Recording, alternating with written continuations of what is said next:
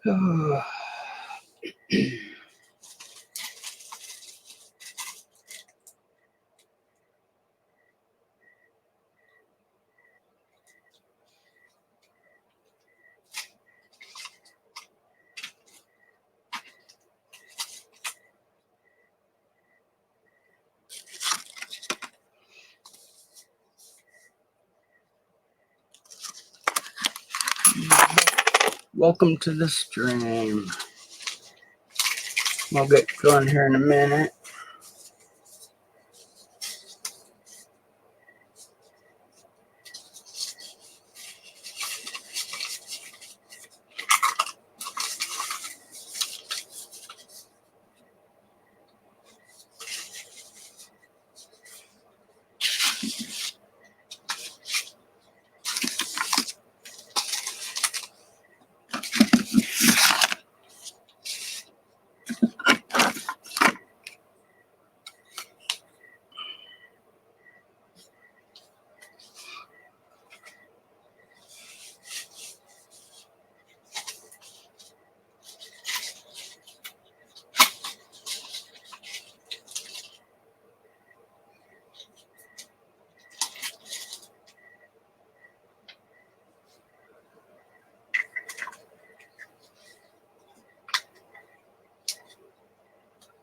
As soon as we get a couple more people in here, I can start, or whoever's in here can ask a question, or whatever you guys, whatever you want to do.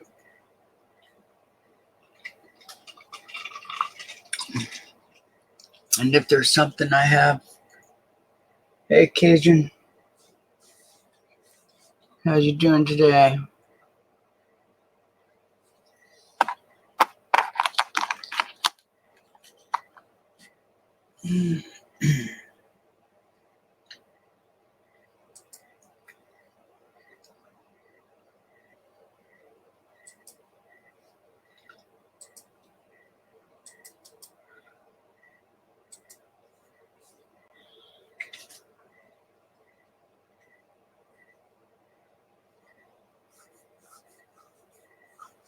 Already got a few people rolling in.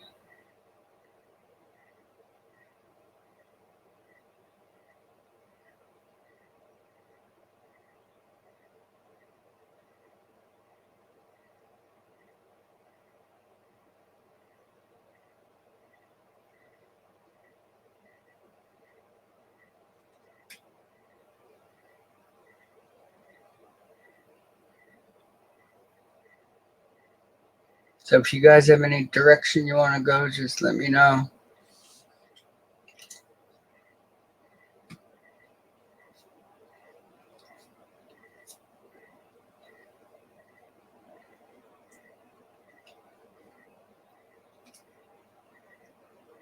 Young Coin Hunter, how you doing today?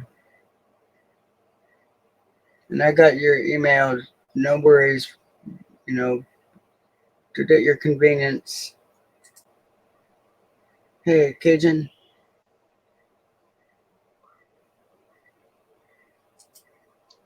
Hey, Rich, how you doing today, man? Doing okay. How you doing? I'm doing great, thank you. Hey, young coin hunter, stacking D, Cajun coin hunter, hey. Stacking Silver with D. Welcome to the stream. Yeah, today's been a tough day. I'm trying to recoup after all my streams. My coins are in such disarray. I went looking for some stuff to put up for sale, and well, I've spent the whole day just setting out trays of coins, trying to get everything back together. Hey, Michael, how Right. you doing? Hey, mon ami, how you doing, Mike?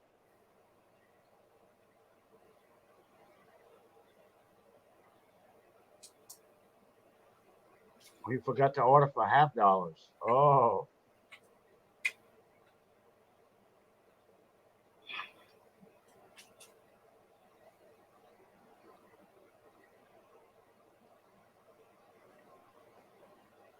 I saw part of that video, D, and then something came up. We went to town or something.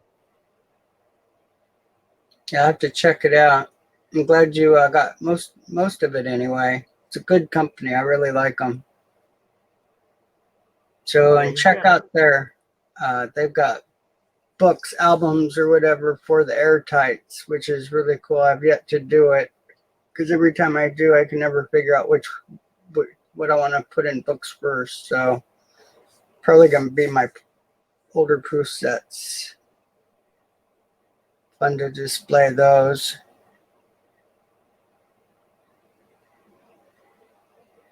I got those two proof sets from Sheldon, and one of those Kennedy half dollars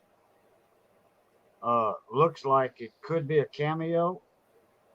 It's frosted uh, a lot more than the other Kennedy half and the other proof set, but I really can't tell, in that plastic, in that cello, and I do not want to open it, you know. Uh, I mean, unless I was 100% sure of it, then yeah, I would. But I'm just let it be. Which I looked up the population on the PCGS population for the Kennedy 1964 cameos, Yeah, it's and low. uh, actually, I really didn't see any. Yeah, and if you can't tell for sure that it's a cameo, Yeah, then it's probably not. It's really hard to tell through those wrappers.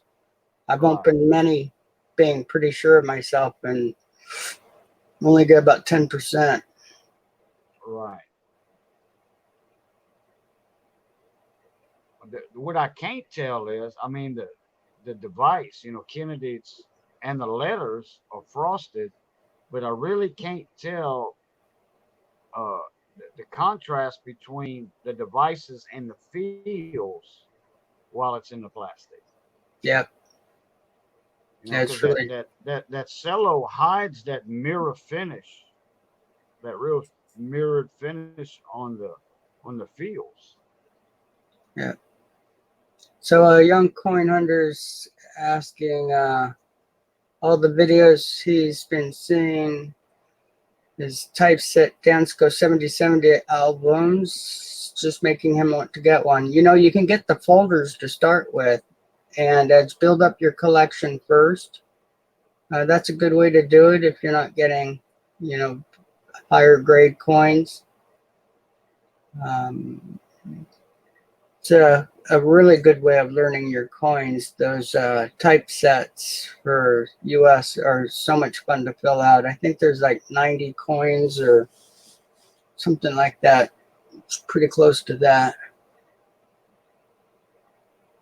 And then check out, when you are ready, the Dansko album, Intercept Shield, and there's a couple others that make the albums, and they're all a little different. Some have different on their gold page, some have different on like their $50 and the half cents. I think Dansko's got one more half cent or something. It's something like that. So really check them out close when you get ready to do that. Yeah, and check your old bookstores and stuff too. You use bookstores that they might have some of those Dansko books in there.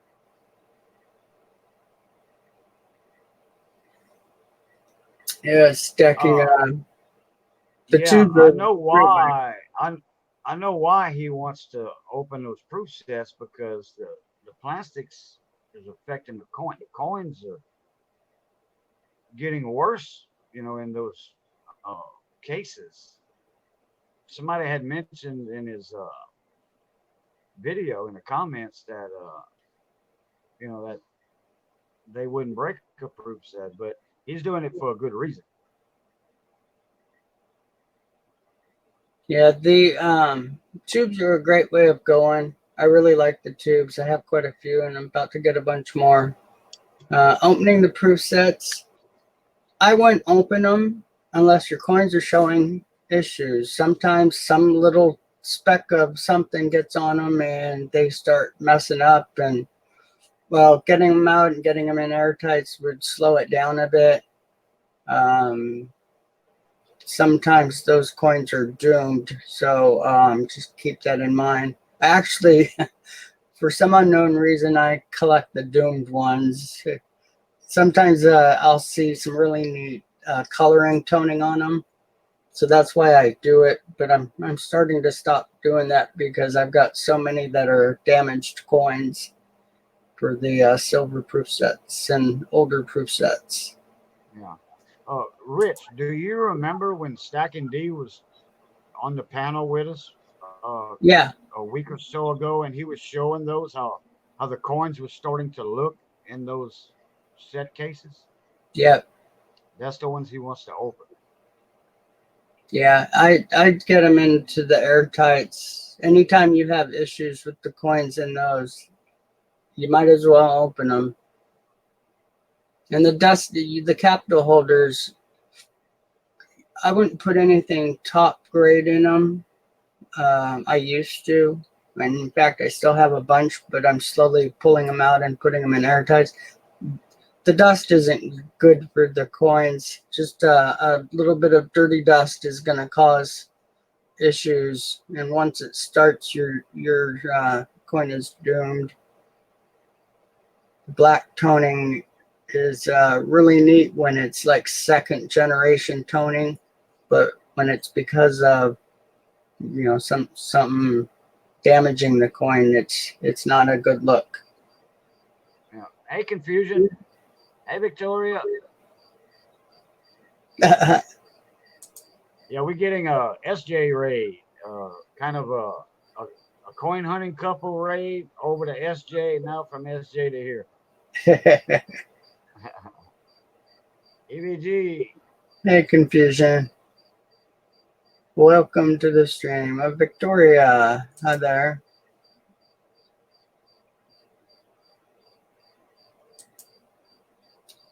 Some people don't like the milkiness. Stacking Silver says his 59 proof Benji is starting to go milky. I love the color. Always have. Skull Crusher in the house. Hey, VC, how you doing? What's going on, peeps? Not much. How you doing this evening, this morning? I'm doing fantastic. How about you guys? Oh, that's VC. Okay, hey, man. Go on, Cajun. I know you had a hard day at work. You said you had to pull a double? Yep, somebody called in sick. Oh, boy. Hey, Leslie. Mike White, how you doing? Thanks for subbing. Hey, Sheldon.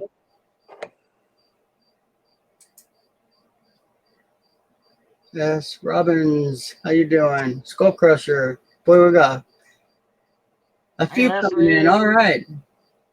Well, welcome to the stream. Hey, Rich, she's over here down in my part of the state too. Oh, nice. My neck of the woods. She's from What's going on, Louisiana. Sheldon? Hey, Hey, Sheldon. Michael. Hey, what's going on? Not a whole bunch. I guess I'm getting rated. David, Oh, yeah? how you doing? Yeah. David. That's You're getting kind of cool. SJ David. SJ, hey, you made it. Hey, SJ. Again. Thanks for stopping in. Coin hunting couple ought to be here in a minute. What's All up, right. Michael? Well, I was going to start to do some stuff for sale today, but I failed at finding about 60 or 70% of the coins I was looking for. So today was a cleanup day. I even thought of doing like little box tops of coins and just start selling them off, but kept finding better coins in them, and I better be careful. Gonna get rid of something expensive for a couple dollars. Hey, I had SJ, haven't seen you in a while. advertised a little bit about that you might be selling or trading coins tonight. Yeah, I worked on it all day long. I've been my hallway is just jam packed with box tops, full of coins that came off my desk area, and just couldn't get it together. What's up, David? David Carlisle, how you doing? Oh, VC's in here too. I didn't see that. Cool. Hi, VC. Yeah.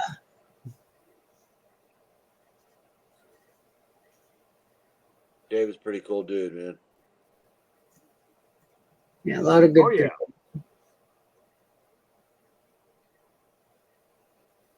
He's been on the panel several times talking history of coins and other related issues. Lots of fun. Yeah, Going to David bed, does Bill? know some history, that's for sure. He was paying Yeah, attention in history class. And then Mr. Monkey Swag was in here the other night having a great conversation with Michael. That was a lot of fun. Yeah, he's a pretty good guy. That was fun. Yeah. What's up, G? Just a college kid. That kid's gonna probably go places. Oh yeah. Oh, I would imagine. I would imagine. Hey, Victoria. What's up? Hi there, Victoria. I'll type it too.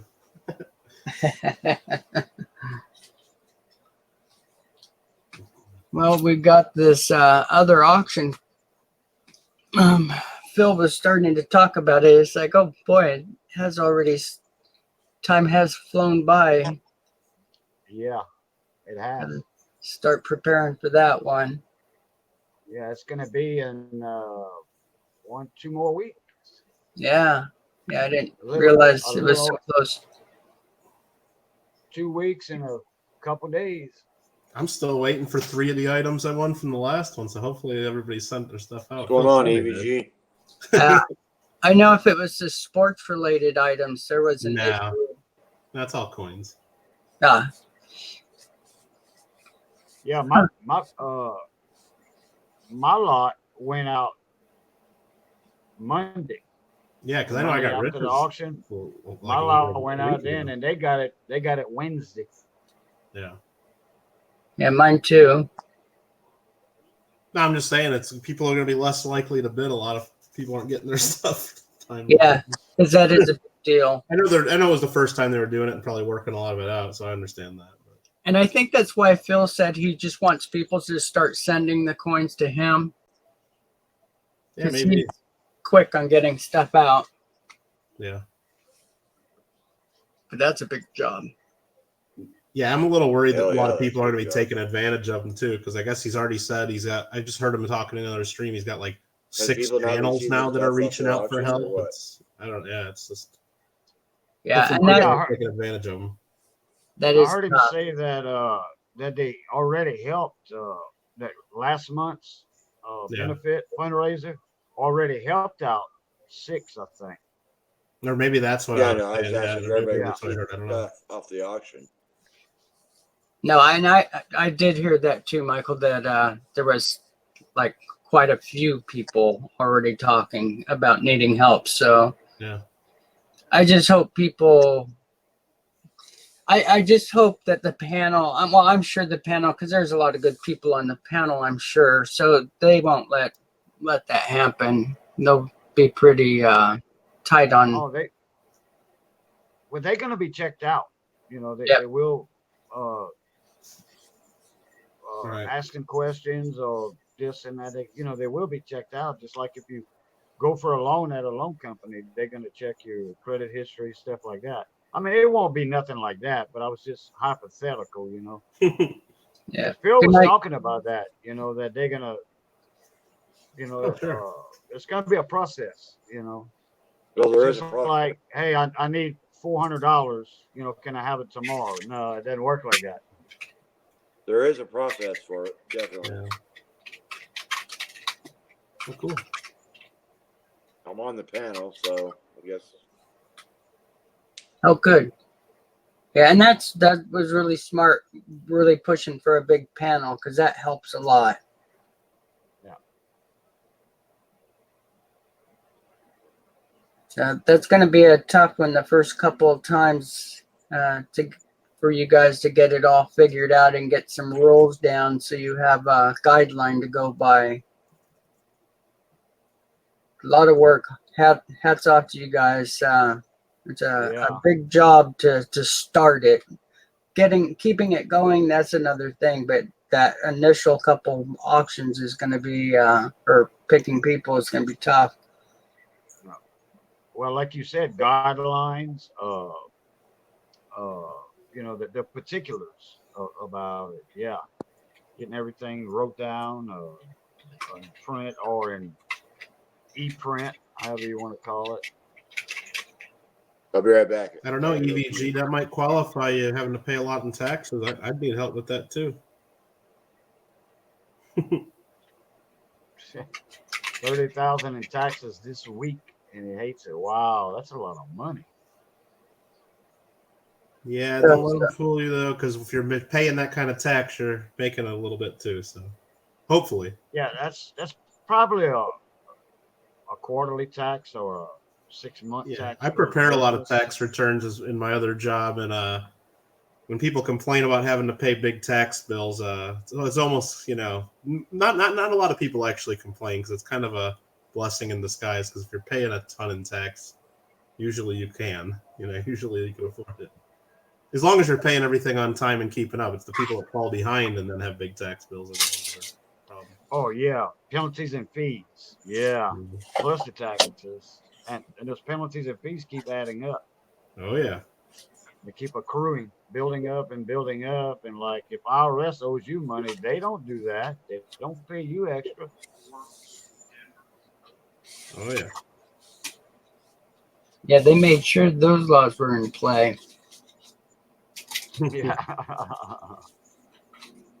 Yeah, they exempt.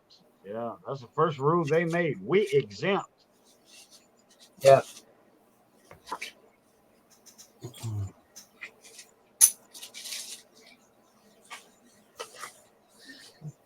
So what are you guys all up to tonight? I'm fixing to make me a cup of coffee. Pour a cup of coffee. Yeah. I'm just getting ready for a coin show tomorrow. I'm trying to do some work for that. Nice. Oh yeah. Where's it at? Arcadia, California. Right by Santa Anita Racetrack. Nice. You were talking about that one the other night. Cool. Yeah.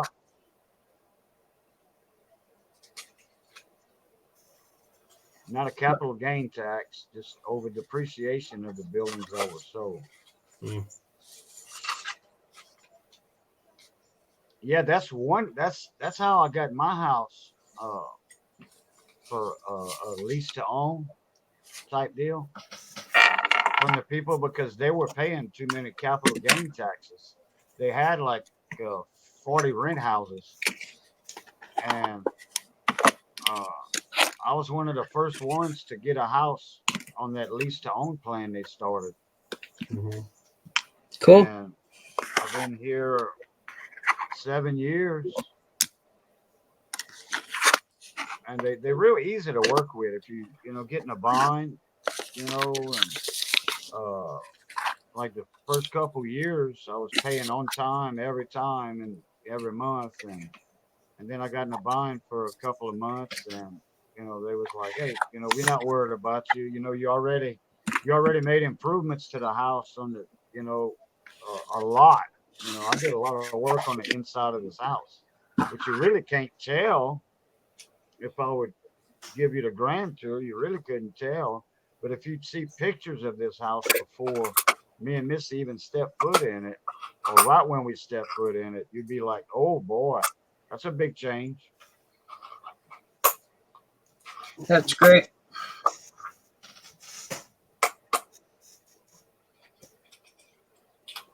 Yeah, I have something to show you guys here in just a minute. Sure. Okay. Just Yeah, cleaning good. I up. got time to pour my coffee and do something else. Be right back. All right. Okay. So out of all the things I hoard and collect, or whatever you want to call it, I love all types of bank paper items, documents, and that sort of thing. So I came across some really neat things through the years. I was going to show a couple of them, or one for sure. Let's see if I can get this to show up here.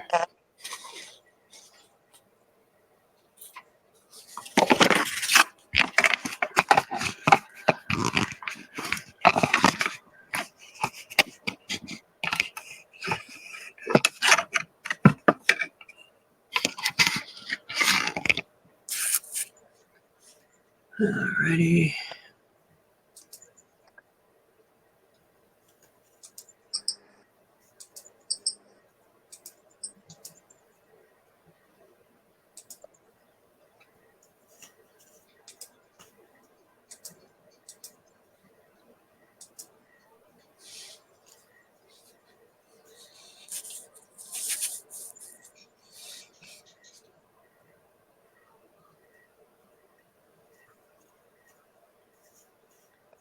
Kind of different. Just a check from the treasurer of the Philippines. Oh, yeah. 1903.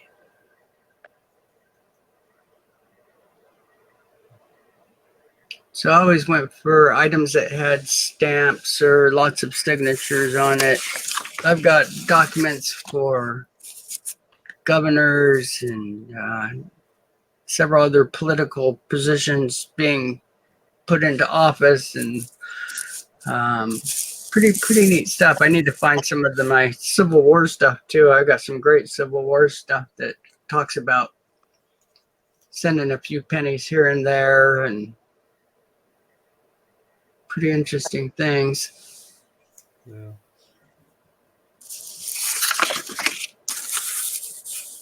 Boy, and the handwriting was so awesome back then. Yeah. Yeah, they used to teach that stuff in school. Can you believe it? Yeah. Yeah. Hey, did you see the W on the endorsement signature? That thing is nice.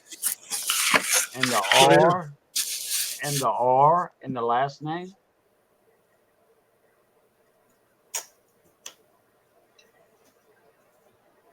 No, that's pretty cool. Yeah, you should see the ones for the political papers, because they just got crazy with their signatures on that. Does it say who that image is on the piece? Like, what was that? Yeah, it's General Lawton. Lawton. It's not quite focusing. It's probably my light.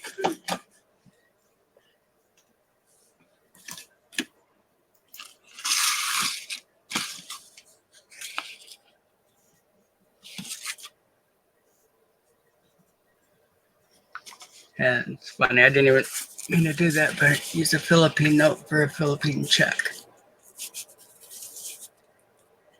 Yeah, General Lawton.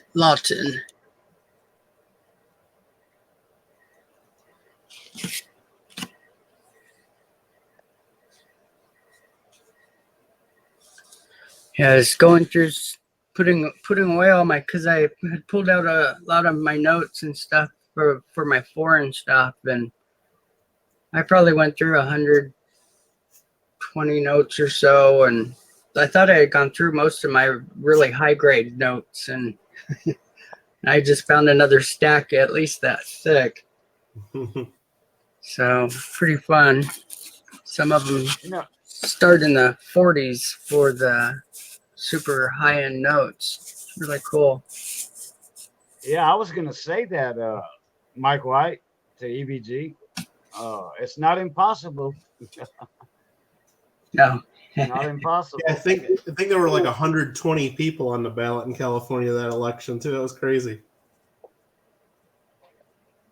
Because that was after we did the recall election to get rid of the old governor, and then all you had to do to get on the ballot is, I think you had to pay like a $6,000 fee, or you had to get a few thousand signatures. So there were all kinds of people just paying that $6,000 fee just to be on the ballot, just for their own, just to put it on their resume or to get in the newspaper or whatnot.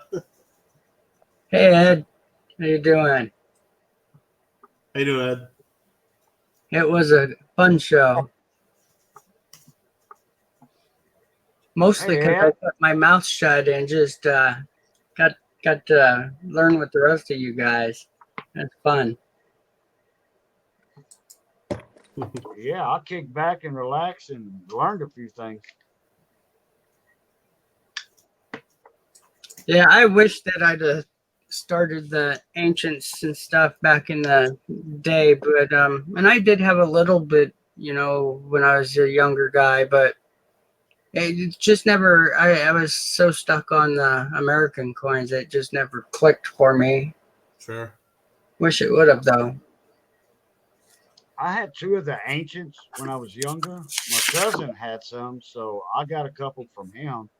And when we were kids, we called them Jesus coins, because they were from the old, Roman era, way back when, BC or right at that time. That's just a little nickname we had for a Jesus coin. Yeah, there's still dealers that promote them like that as, coins from the Bible or, different ones. Oh, okay. I didn't know that. I didn't know that. Okay. No, yes, Jay.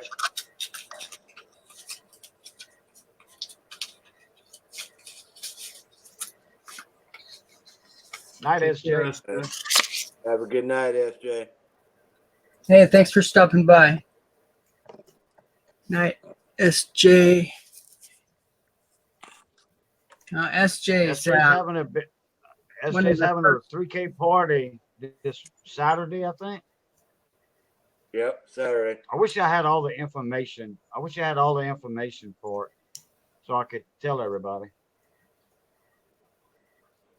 Yeah, I never have issues with it, so. I think she said 3 p.m. PST. SJ, if you want to type it in chat, you're more than welcome. Put the time, Pretty sure it was 3 p.m. Pacific Standard Time. I'll even bring you up on the panel if you want to tell people. Yeah, that too. I think she already clicked by. Do you, SJ? I never really got into the chats and stuff, and SJ's was the first one that I really started, commenting back with people and stuff. So that was about 2 years ago. Yeah, I was right. 3 p.m. PST. Yeah. Great. Thank you, SJ. Yeah, put it up. Yeah, she had a live stream tonight, so it'll be on video as a video on YouTube later. Just going night now. For all that want to watch. Good night, SJ.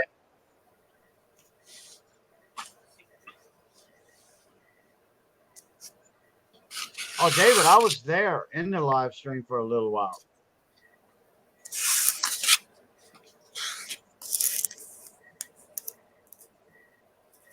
Yeah, she's got her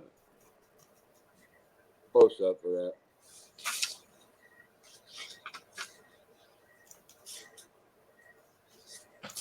Central Bank of Philippines. What is that? 1 peso or? 1 peso. Oh, okay.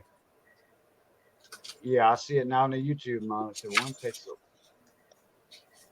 Let me get my quality better on my YouTube side. 480. There we go. Boy, that's sharpened the screen up. When I jump on a live, Another 1 peso. When I'm watching somebody live, I always click on that little setting wheel, and it's always on automatic. I don't trust that. I always go to that high setting, click on that, and then images come in real sharp. Oh yeah, definitely.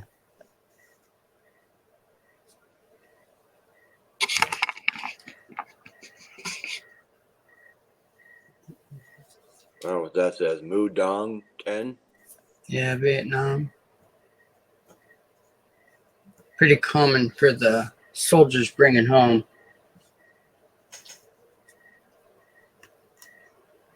At least I think it was. I haven't seen a date on it yet.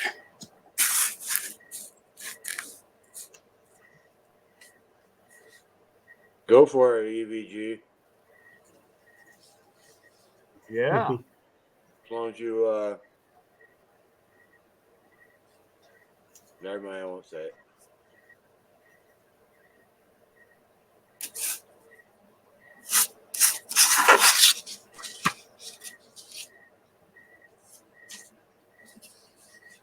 Yeah, it can't hurt EVG if you want to run for mayor, or like city councilman or something,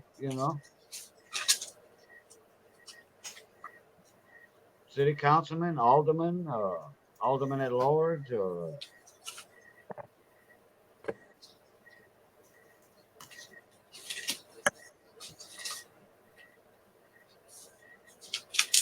and if you are popular in town, people will donate to your campaign fund.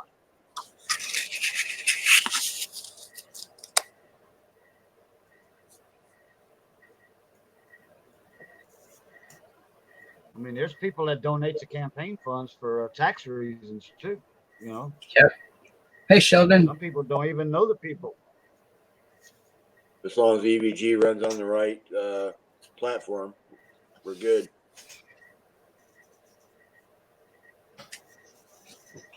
Right. That's pretty funny, Sheldon. I think everybody would think that. Banco Central de Reserva del Peru. 87. So this is a newer note.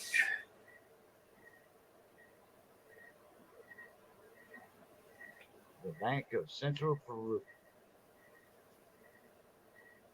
Yeah, EVG. I got one of my guys in my coin clubs. He's a really big believer that the Russians chose our president. So I always like to joke with them that I'm still waiting for the phone call from the Russians to tell me who to vote for next time. Yeah, it's kind of fun. There's so many people that get lost in that stuff. Oh yeah. It's like Free that would water get you for a all lot who live of in votes, town. Mercer. Yes.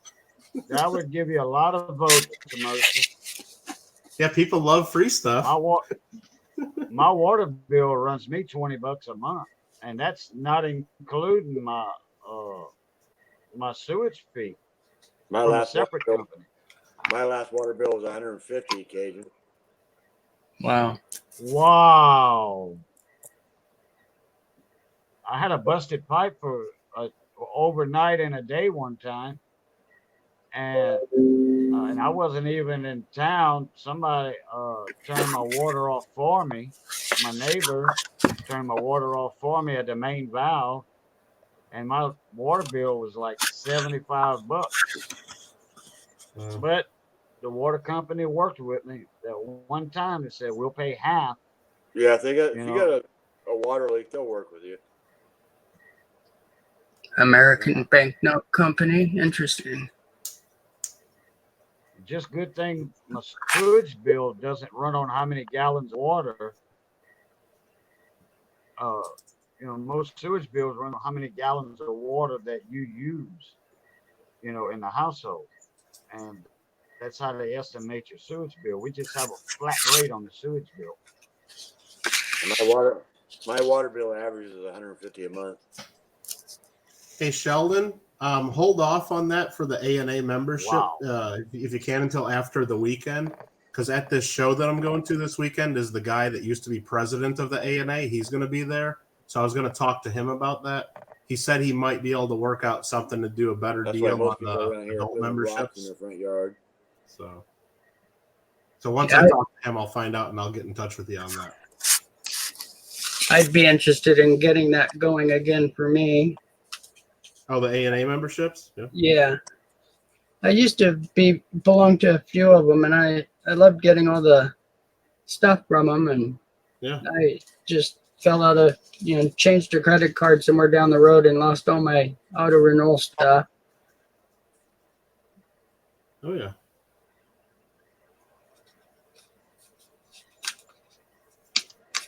Well, some eggheads ruin your plumbing. I mean, that runs 200 every month. I mean, unless you have bad leaks somewhere, that you're not aware of, well, you would know it because you wouldn't have water pressure.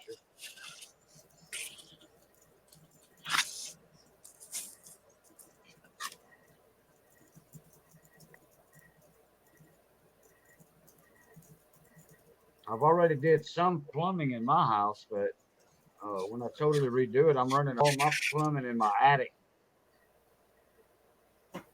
That way I ain't got to worry about pipes being frozen during the winter. Which I only have to turn my water off about 3 times, 2 to 3 times a winter. Wow. And that's just overnight. One time I had to leave it off 5 days because we had a deep freeze down here. Man. Probably don't have much insulation there, do you? I turn my water off But all it's not that. It's the pipes are under the house. Oh, okay. My house is off the ground on those pillars. Gotcha. Japanese 10 peso. There's like a 16 by 16 inch pad that's set on the ground. And then there's a pillar that's wide at the bottom and comes up narrow at the top. Then a termite shield, a galvanized termite shield goes over that. And then your seals, your main house beams are on that. And then your joists are on top of your house beams. Mm-hmm. And my house beams are 8 by 10 or 8 inches by 12 inches cypress. Hello, Mercer. Sorry I didn't see you come in. How you doing tonight? So, stacking silver with My house is. You got to be careful. Sometimes they go a way you don't want them to. Some coins tone really nicely. Sometimes they go the wrong direction. So, if it's sealed, I think I would just leave it sealed and try picking up a raw one so you can play with. I don't know the value on that one, but if it's a real nice coin, I'd just leave it alone. Yeah, believe me, if we knew the exact formula of how to make them tone pretty to where to be valuable, we'd all be doing it and making tons. But Yep. Yeah, then it wouldn't be worth it. So you're better off buying your tone coins that are already the colors you like. Might pay a little bit more, or get one that's partway toning and do it that way.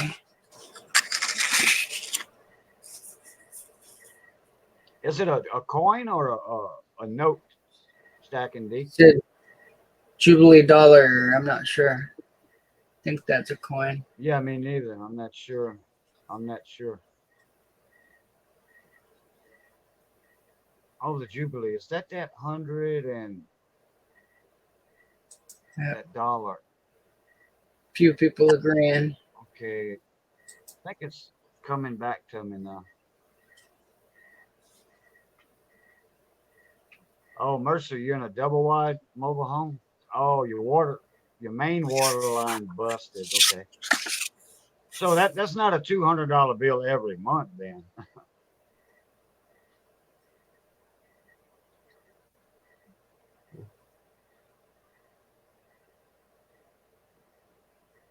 I know if Amy was in here, she would tell you to leave that sealed. That's for sure. She's heavy into Canadian coins, Canadian currency and coins. I wish that was the date of this note, 1905. That's the city view. Pretty cool. Stacking Yeah. Silver with D. If you want to see some really cool toned Canadian coins from the 1970s, go to my website and click on World Archive and scroll down a bit. I've had a bunch of them. Cool. Actually, you know what, Rich? On this StreamYards, I don't know if you ever tried it. I have a button that says Share Screen. I don't know if that works. I tried it last night and it didn't work for me, but I had shared earlier in the chat or the stream, so maybe that's why. I know my computer had been on for a few days, so I'll try it just to see if it works, and maybe I'll pull it up if you don't mind. No, not at all. Let's see. Oh, geez. Can share an application window, maybe it says. I don't know. Well, when you share the screen, it'll ask you if you want audio, if it's video, if it's just a screen, then you can it'll give you an entire screen so I can see what the heck I'm doing. Probably. I don't see. Actually, it's better. Well, for me, it was better to make 2 half screens, and then it gives you an option to pick one. You click on it. Yeah, I guess that's true. That part doesn't always work. Sometimes it works great. Sometimes it doesn't. I'll just try this because I don't know. We'll see how that works. Yep, it's coming up. But let me bring up my thing here. Yeah, it gives me a separate window for you. So right now you have two screens on the backstage. So are you showing this now? Yep. Okay. Well, yeah. Here's my website, my archive page, and there's some Canadian. Some of the Tone Eagles are going for $1,000. What's that? Wow. Yeah, some of these go for. I haven't sold any for $1,000. Wow. But yeah, these are much from the 70s. That's some rainbows. Yeah. This one's crazy right here. This 1971, the bullseye toning. I hate it when people call the other tonings Mr. Toning and they don't have anything similar to this. Yeah. Well, and the 1971 through 1973, and some people say, oh, this is artificial toning, or these are all 100% natural. The holders that they had for the 1971 through 73 coins in particular, they were like little clamshell boxes where the coin was just loose in them. And there was like a sponge that would be on the top of the coin, and that was held in by some weird glue. And just that whole combination of those holders toned the hell out of some of these. Huh. So they're awesome. Yeah, this coin in particular, PCGS used to use on their website just to show off toned coins. Wow. It's gorgeous. Yeah. And there's sometimes you can get some of the other dates, like there's a 1974 with some toning on the reverse. But yeah, I mean, that's just the ones I've had, just that many of them just from 71 through 73. But yeah, this one was real cool. Just had one spot right there on her neck that really kept it from being probably perfect, I think. Yep, and that could have been the cause for it doing the bullseye style. Because sometimes it's some little dot in the middle that causes the better bullseye. And this is a cropped version of the pictures that PCGS took while it was out of the holder. But when it's in the holder, depending on the lighting, it has a different look. Yeah.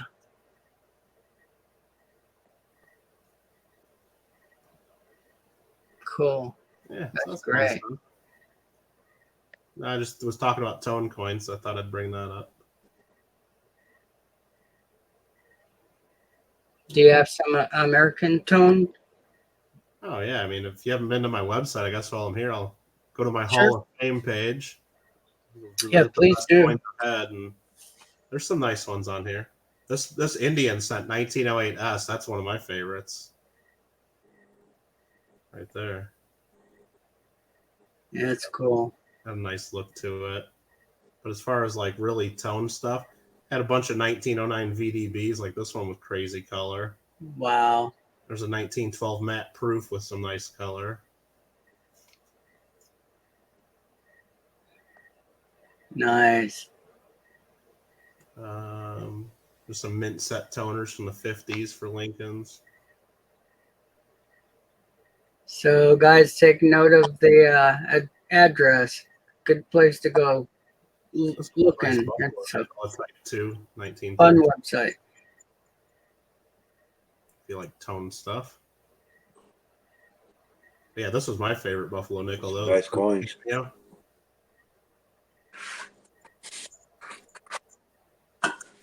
Gorgeous.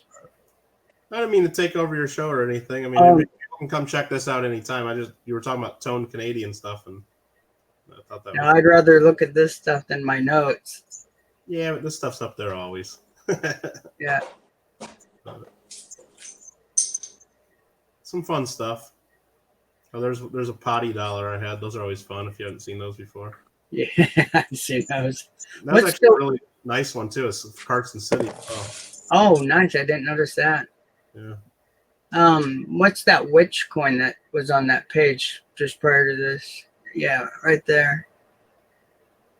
We all have our hobbies. Dedicated the coin and metal collectors, 1860. Wow. So yeah, it was George Lovett was a die engraver and sold medals and stuff out of New York and made that one. Real popular. I mean, pretty much anytime any coin collector that likes tokens and medals sees it, they want one of them, and so they're pretty expensive. That's great. And they did them in white metal, and then here was a copper one that I just couldn't get a good photo of, just toning, so there's a lot of glare in the picture. The regular photo just doesn't show the color. Huh. But yeah, that's a real popular one. That's cool. Yeah. Kind of fun. Oh, here was another potty dollar I had. These are always fun. That one's a little more crude.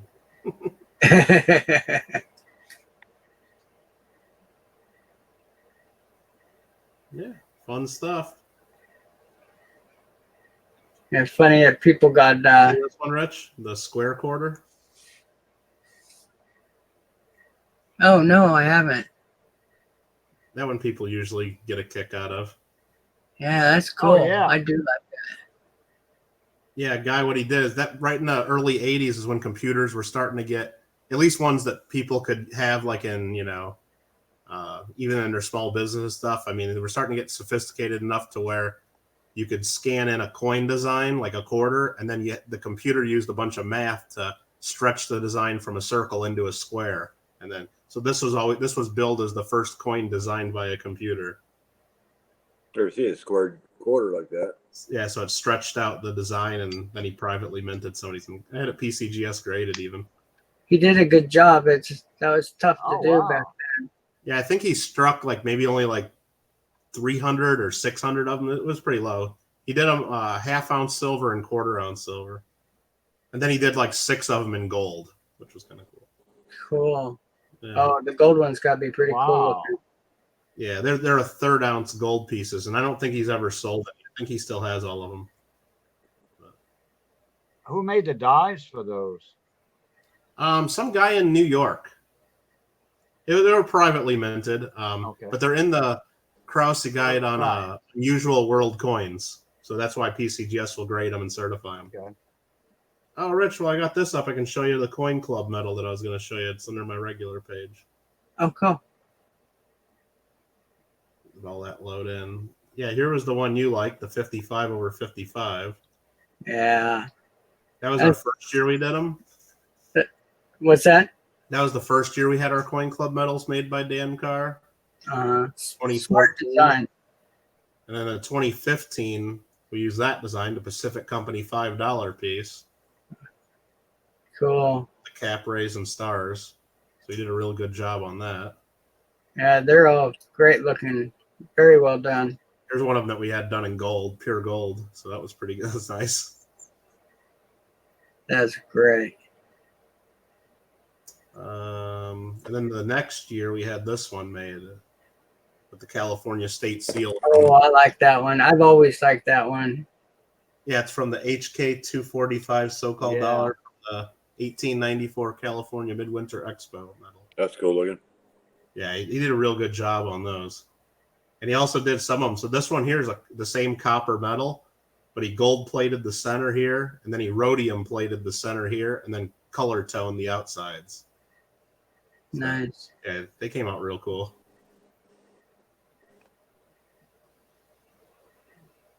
Makes for a very unique. And then we did some of them in silver with he sandblasted and antiqued some of them. Yeah, nice. Yeah, they're fun. So we're having them do another one this year. So, but haven't done it yet. So Cool. Yeah, that's neat. And I got my YouTube links there. So if I did a little short video, you can just click on the little YouTube icon. It's kind of fun. Oh, that's smart. That's a good way of doing it.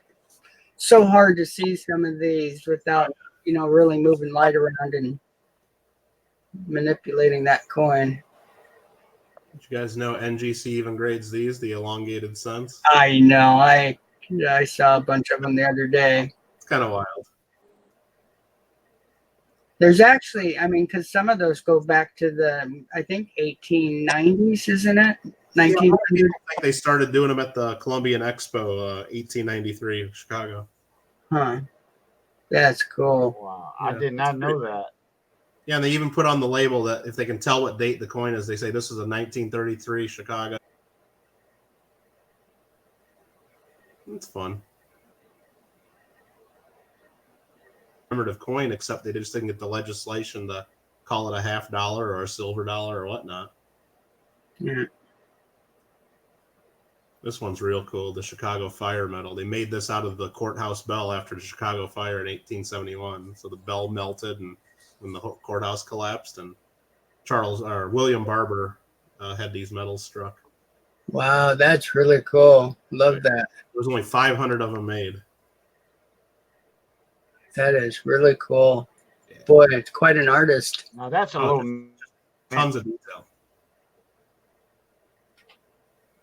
Yeah, it's got the phoenix rising from the flames, and then it's got the angel, with the going over to Burning City. Yeah. That's cool.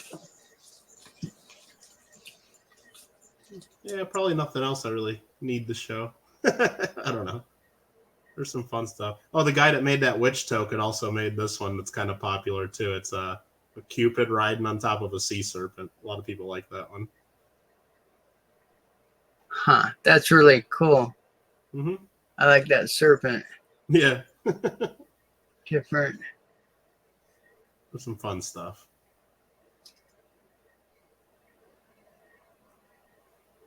And it's got regular boring commemoratives and all the rest of the stuff too.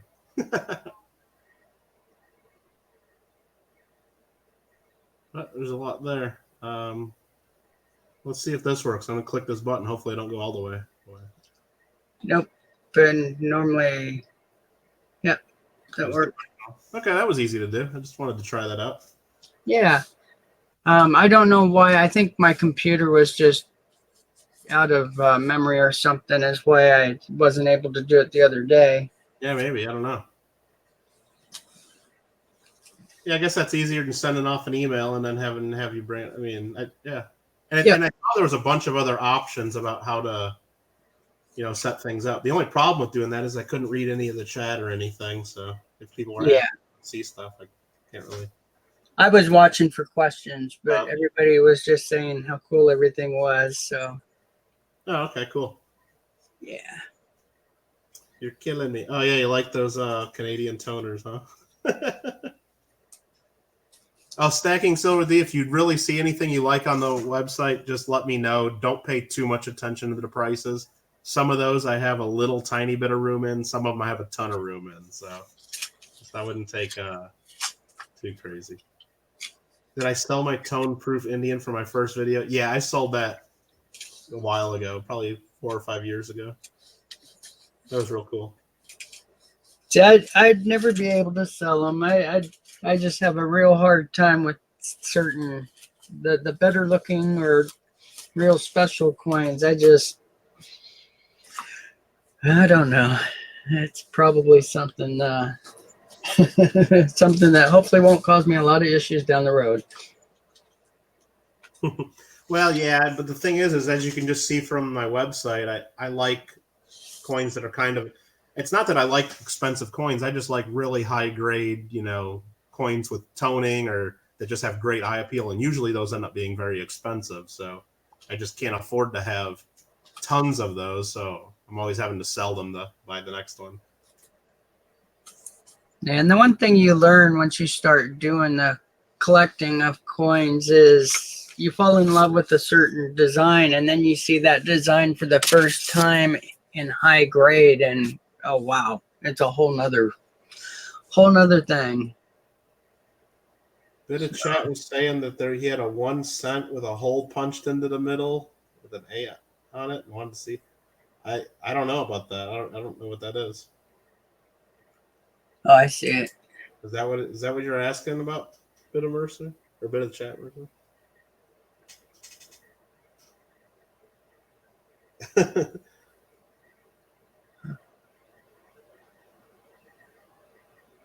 I'm not sure what you're referring to. Sorry I didn't catch it when you first talked about it. Go ahead and mention it again for me so I know what you're talking about.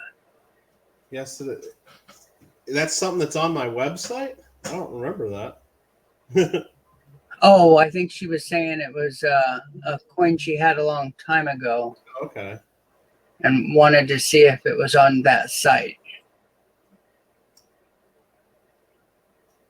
1 cent with A on it.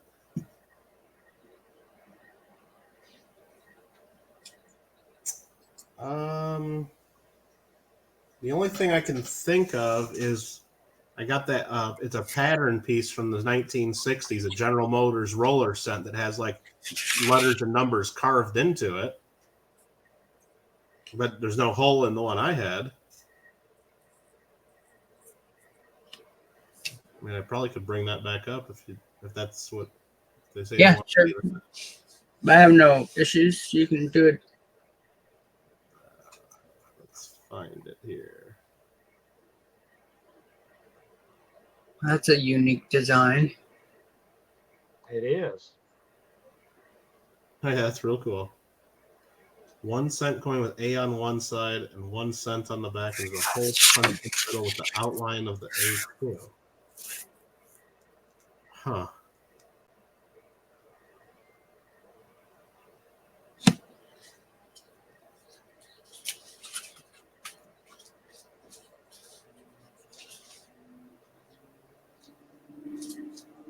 Yeah, I guess I just don't know what that is. There's a hole punched in the middle with an outline of an A. Like the hole is shaped like the letter A. That might be like a bus token or a transit token. There's a lot of tokens like that. Yeah, Transit Authority. New York had the letter Y. The letter Y in there. That's what I would guess. Maybe you're talking about. Yes. Okay. Yeah, I would search for that if you're looking to find the exact one. I mean, especially if you know it was from Indiana or maybe it was from a neighboring state like Illinois or something. But yeah, just search transit tokens because that's probably what you have. Because New York had a Y in theirs, Mm-hmm. Stamped out of the middle of it. Yeah. I can't think of a big city with the letter A. Yeah, I don't know. maybe Annapolis, Maryland. Al- They don't have no Albuquerque. transit over there. Albert, yeah, right. Cool. I actually been looking for one of my bankroll. Well, I guess it is a type of well, no, it's not bankroll. It was a roll of bus tokens for New York, and it's done with a miniature wrapper from the Steel Strong company that I collect. Mm-hmm. And it's a solid full roll of bus tokens. It's pretty cool. I showed it on one of my videos once.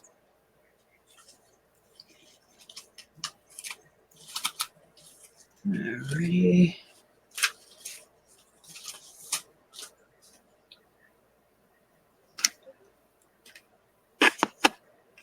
I'll get something up here just 1 second. Yeah, I've seen Hey, some that Michael. are like that too, Mercer. Like some of the tokens, it's just like a letter A, and then there's like a circle of metal around it. I've seen them with other letters. I don't know if I've seen one with an A though. I think I know what you're talking about. Hey, Mike. Yeah.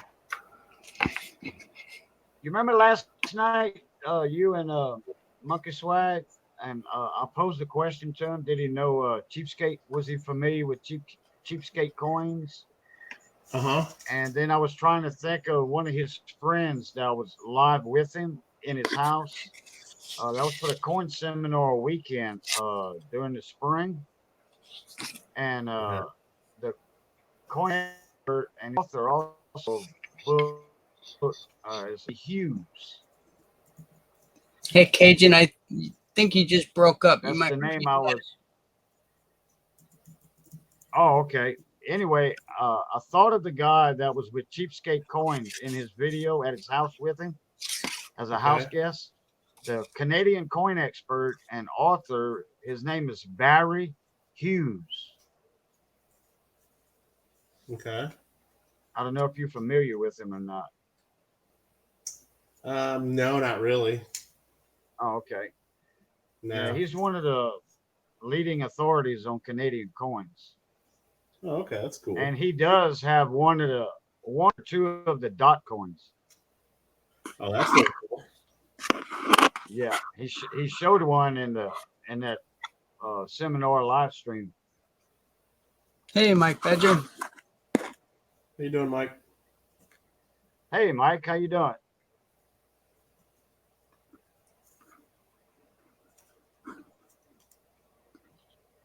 Too shiny. A lot of bell lines, but a lot of little scratches, unfortunately. Rich. Yeah. Young coin hunter's question to you? Nope, just a second, young coin hunter. I'll put it up. Thank you, Cajun. Token. Yeah, they weren't just bus tokens always. It could be for trains or trolleys or things like that. So you didn't have to, so you weren't pulling out, quarters or dollars and having to make change. It was tokens that you'd buy. And yeah, they came in rolls sometimes.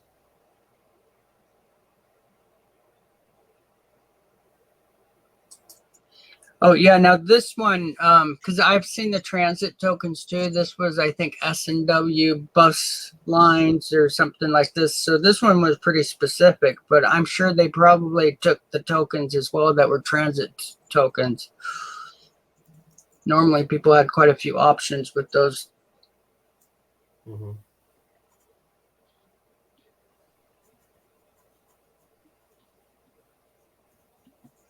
Yep. So they probably did a deal. So if you bought a full roll of them, you probably saved a few fares. Yeah. There's collectors out there that's all they collect are those type of tokens. And yeah, I see them all the time when people bring in coin collections, either at shows or to our coin club, and they'll just be like, album pages full of them in different 2x2s, or usually just a whole bag full of them. And I just don't know much about it. And most people I ever ask about them just say they're not worth much. We've had people selling them at our coin club auction, like in groups of like 10 of them, and they usually go for $1 or $2. Yeah. But I would imagine there are some rare ones and some that are worth money. Yeah, and I've seen a couple really rare ones, but there's not many of them that are super rare like that.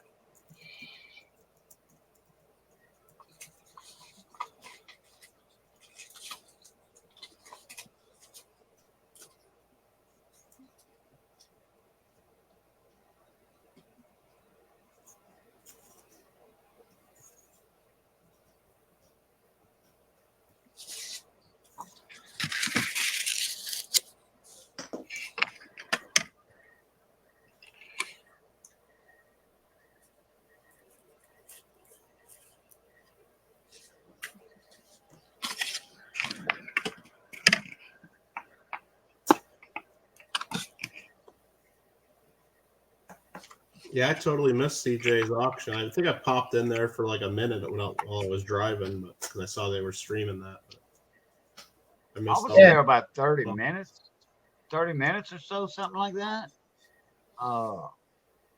At the start, and then Roadrunner had signal or something 2 times. Oh yeah, 2 or 3 times. And, I heard him complaining about how things were going. I wasn't sure exactly what he was talking about, but he didn't seem happy. Whatever happened. I have no idea. I mean, he was in this, Rich's stream last night at the start, but I was still streaming at the time. And by the time I got in, they were already talking about something. I didn't know what they were talking about. I kind of figured it was the auction or something, but Roadrunner, he was in there at the beginning, and then he lost connection because he's doing it up from his phone. And then, because Roadrunner always had trouble with streaming from his phone, like getting the hang of it. But something's with his internet over there. And I don't know what they were streaming on or whatever, with platform. But anyway, he was in there a couple times, then he lost connection a couple times. So I don't know. What were y'all streaming on last night, Mike? Were y'all on StreamYard or because CJ does still do Hangout, but he runs it through his OBS. It's not Hangout Live. Yeah, it was something I wasn't familiar with. I didn't recognize the name of it. Oh, like it could be Streamlight or something like that. Go Streamlight or something. I don't know. Maybe, I don't know. I have no idea what they were using. Nice group of sequentials in good shape. Oh, $2 reds. Too bad it wasn't a better serial number. Right. Yeah, hey, Mike. In the text here, call you to figure out who else. Because I know you mentioned a few other channels for the giveaway I got planned or that we've been brewing up. But yeah, I'm still waiting to hear back for a couple channels because I send out that 5-page email or 10-page or whatever. So yeah. I don't want to tell everybody yes, this is the final group, and then have 3 of those people all of a sudden contact me after they read all that. So I want to give people a little bit of time, and I'll reach out to double check. But I just wanted to see I know that I'm going to ask. I just didn't send an email. I know I'm going to send one to VC. Sheldon said he'd be interested, and so I'm going to send him the email with all the details. I think I sent an email about all the Lake House Beach, and can't remember if it said he's in or not, but I just didn't know who else. It's TLT, I think you mentioned too. Yeah, well, no, TLT has something else going. So, I talked to him on the phone. He's going to bow out on he said. Okay. Because he's got a bunch of irons in the fire, so to speak. Yeah, that's no problem. But Can you call me tomorrow? Probably. I mean, I'm going to be at this no. morning show all day, like Friday, Saturday, No, and never Sunday. mind. I Yeah, figured I'd just ask you yeah. real quick. Never mind. Yeah. Never mind. I just thought of that. But I do have one more me tomorrow night sometime, and I'm pretty sure that's going to be a solid yes. And who's that? Or if you don't want to Jeep and say, John. that's fine. No, Jeep and Okay. John. Okay. And then I was going to ask Al oldies and goodies. I don't know if he'll be in or not, because I know you mentioned him, or at least I think you mentioned him, or maybe he was in stream while we were talking about it at this point. So, I think he was in the stream or something. yeah. Yeah, and like we said, Sent an email to Hector, and then I think he mentioned something about it but I can't remember if he said yes or no. So I got to get back in touch with him. Right.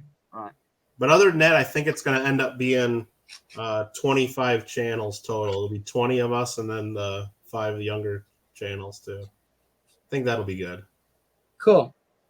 And then I'll bump up the fee. We talked about, and Cajun, I know you said that we're good where you're at. I mean, I got some people that said they would be willing to cover some expenses of some of the others, and I think it'll all work out.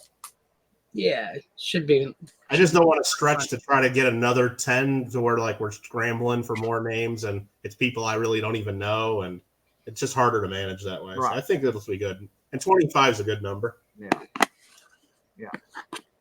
Well, like the names I've mentioned, that's all people that's, or well known, Yeah. Well, no, I mean, I've in the had like 4 or 5 people tell me either they couldn't do it or they just wouldn't be interested or wouldn't have the time to do it. So, I mean, Right. So, I mean, I could start reaching out to more, but I think, especially if I want to start getting this started around September 1st, there's just not tons of time to be going back and forth and back and Right. forth. Yeah, and like I had told you, I have no issues covering a few or helping out with the extended costs. So Find a prize to the end and stuff, but it's like, one of them, I won't say who. It's like, well, I can't even really spend the money to, pay postage to mail something. So it's like, hey, look, don't worry about any of that stuff. We'll cover you, because I don't want to turn away one of the younger guys that really does a lot of help for all of us. So. Yeah, and then when they, if We it's can a get younger something guy, covered. when they get their channel built up, they'll remember that later on when they get big. Mike Badger instead of doing a because I just hit 1,000 subscribers, instead of doing just a giveaway for myself, and because I've done some pretty big giveaways for 250, for 500 and 750. At least I think they were pretty big compared to what a lot of other people do. And I'm not trying to just like do things that are bigger than everybody else. It's just what I decided I wanted to do, and just the way people responded, they were like, "Oh, that's crazy." But I've seen people do some bigger stuff. But I thought instead of just doing something for myself, I mean, when I got to the 1,000, I started thinking that, it's not just me. There were a lot of people that, helped me and helped my channel and still do. So it'd be fun to include a lot of people. And so I'm not even going to do a 1,000 giveaway or anything. It's going to be more of a community thing. It's looking like it's going to be about 25 channels coming together, and it's going to be our giveaway. It's going to be all together, and we're going to give away something pretty big. So. And I should have some details more about that soon. But so far, I got at least 16 to 18 that are fully in and committed. And then there's another 3 or 4 that I think are committed, but I haven't heard them actually say yes, And then there's a few more that I've emailed that maybe just haven't read through my long email yet. So I think we got pretty much everybody, but we'll see. And Mike Badger, you were talking about that software or that streaming program that you guys were using. Look back on your video. For me, I couldn't see much detail on some of the coins. Didn't happen every time, but it was like a lower connection or some issues with the camera. But luckily, people kept moving the coins enough that it would flash and show the coin.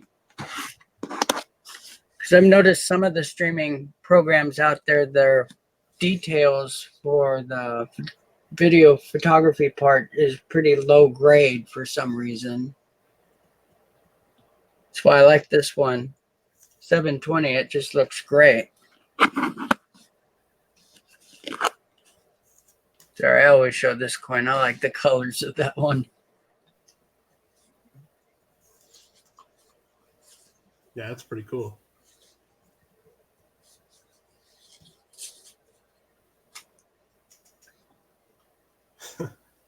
Hey, Coin Collector Ohio, how you doing today? What's up, Coin Collector Ohio? Michael Mullins. Hey, Mullins.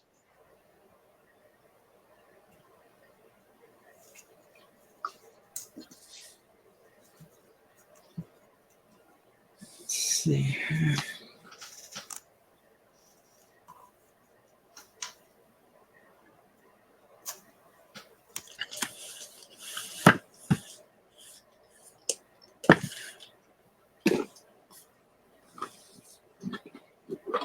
Oh, you got to get an early start on the work, Dallas.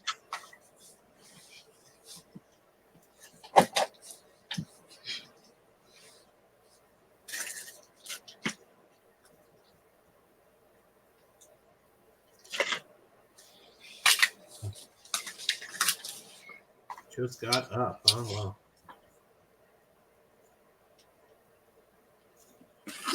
Guess it's about that time of day. Yeah.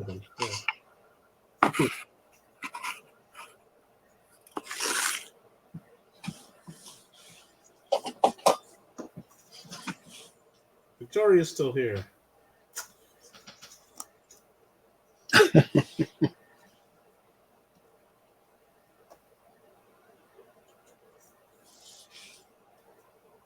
We're probably not learning much right now. We got quiet. I'm sitting here filling out raffle tickets for the show tomorrow.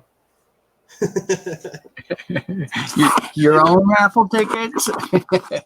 It's just kind of fun, something we do at the show. Yes. I see, Dallas. Okay. But I remember you was working that job. You was pulling double shifts and long hours and stuff last week. I have a certain niece I take to the raffles. Can guarantee she'll win at least one of the big ones. Oh, I yeah. don't know why some people are like that, but ever since she was a little girl, she's been able to win just outrageous gifts. Yeah. Yeah, the club sells these tickets for $2 each, and they sell a bunch of them. It's all the different clubs. There's about 25 different coin clubs in Southern California that sell these, and gives you all a chance to win a MS-65 St. Gaudens as the top prize, and then there's 24 other gold coins that are given out. And Wow. so it's a pretty big raffle we do at the show. I bet that's got to draw a lot of people. Yeah, it brings a lot of big, because usually at a coin show, the last day, especially right towards the end, it's pretty died down and a lot of dealers leave early. But because we do this towards the end of the day on Sunday, we get a lot of people that stick around for it. Even though you don't have to be there to win, everybody just likes to see who won the MS-65 St. Gaudens and all the other coins. And when the clubs sell these tickets, they're $2 a ticket. Each club gets to keep $1, and then they only have to pay $1 towards the gold coin. So it's a good fundraiser for all the clubs. Oh, that's smart. That's a great way of doing it. Yep, I think so. It seems to work. That's really cool. Found some like it, but not the letter A, but you're on the right track. Yeah, but I know there's books on transit tokens, and there's probably even like a club that collects that kind of stuff that probably puts out a journal every quarter or something like that. So yeah, just keep searching, and especially if you can track down the city or area, you might be able to get closer to the right track. Yeah, absolutely. Hope you can find it. Did I find anything unusual? No, I mean, the show I'm talking about, it starts tomorrow, so I haven't found anything there yet. Had a different show I was at on last Sunday in Van Nuys, and I didn't really find anything unusual or anything.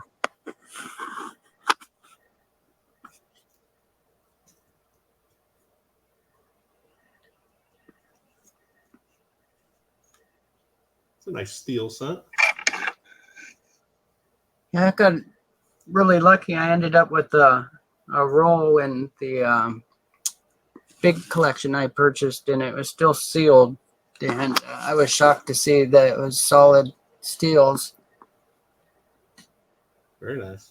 Yeah, I've given a ton of these away. The kids just love these to start with, so to find the higher grade ones, my grandkids grabbed them up quick, and all my nieces and nephews did.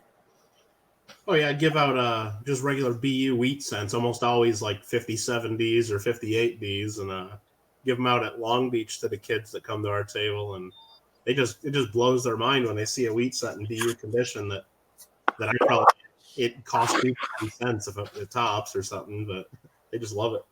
Yeah. And for Christmas, I always put a whole bunch of coins up on a table and just let the kids come by and put a bunch of flips out and stuff so they can, they're all in capsules, so they can just mark down what they've got. And it's a lot of fun. Builds a great appreciation with the kids.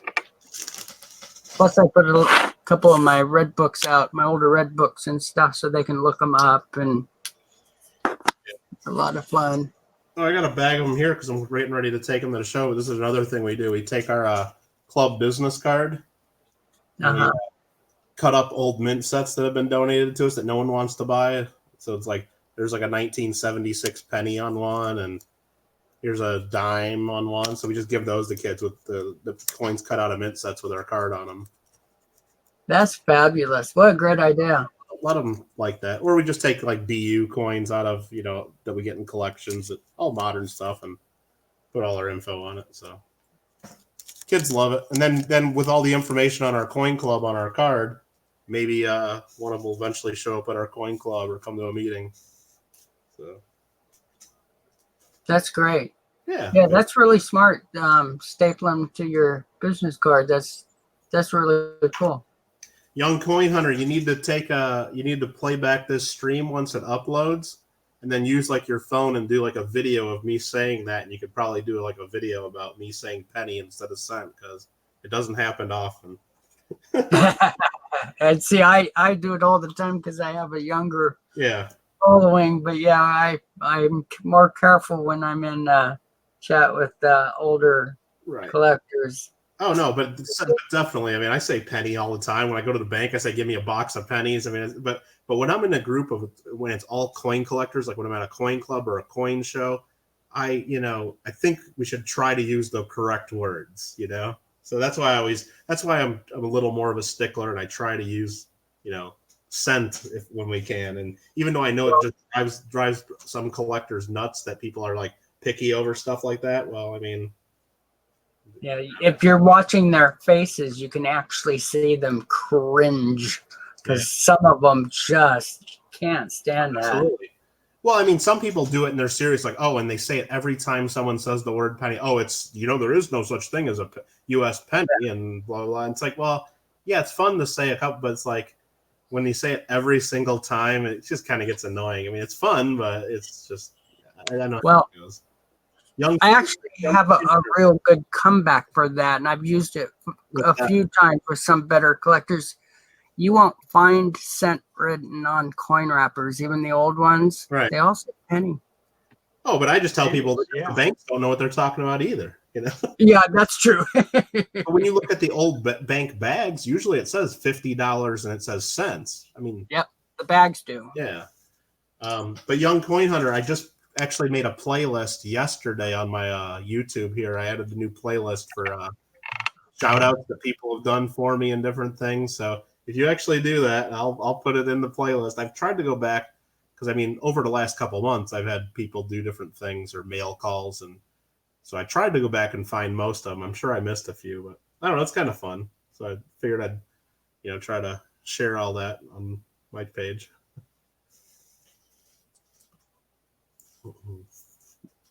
Love to watch the mail call videos. Victoria, I don't know if you saw the one I sent Richo's Hunting Treasure. I sent him and his kids some coins in Australia because I just like their show and I like how they give out probably 30 or 40 silver coins a night and when they do their stream, and almost all of them end up getting sent to the US. So they're spending tons of money on silver and postage. And so I figured I just like their show and like what they do. They're trying to share the hobby. And so I sent him a few coins and sent his kids coins. And it was just a pretty cool mail call with the kids opening them up and getting all excited about it. Yeah, I love watching those too. It's tons of fun to see kids just get so excited over just, a simple handful of coins, but sure send them in the right direction. I had asked them what each of their birth years were, and so I got those, and so I got the proof Sacagawea dollars for each of their birth years and mailed them to them. So they all love that. Yeah, that's great. Because they don't see those in Australia. They've never had them before. Yeah, I'm shocked. You add up just some of his shows and the amount of stuff they send. My gosh, it's a huge number of stuff they do. Oh, sure, yeah. Well, they have a lot of fun doing it, and all the other people have fun doing it too. And yeah, the first time I was just there, just playing around, and I ended up winning like a 6 pence from them or something like that, which is it's like maybe $1 worth of silver if you're lucky, probably not even. And it's like, I know they're going to spend $3 or $4 to mail it to me. So I offered like, hey, look, and I just wanted to get it just so I could have it for a mail call episode of my own, just to help support them and show it off. But so I offered to pay for shit. And they're like, no. And they insisted they didn't want that. And so I just thought that was pretty cool that they do that.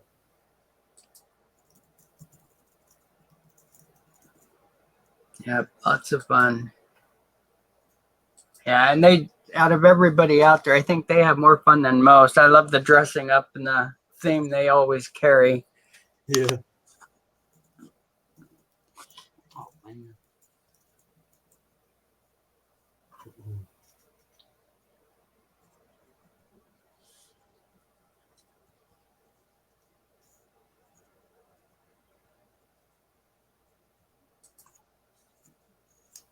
Yeah, Mike Badger's saying his grandkids, when they were young, would work like no tomorrow for a gold sack dollar.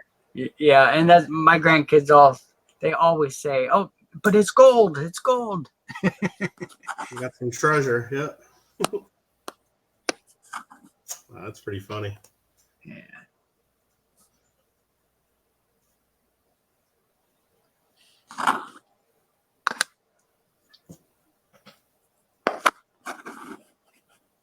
I saw that mail call there.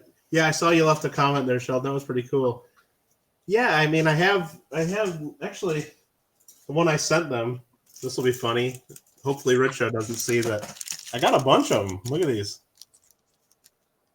Bunch of these. I bought these from a coin dealer at a show maybe a month or two ago, and it's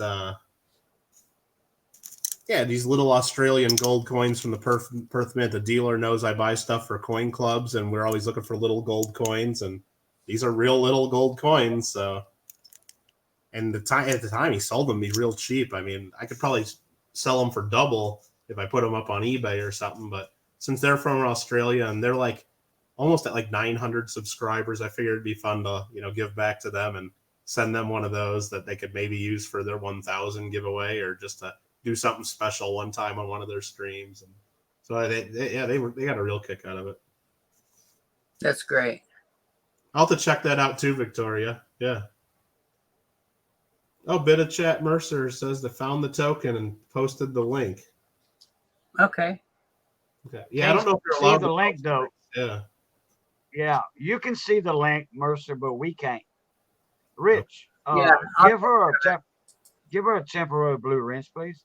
Yeah.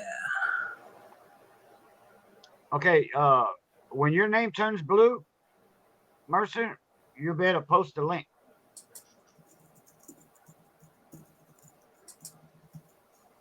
There you go.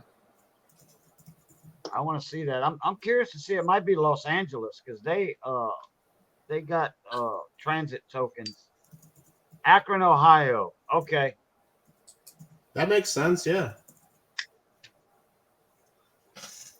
Mullins, Okay, you want to buy one of these? I'll post a link. I want to see that. They're 0.5 grams of gold is what these are. 0.016 troy ounces from the Perth Mint. They're 2012 dated. But a perfect I'm thing gonna to give to the kids. Yeah. Those run what, about $30, $35?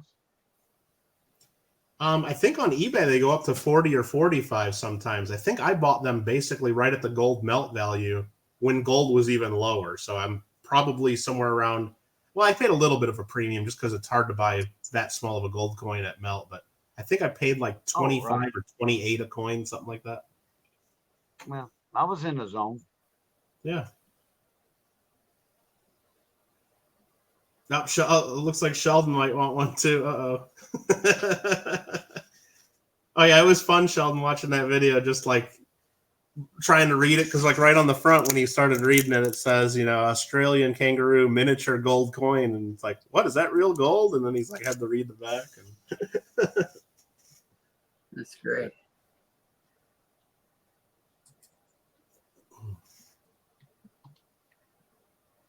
There's 60 to 70. Yeah, I would guess they might have gone up since the last time I looked, because I think though when I looked them up when I was buying them at the show from the dealer, I saw that one did a completed listing at like $49.95 and probably added shipping and stuff like that, because a lot of that Australian Perth mint stuff, especially when it gets to be a few years old, it goes for some premium sometimes. You know, I saw that token. I saw that token a while ago and didn't realize it was a letter A. I was looking on eBay and Etsy, and I saw that. Oh, did we bring up the link? I'm so long. Let me take a look. Yeah, she brought it up. Okay, let me take a look. Oh, yeah, that's right. I've seen that one too. There's ones that are similar. Yeah, it almost just looks like it could be like a weird design too, and like yeah, it's for Akron. Akron Transit Company. Okay. Oh, I've actually got one of those. Good for one city fair. Yep, cool. Yeah, there's some really neat ones. Coin Hunter, you don't waste any time, do you? You just get paid? I don't know, he's apparently uploading a video of me saying penny. Oh, great. Oh, boy. I told you, young coin hunter, don't make me look too bad or you might regret it. I can get you back. That's a fact, Jack. That's funny. Mercer, do you still have that token, or you had it and then lost it?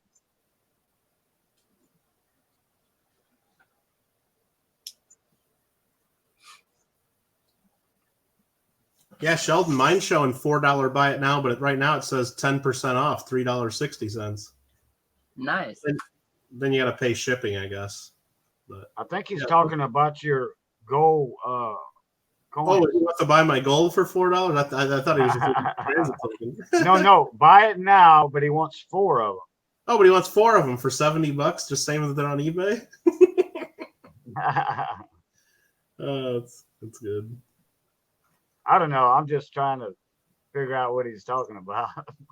No, I just looked at the eBay listing too, and they have them priced at $4. But I think that's probably what it is. What's $4?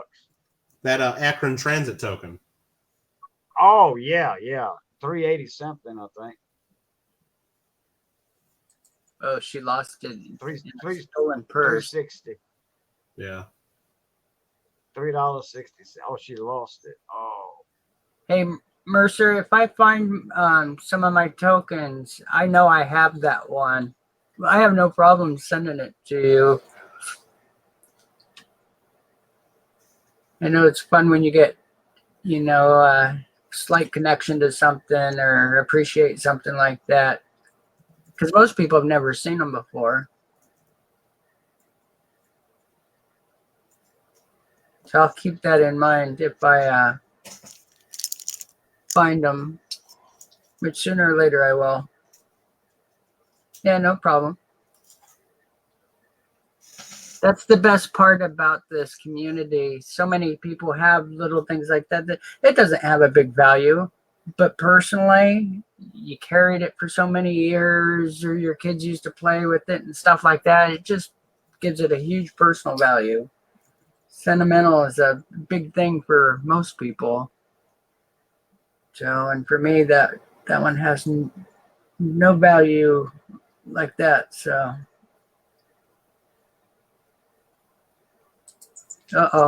it was the gold coins. Uh-huh.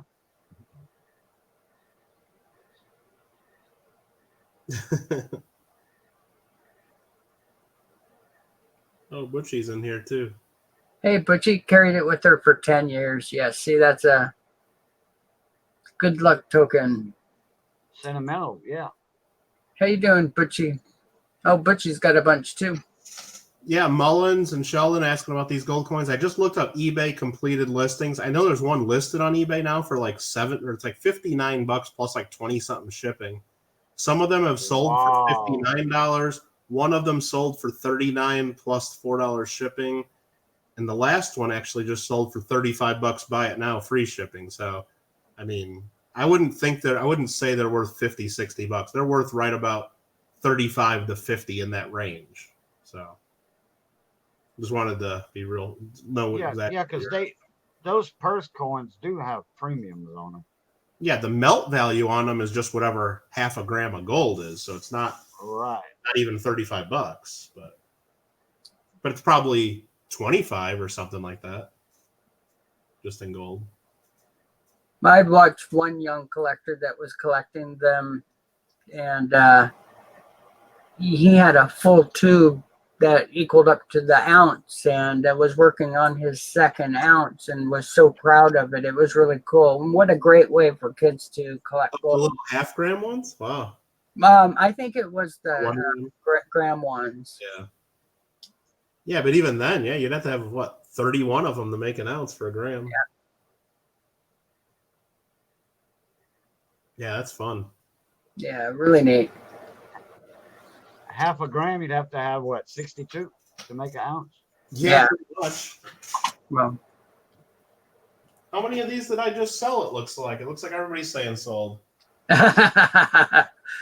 No, Sheldon was making a funny. He's like, starting bid $35, going to once, going twice. And I put in sold, he put sold, Victoria got sold.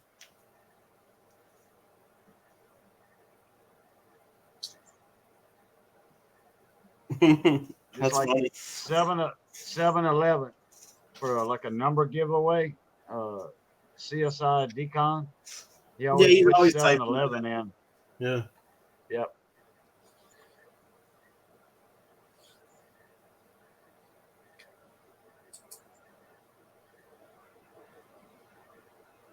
The 1 gram panda. Yeah, pandas go for a ton. Well, pretty much any small gold coins go for premiums, just because even if you try to buy like a 1/10 ounce, it's hard to buy them right at the melt value. Yeah. Yeah. Oh, he yeah. picked up a 1/25 of an ounce coin a week ago, I think, for $50, I think. Okay. Yeah, 20th ounce and 25th ounce gold coins, they're real tough to buy close to the melt value because usually there's a good premium.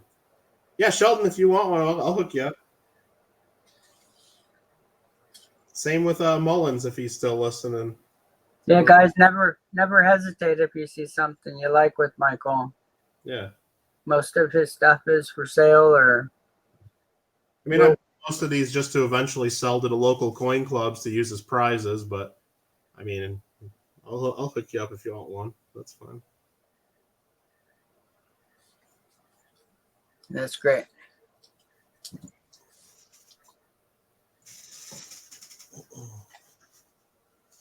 Maybe I just won't go to the coin show at all. Maybe I'll just start putting stuff under the camera and skip the show, huh? No, I can't.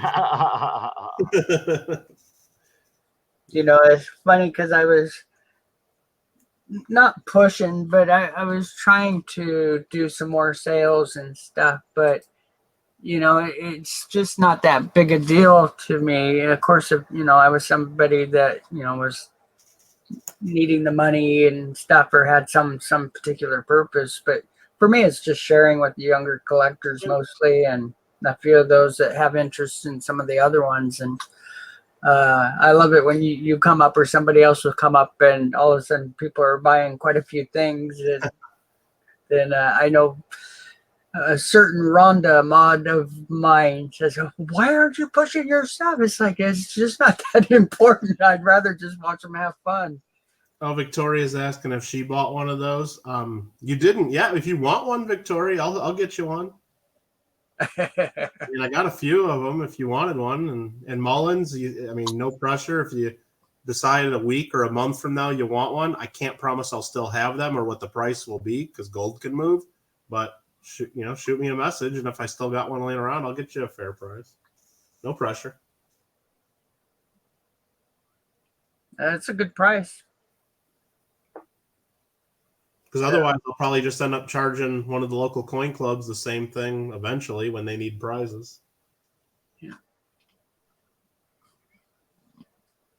It's so neat that the coin shows have evolved so much, because when I went, it was so many years ago. I couldn't even tell you what year it was. And they didn't have that kind of stuff. I mean, there was a table with weights were extra cheap for kids, but I didn't see any serious giveaways for the kids. And, it was all adult oriented. And Right. now it's so neat that everybody's really pushing for the younger collectors and the kids.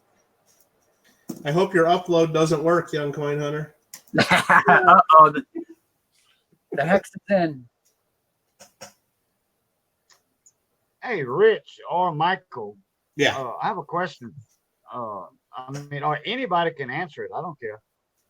On my Android phone, okay, I'll make a video, from my camera, and it's in my gallery. Okay. Now, what is the default set on that video? Is it like MPG3 or whatever those numbers are? The format? Yeah, I don't know. I mean, it probably depends on your phone, and you probably can change the settings, and I don't know. Okay. What would be the fastest way to, okay, when I upload a video on YouTube from my phone, I don't go on YouTube on my phone and then hit upload and then go in my gallery and select the video. What I do, I open my gallery, I go to that video. Yeah. And then I tap the share it to screen and I have have my share button. And when I click on the share, it shows Facebook, YouTube, or certain people's names, Yeah. So I always hit YouTube, and then I wait a couple of seconds for YouTube to, connect with the phone. And then I hit send. But how would I change the format? Because it takes a while. Yeah, I mean, it would be somewhere in your where you take the videos, like in your where you take the pictures and videos. There's got to be a setting for changing either the resolution or the type of file and all that. I would guess. I just don't use my phone to make any videos, so I don't know. But I'm sure there's well, not any videos for YouTube. I mean, I've shot video with it. But I know all the settings are in there, but I don't know if you can change the file format. I'm not sure. How do you take your videos, on like a camera or? Well, the ones I do the close-up of coins, I'm using like my Canon Rebel with a macro lens, big expensive setup that I use for my coin photography. But then when I just do like things like mail calls or like what we're doing now, it's just a cheap webcam. Okay. The video's up. Video's up and ready to watch. Yeah. I'm not even going to watch it. I'm just going to ignore that it didn't exist just to piss off young coin hunter. There you go. Should I go right over there and thumbs down it? I'll admit that I'm the troll. I'm going to do it. Nah, I wouldn't do that to him. I went ahead and made a banner for you, Michael. I've put it in the chat a few times. I might as well just make a banner for you. What's that? Your email. Oh, hey, cool. Appreciate it. Yeah. No, the reason I asked about that, the format on the videos is because my phone takes about, say, a 5-minute video, hypothetically, 5-minute video. It'll take about an hour or so to totally load up on YouTube, downloading, processing, all that. And but my wife's notepad, the same video, same length video, would only take 5 minutes, 4 minutes. Well, chances are her graphics card has a the graphics cards help write those programs or into the right format. Your phone doesn't have that, so that's why there's a big difference. The newer phones, they have a pretty good one going these days, but yeah, the laptops and of course the regular computers make a big difference. But you're also limited to your upload speed, because that's your upload speed that is being used when you send it to YouTube. And I know yours is pretty low. So look at this guy. He's already got 2 comments on this video. Yeah. Okay, her, and it's just a little 10-inch notepad, you know, from Walmart. And you know, it was a gift. But anyway, that notepad is using the same Wi-Fi, you know, I'm using. right, but it's got a graphics graphics card in it, or a part of it that's built into the motherboard that's a graphics card. You just don't have as big a one, or you know. And some of them are made for YouTube and that kind of thing, so they have a lot better hardware in them for that. Gotcha. Okay. Because a friend of mine was telling me, he says, just change the format, you know, of the video. And I'm like, okay. And I just don't know how to change the format of it. Yeah, I'll go over that with you, and we can see if you have some options. Hey, Ozart, how you doing? Oh, okay. Hey, Ozart, how you doing? Yeah, how you doing?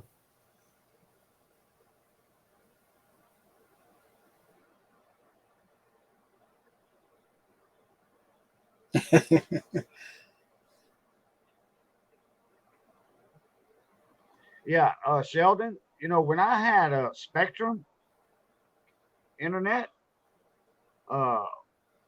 it did not take me long to upload a video at all. I mean, like 3 minutes, 4 minutes max.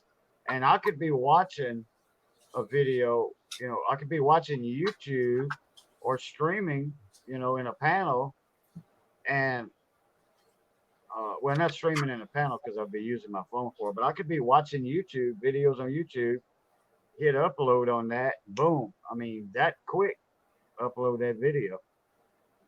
But since I went with AT&T to save money, yeah, right, it got a lot slower. But like I said, that notepad's a lot faster, and that notepad does take some good sharp videos. Has a good camera on it. Doing good. Thank you, Oz. Yeah, you know, that's why a big part of my computer was set up just for that, and Right. allows me to do the 4K videos at real time for editing. But uploading, that's probably 1.5 times real time, so not too bad. Right. Oh, nice. I'm not quite that high. I'm close. Wow, I didn't know Spectrum made 150 megabytes per second internet. Now, is that download or upload? Because if that's download, that's different. Mine's I don't have real fast 14. download, but the upload is like 1/10 of that or something like that. Yeah, you guys can go to speedtest.net and test your systems and see where your speeds are. If you've got like one upload, then chances are there's issues going on. Most people should have at least 2.5, 3. but one's kind of tough for streaming and stuff. I didn't realize people had that low for their upload. Yeah, that would make it real tough. Yeah, we were testing Cajuns and Hectors, and poor Hector, he what was he at 0.75 or something? Well, not only that, I know if you're streaming, maybe not if you're doing it through the StreamYards, because I know that their computers do a lot of the processing of the video and audio. But if you're doing your own stream, like through OBS or through YouTube, your computer makes a big difference too, not just your upload. Because what your computer has to do is it has to transfer that raw video into YouTube's format. You know, when you upload a video, it takes a few minutes. When you're streaming, it's doing it live. So, I mean, it really works your processor. So if you have a older computer, like I use a 4, 5, 6-year-old, I don't even know how old this laptop is. And laptops usually aren't as good as the desktop. So when I have to do my streams, I have to set the bit rate down kind of low because it really works the processor for sure. Right. And I live for that stuff because that's when my computer finally makes me feel like, oh, well, good, that, that money was well used, of course.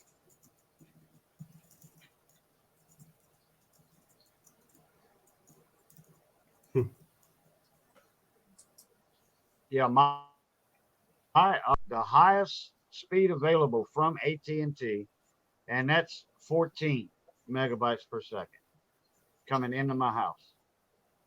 Oh, okay. That's the highest AT&T offers and has 14. You figure a huge company like that would have at least 50. Probably depends on where you live too, because like I said, I'm right here in Los Angeles, and I think the lowest they give you for cable internet with the company is 100 download and 10 upload. That's the lowest they give you. That's pretty good start. Ozark has 10 upload.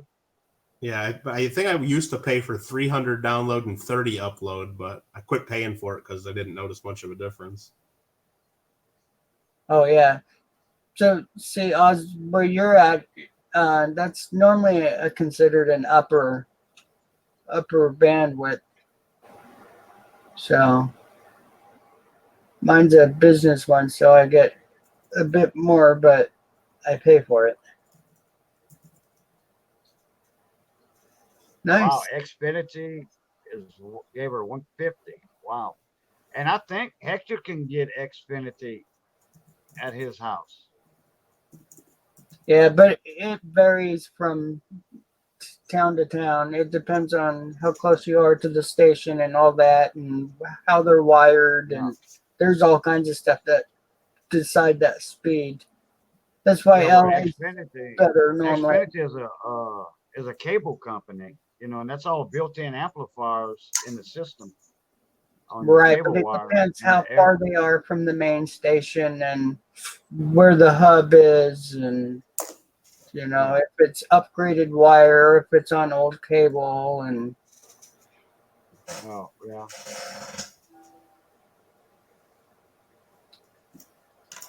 Because I know all this cable wire on these telephone poles over here in my area, that's all probably from the 70s, and Spectrum goes through that, with no issues at all. I was getting 100 from Spectrum.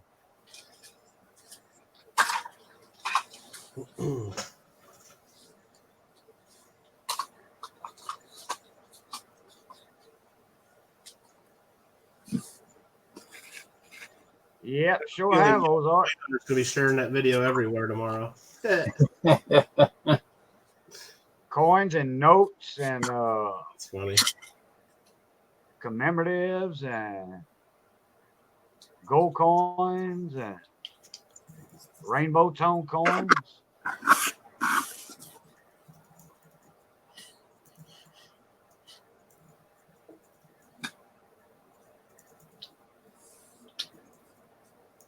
Tokens. Yep, tokens. Transit tokens.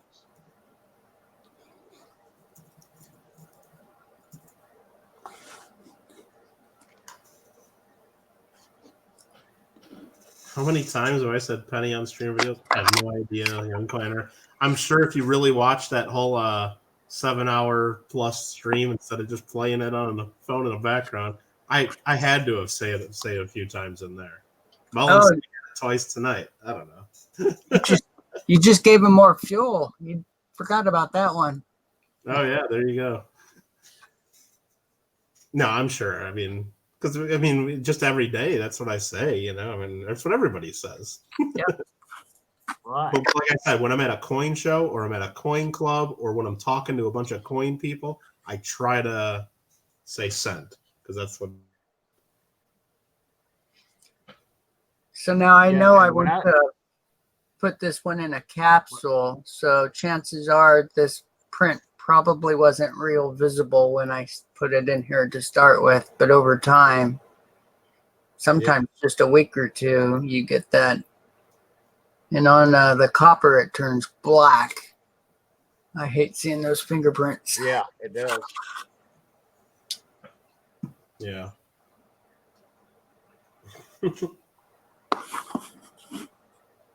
Yeah, those zinc plated steel cents. I mean, and I didn't say penny that time, I said cent. One little touch or one little spot, it just ruins the whole coin eventually. It's like it seems to grow and spread. It does. I remember I cracked out, it was a NGC MS67 example, and then I stuck it in the Dansko 7070 typeset, and I might have just, breathed on it or something while I was putting it in there, and then within 6 months, the whole thing was hazed over and it looks ugly. Yeah, it's spread on it. It's spread on that penny like on you and Hunter's face. Huh? Yeah. So I had to throw it out. I had a bunch of real high grade copper cents, and it's before I started wearing a mask, and about a month later, I was looking at them again and noticed all the little black carbon spots, and it's like, uh-oh. The only person that's been handling these are me. There's an issue, so it took me a while to figure it out, but... Well, if you think it might be you could probably take your fingerprint and try to compare and see if it's your print. Well, actually, it was the little black carbon spots. It was from breathing on them. Oh, those, okay. I thought you were still talking about the print. And I noticed the one that I put as my higher grade coin had the most of it, so I must have really looked at that one.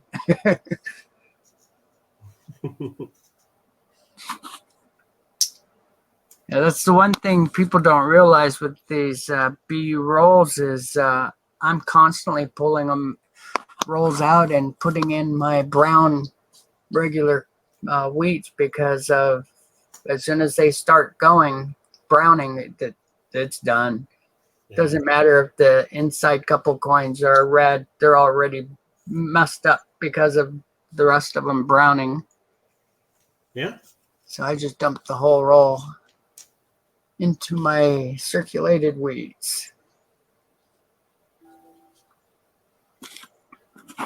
So I probably lose 20 to 50 rolls every month or two. Wow. That many? Wow. Yep. Yeah, because a lot of them are messed up from what they were put in the box with, or one person handling them wrong, or touching the end of one coin, and yeah, that it actually passes through pretty quick. It's pretty shocking. So I did a video about it. It's like the bad apple in the barrel. Absolutely, exactly like that. So in the silver, yeah, I see it happening a little bit, but not much at all. And the copper coins are they're horrible. They hate anything else messing with them. Copper's really reactive. Yeah.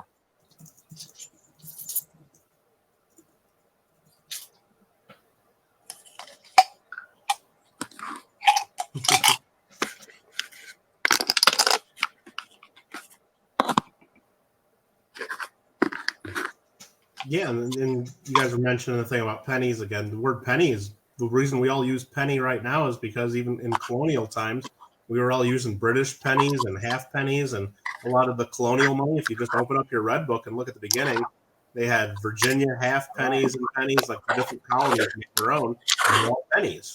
But when Thomas Jefferson and the founders, it was mostly Thomas Jefferson and a couple others, the American coinage system, and they decided instead of doing pennies and half pennies and farthings and shillings and sixpence and all the stuff the British were doing, they wanted to do decimal coins. Right.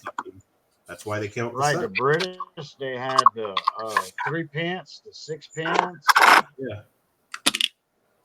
And it was hard. The reason they didn't like it was really hard for the common average man that didn't know math very well to figure out money. That's why, and they thought that was the way that the rich and the elites took advantage of the farmers and the more poor folks, because it was hard to make change for 6 shillings and 8 pence and whatever, the British system. But if you made it real simple on a base 10 decimal system, it was a lot easier for the average person to be able to figure out if they're getting ripped off. So that was one of the reasons they did that. Young Coin Hunter, they made them a cent because our system's $1.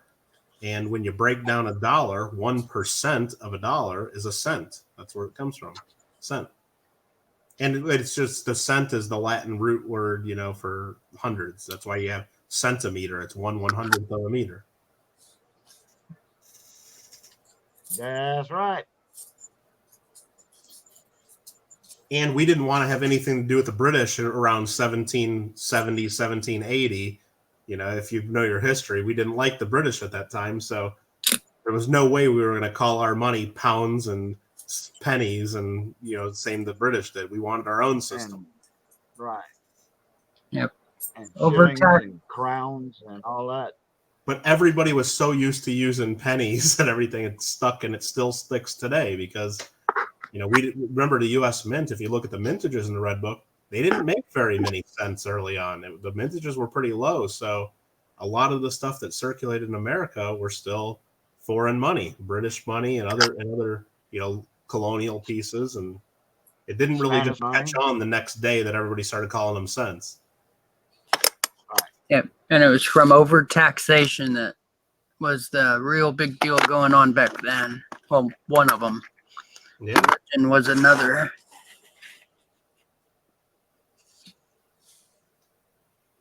Oop, I thought that one had we.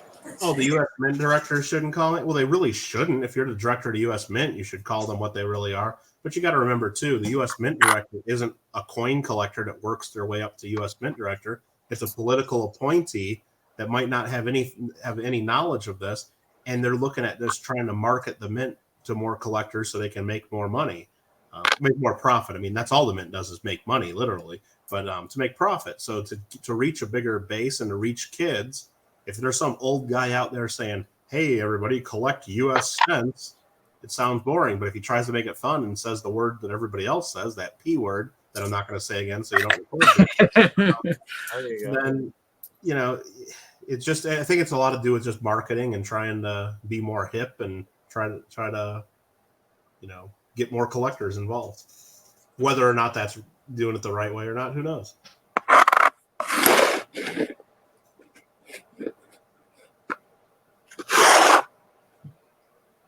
Yep, flying eagles are cool.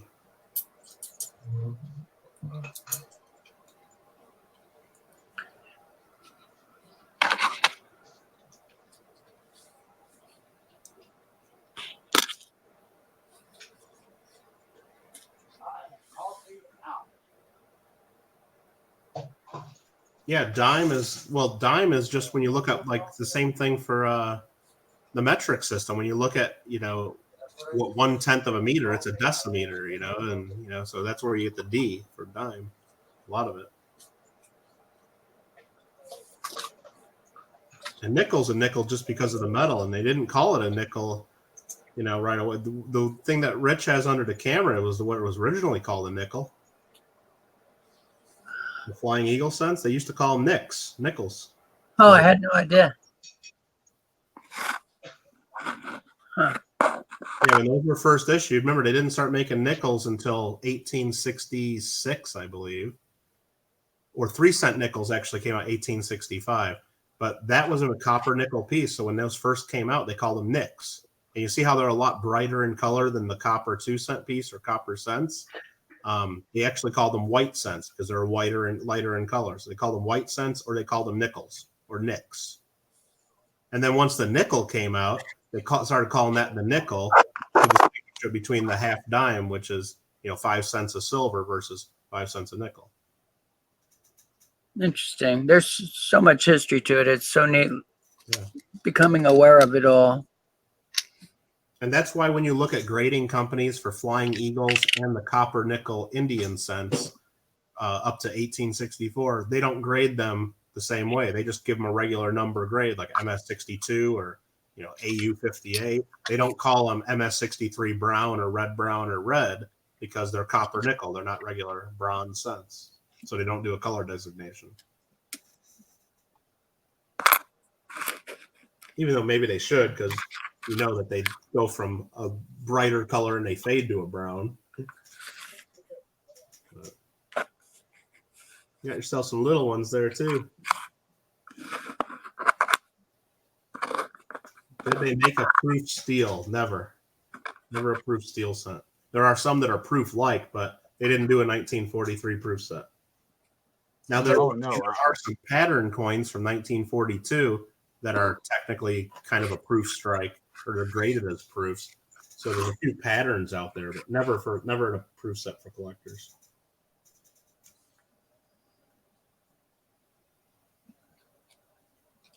And those proof-like ones are really cool looking. I got one on my website right now. It's a MS67 proof-like steel cent. Real cool.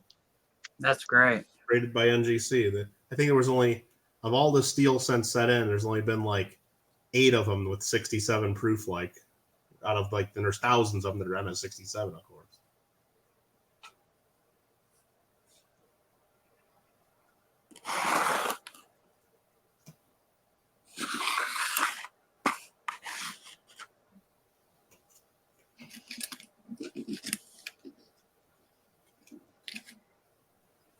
Butchie thinks steel cents will go up. Well, I know the high grade ones already have gone up in the last 5-8 years, somewhere in that range. I mean, you used to be able to buy nice MS66 examples for $25-$30, and then you'd be able to buy MS67 examples for $80 to $100.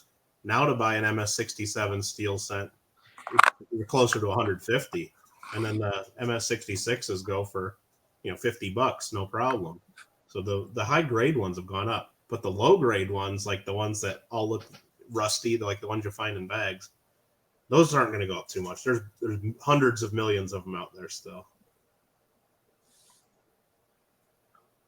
But yeah, ones that look nice enough to stick in a collector's album or a 2x2, those are, it's a type coin, 1-year type coin. Everybody needs one. So, demand.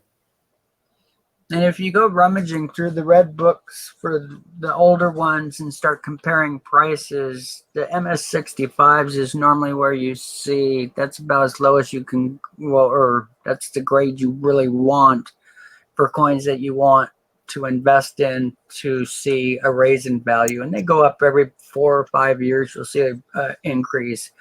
Not a great increase on some, but always an increase. Well, almost always an increase. Yeah, I got a few here that I bought on the show recently. So, saw a dealer had a bunch of them, so I bought 3 of them from 3 MS66s. Oh, nice. So they look nice. Yeah, this one he had marked at $52. I think I paid him 30 maybe. This one he had marked at 25, so maybe I only paid 25. I don't know. I can't remember. And this one he had marked at 30, so I'm sure I paid about $25 to $30 a piece. That's my guess. It's a good price. Yeah. MS66 is a great grade. Yeah. Well, and that's another thing. I figured I'd buy those for, maybe I could sell them to the coin club if they need a, prize in the $25, $30 range that everybody else will look at and think it's worth $40 to $50. And if not, then I'll then I'll just sell it elsewhere or sell it at a show or put it up in a YouTube auction someday. Who knows? How much did I pay for the 1909 Proof 67 Cameo barber recorder that I have on my website? Well, since that one's for sale, I don't know if I can tell you exactly what I paid, but a little bit less than it's up there. I mean, not much. I don't have too much room in it. When you buy really high-end coins like that, it's hard to, it's not like you can ever I'm not saying never, but it's rare to buy them for significantly less, because everybody can look up the prices, everybody knows, and it's just kind of one of those things. Hey, Rich, do you have that? I used to have it priced at like $7,500, but I lowered it to $6,500 because I've had it for a while. Rich, you still have that airtight? Which one? The link for the airtights you buy. Oh yeah, I'll put that one up. Just a second.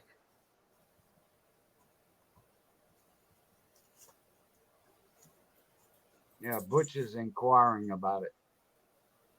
Yeah, I've bought quite a few of them.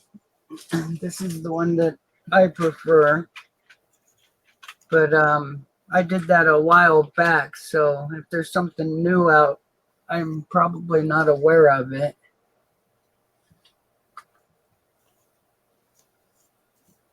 I'll put the link in chat.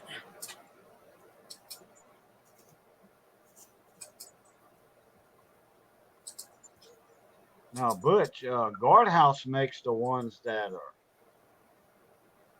hold your coin in there. The newer type. The direct fit ones, yeah. Yeah. Oh, you use those, Mike? I've bought both kinds. Some people like the ones that are just direct fit, and other people like the ones where you can put the black ring around them, and it just depends. Right. Are yours the Guardhouse brand, Mike? Yeah, I usually get those. Oh, okay. How you like this?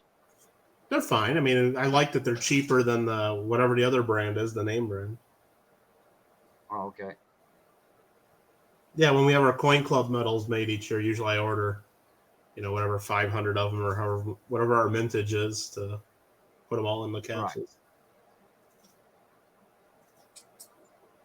All right, I got a question.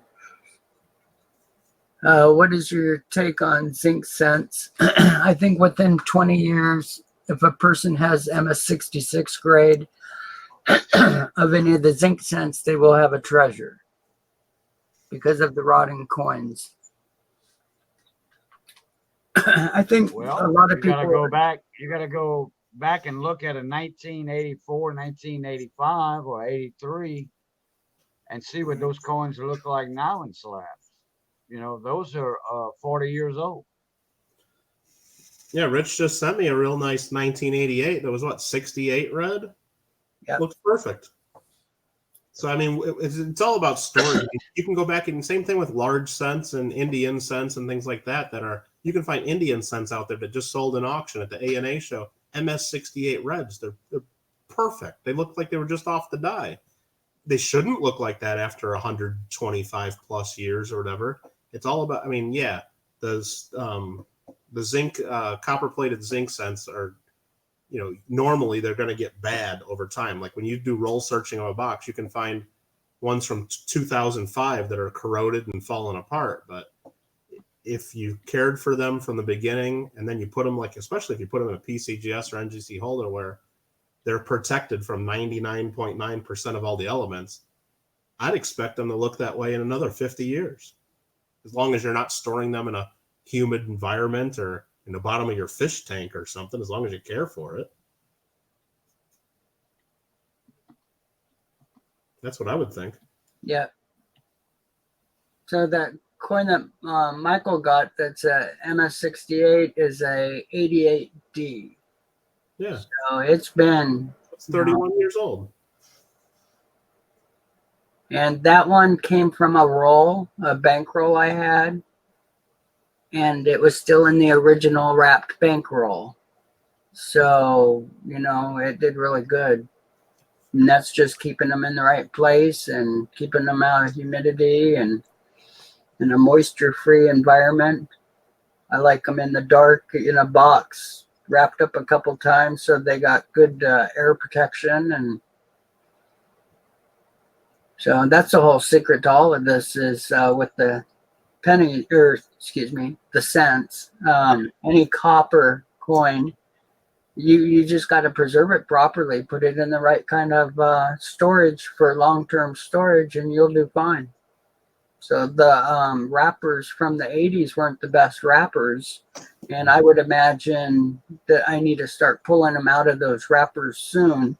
But if you're going back to like the 70s and back, the wrappers were fantastic. Yeah.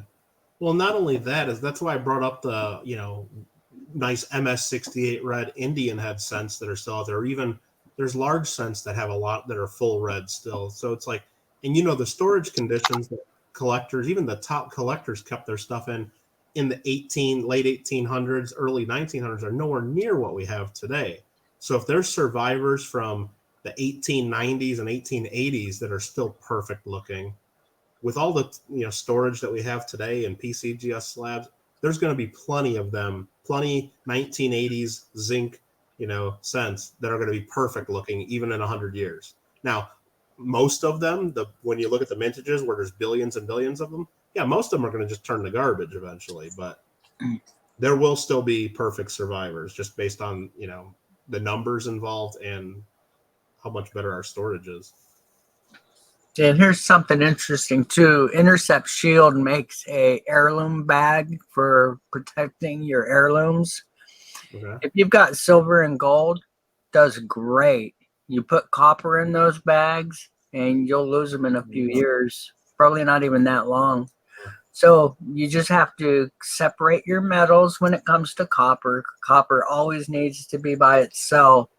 It reacts to absolutely everything. Silver and gold, yeah, no issues, but right.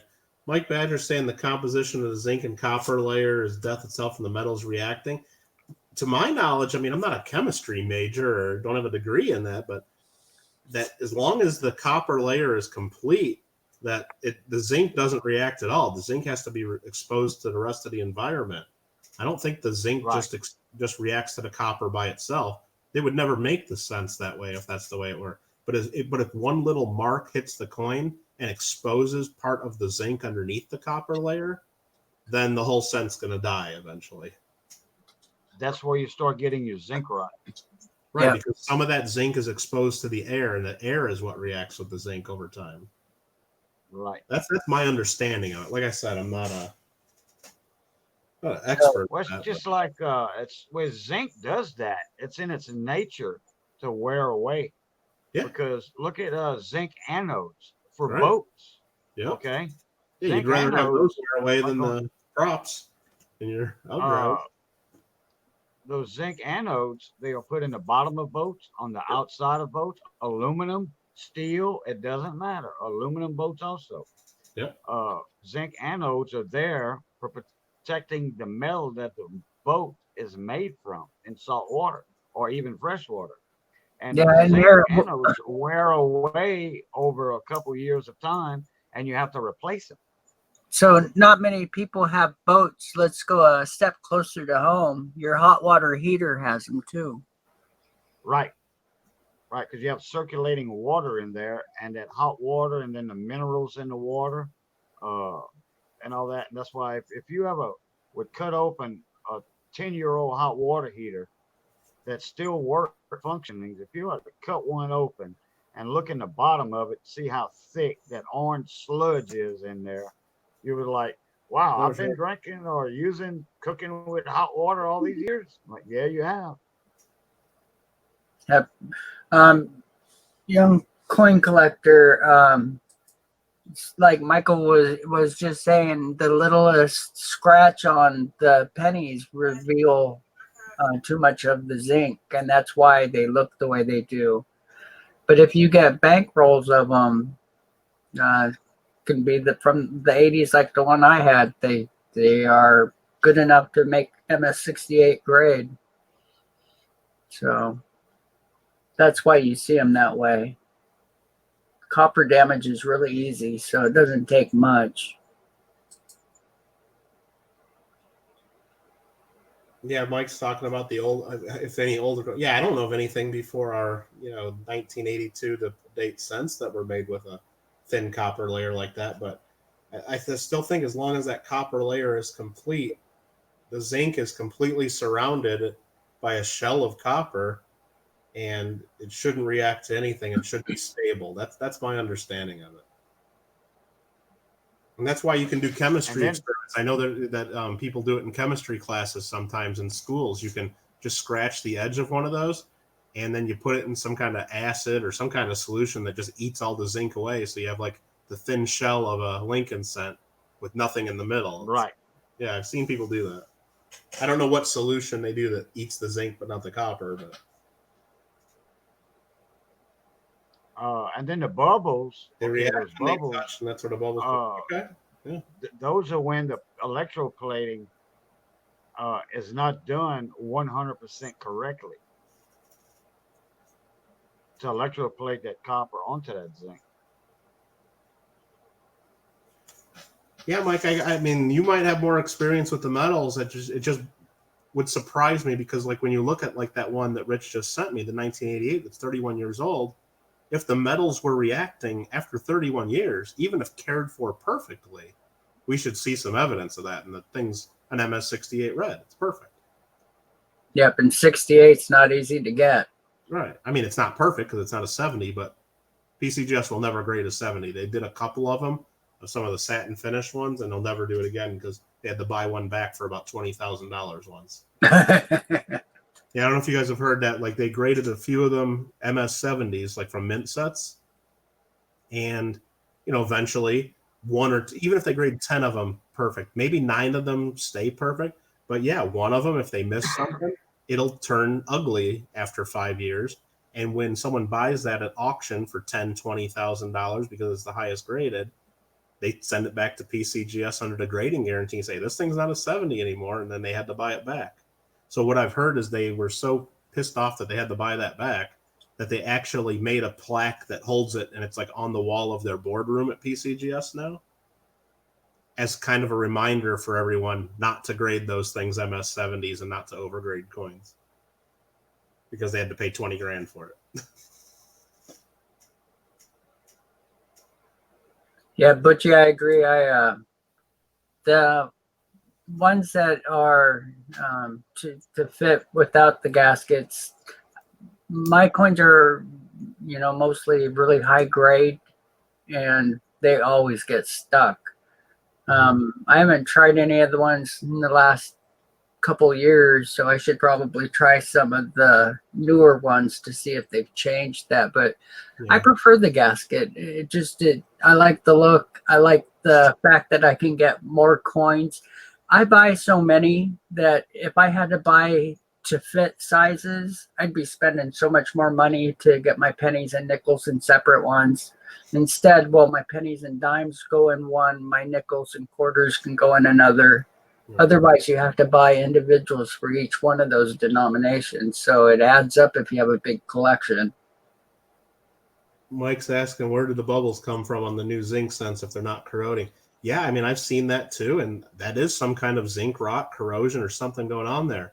But what I'm trying to say and maybe trying to understand, Mike, is if zinc and copper are just naturally reactive against each other, we should see that on every single example, because every single example has zinc surrounded by copper. So there's some other variable here that explains it, whether maybe at certain temperatures they react and cause that, or maybe under certain humidity or something. There's another variable. It can't just be copper plus zinc equals that, because there's so many of them out there that look awesome. Yeah, I was saying, the metals, we'd see it'd all be the same. I'm sure. Like I was saying earlier. Go ahead, Cajun. Oh, like I was saying earlier, the electroplating process wasn't done 100% correctly. Yeah, it's possible it was something done when the strip of metal was made in the first place. Yeah, I'm sure they are treated somehow before they plate them to make the plating more pliable, or to last longer, or I'm sure there's all kinds of steps they have to take. Because it definitely is a corrosive metal.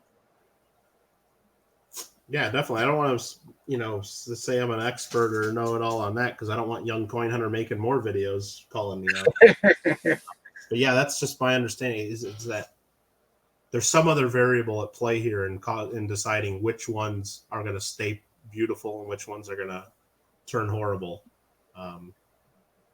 If it was just copper plus zinc, they'd all look the same, and they don't all look the same. There's something else going on. And whether that's just they get a little scratch that exposes some of it, that eats it away, or whether it was something done before the plating or some way they were stored, like an environmental issue, I have no idea. But there's something else going on there. That's why I think after even 100 years, there still will be some survivors. Look at the numbers. Since 1982, there's probably been 50 to 100 billion of these cents produced. I mean, there's got to be some survivors after all that. I mean, maybe not many. I don't know.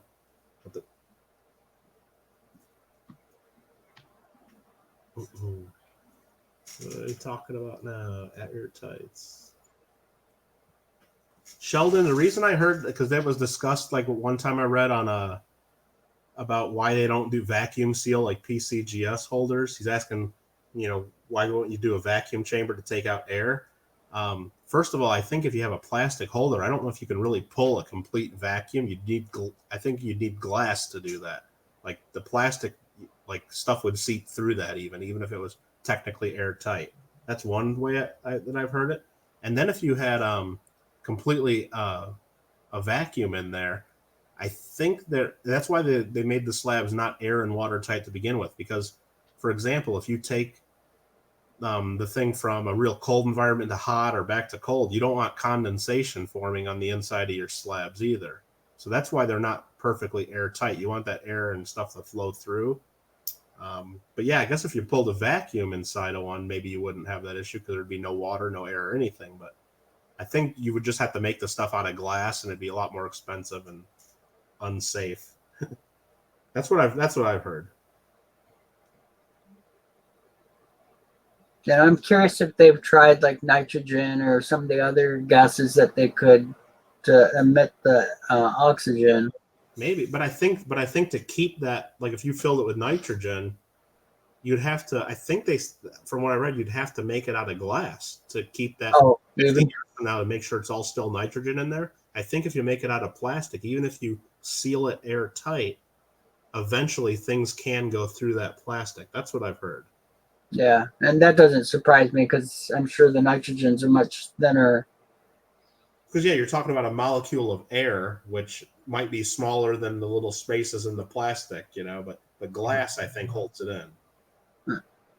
That's because there was a big discussion about that years ago on one of the, I think it was on the PCGS message boards about why they don't make their slabs airtight and things like that.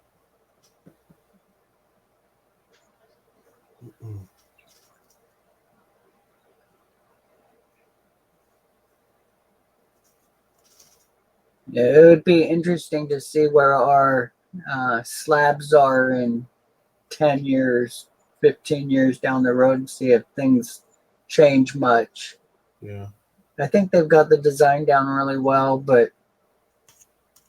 Well, and really they have to keep changing them every few years because, all it is a piece of plastic and for the most part, and once they come out with their little design changes, within probably weeks, they're making fake ones in China because a lot of the plastic's made in China to begin with. So they're just making more of them. And you can go to Alibaba right now and buy boxes of empty PCGS slabs, Oh, I didn't realize, but I knew they were available. Oh, yeah. I mean, because the Chinese, they don't, it's not me just digging on Chinese or being like, but it's just their culture. They don't respect intellectual property rights. That's why you have this trade war going on. I mean, did Microsoft make any money in China? There's a billion some people there. Windows and DOS were the thing for I don't know how many years. No, they didn't make hardly anything because they just copied our software. Same as all the other companies. They don't respect intellectual property. Same thing with music and movies. You can find every CD, every DVD, all the newest stuff over there right away. And the companies here in America make nothing off of it. It's all pirated. And they do the same thing with software. And if you go to China and you have any product made, using the injection molding or plastics or anything, you can guarantee that there's going to be a fake version of that, a knockoff, sold by a Chinese, pop-up selling your product somewhere. And Alibaba, the website there, pretty much everything that you can buy in America is on that website for, pennies on the dollar. Wow. Yeah, you can go on there and buy like boxes of empty slabs. And they don't it's just crazy. And they'll even have the PCGS logo on them, probably, because they're using the same damn molds. Huh. It's kind of scary. Not to mention all the coins you can buy on there. There's certain coins, and then they'll, just to avoid getting pulled down or getting flagged by, getting the American government after them, which I don't know what they can do. You can go on there and it'll say copy on the coin, but then if you contact that seller, you can say, oh yeah, make mine without the copy stamp, no problem. And then you can tell them which dates to make and all that. Yeah, they'll make whatever you want. That's crazy. Now, what about the rare holder from PCGS? Do you see much of that being faked? Not really, no. I'm surprised that they haven't jumped into that one. What's that? Yeah, I mean, it's possible, but I think the group of people that collect based on the PCGS holder and not the coin itself, just to collect the holders and all that, it's a pretty small group of people. And usually those people kind of, know what they're looking at. So I think if someone tried to fake it, it wouldn't really go very far, or there's not a big enough market to where people can really get super rich off of it. Yeah. Mike, I'll check it out in just 1 second. I'm not sure if I did or not. I'll have to look. And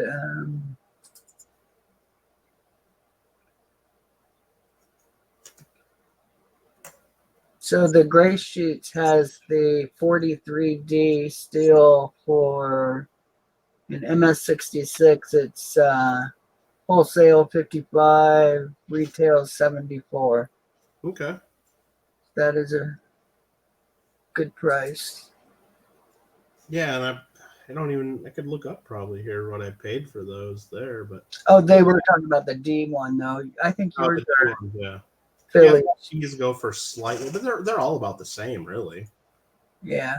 In the same ballpark. Yeah, I paid $25 each for those. I just looked it up. And I also bought one in MS65 that I already got rid of. I paid $5 for that one. Cool. So that was a good deal. Yeah, whenever I can pick up slabs for $4 and $5, I normally do, just because it makes such great gifts for the kids or young collectors, and somebody paid at least double that. So just to have it graded.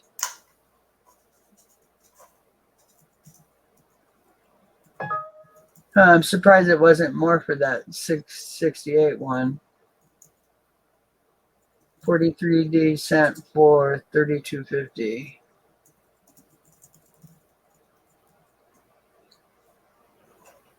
See, when you get a coin of that value, personally, I think eBay is a horrible place for it. It should always go to a better place to be sold. If you actually wanted to sell quickly, yeah. But if you have time to sell it, like I'm talking 3 months, 6 months, even a year, then I think eBay is actually pretty good. Because, like, for example, like I just mentioned that I got my proof-like steel set up there. I can list it for a price like $2,000, which is very high end and what it might sell at an auction if two people really had to have it. But I can put it up there at $2,000 or best offer, and sit back and just take offers as they come in. If someone offers me $1,200 and that week I just really need the money because I want to buy someone else, I can take it, or I can say no, and then I'll wait for someone else. So it's a pretty good place. I think, because a lot of people still look at eBay, but it's hard to sell things quick for high price there. Like if I just put it in an auction, I'm going to get my head peeled on it probably.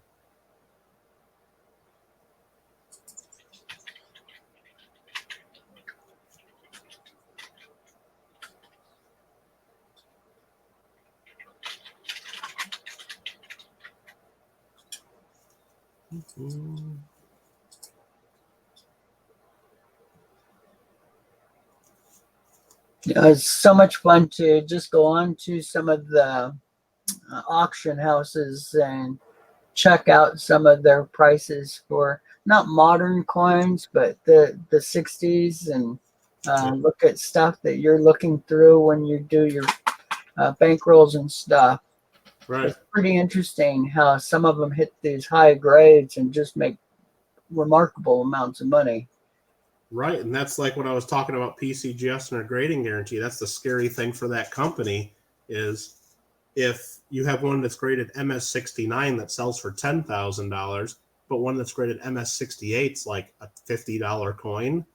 If something happens to that MS69 over time to where nobody will ever buy it as an MS69 and then that owner returns it to the company under the guarantee, that's a huge loss for PCGS. That's why they're really, really conservative on grading things super high grade. Hey, New Coin, how you doing? Hey, New Coin. Hey, New Coin. How you doing, mon ami? Fixing to head out to work?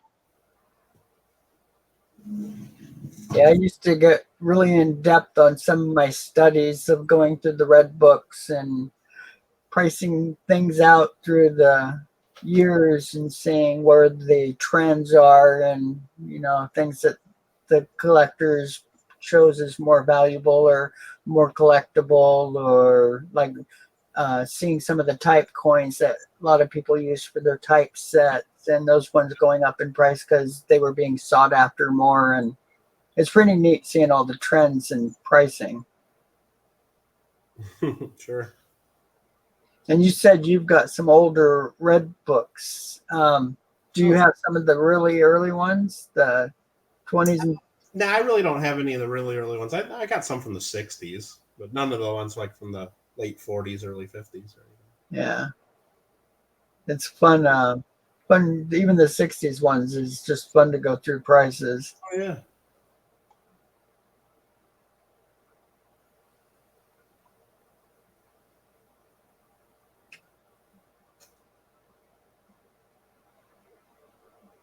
Yeah, no, Young Coin Hunter, because that one's steel, I'm sure that changes some of the ways they look at it, but I'm not really sure. I know on some other coins that go is part of it.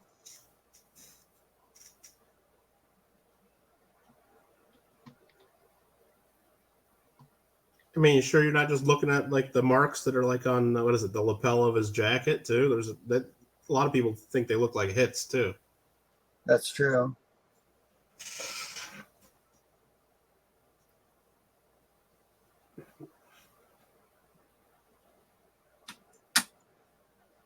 So I need to do a video showing some of the photography stuff that you can do to just, well, I think, was it you, Mike, that did that? That was showing some of the proof coins going from a absolute high luster, you know, the full, the mirrored look. Right. So, and it's a coin that doesn't really have it, or vice versa. It's really funny just changing the light just a little bit. Most of my whenever I do like one of those short videos on a proof coin, I mean, that's one of the reasons I do the videos is just to show the couple different looks that you can have on a coin, just like one picture doesn't do it. Like this isn't even a proof, but you look at it one way and it's like you see it darker, and you turn it into light, it's all bright gold. Yep. I mean, it's two different looks. But when you do it under a video, you know, you can see a lot of different looks to it. But yeah, you can take one photo and kind of make it look however you want. That's a nice coin. Oh, yeah. Yeah, these are cool. I think I showed this the other night. It's great. Mm-hmm.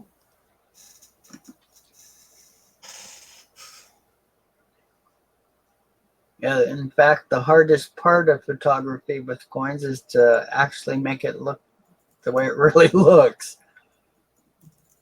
Yeah. Well, that's the thing. Well, with this though, to make it look like it really looks, it really does look like this. It really does look like that. It really looks like this. It also looks like this. I mean, I'm holding it in my hand and looking at it. It really does. That's the thing. It really looks like all of that. That's why to really show it, you either need to buy it at a coin show and look at it in hand, or, you know, that's why a nice quick video helps too. Yeah. One photo doesn't tell the whole story, even though they're all accurate. Like when I showed those Canadian proof tone coins on the website earlier, a lot of people will look at those images with the pretty colors and the toning and say, oh, well, that's just a glamour shot. The coin really doesn't look like that. And then you look at the slab shot I take, and they're right. It looks totally different. But in reality, the coin looks like both of those, depending on how you tilt the coin and how you light it. It's the same coin. Didn't draw those colors on there. But if you tilt it just right and get it into the light, and it looks exactly like those beautiful photos. But if you tilt it away from the light, or if you're not trying to emphasize the colors, yeah, of course it looks different. But it's the same coin, and both photos are technically accurate.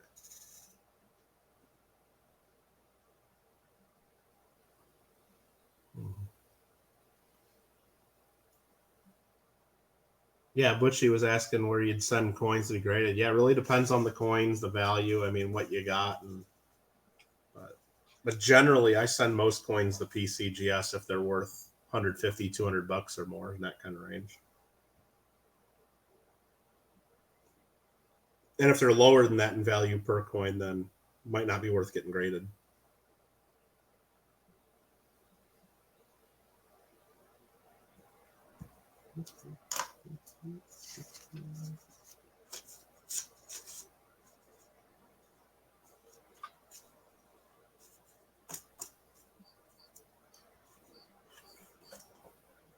Yeah, I'm surprised at the difference people have that do the coin roll hunting. It's so sad that some banks can just completely opt out on that and not order them boxes of coins. That seems like something they shouldn't be allowed to do. I'm surprised they can do that, especially if you have an account with them. Well, if a bank ever told me they're not going to give me a box of cents, I'd be telling them I'm going to take my account and my business elsewhere, because that's ridiculous. I mean, that's the whole job of the bank. And sometimes when I ask for, you know, and when I'm at a bank, I'll say, yeah, give me a couple boxes of pennies just so they know what I'm talking about. And if they say, oh, what do you need those for? I'm like, well, I need them for me. It's none of your business is what I usually tell them, or I just tell them I need them for my business. And then, but if you really want them to give them to you, you just say, yes, I need them, and you're not going to get them back. I promise I won't bring them back. And then usually that is more helpful. But really, that's what banks do. I mean, if you have an account there, they give you money. If you ask for ones, if you ask for twos, if you ask for nickels, if you ask for cents, whatever they should give it to you. Now, Right. sometimes you want a lot of, like I just picked up 16 boxes of cents at one of the banks this last week. Yeah, you got to order that ahead of time. You just can't walk in expecting to get that. But if you're willing to order ahead of time, and you promise the people at the bank you'll pick them up that day when they come in, whenever they tell you or whenever they call you, they're more likely to order, because they don't want, 8, 10, 15, whatever you order, boxes of them sitting around for you to come pick them up. Makes sense. But yeah, every bank I've gone to pretty much has told me, like, if I order 8 boxes at a time, which is $200, as long as I'm willing to come in and as long as they'll order them for me, it's not that big of a deal. Well, if you order from them and tell them I won't be bringing them back here, that's what it usually takes. That's my experience, at least. I talked with my bank a while back. I don't know, a month and a half ago, because AG Price, he's over on the West Coast. Yeah. He does penny roll hunts, right? On live streams, and he's wanting to get a box of pennies from every state in the United States And what he's doing, he sends the person money. Like in my case, he'll send me the money, $25 for the box of pennies, plus the shipping to him for me to ship the pennies to him. Wow. And that way, he has a box from every state, or like say 2 or 3 from Texas, or 2 from California, the big states. So just to have a variety, not just pennies from his state on the East Coast. I mean, the West Coast. I'm sorry, the West Coast. And my bank has no problem with that, get me a box of pennies, because I told them what I was doing with them. Yeah. And it said, well, the other no thing problem. too is I know there's a couple banks where I go in there and say, yeah, order me 8 boxes. Almost always when I get them from certain banks, it's all brand new. Like certain banks just give you always brand new stuff. Other banks, it's more of a mix. Like you'll have a box of circulated, but then every now and then you get a box of brand new. So like there's a couple banks that Right. I don't even ask anymore because every time I've gone there, it's been brand new. Now, the exception to that is Right. sometimes I'll go there and get them anyway because then you can sell the box of all brand new of the same date for a premium sometimes on eBay. But I Right. generally don't like doing that because it's kind of a pain in the butt to pack those up. Right.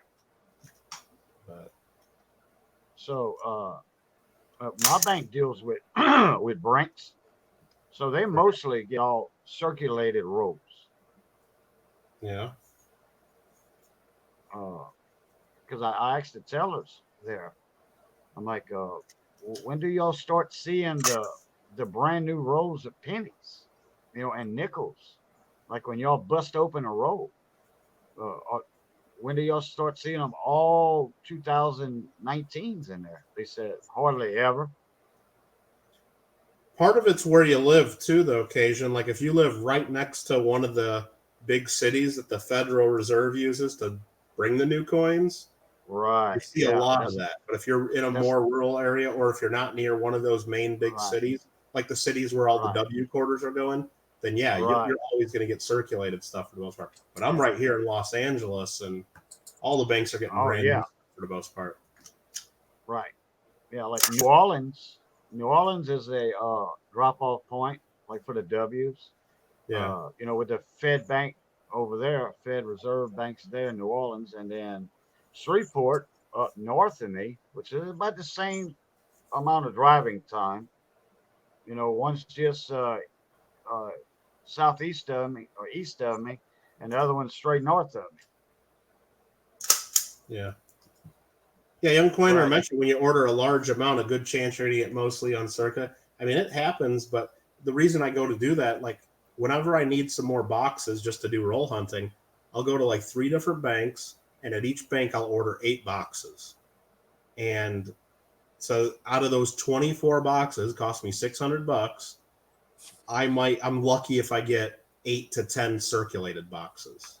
And then I got to deal with the rest of the all the brand new ones. But that's right. I mean, that's what it takes. Now, sometimes there's a couple banks I can go to when they're not busy. I can walk in and say, I need just 1 box. And if you can look to make sure they're circulated, that would be great. But usually they don't want to do that, and it's a pain, and especially if they have customers. Right. Yeah, what my bank is a big name bank, Whitney Hancock. It used to be Whitney, and then they merged with Hancock. Mm-hmm. And it's a small town.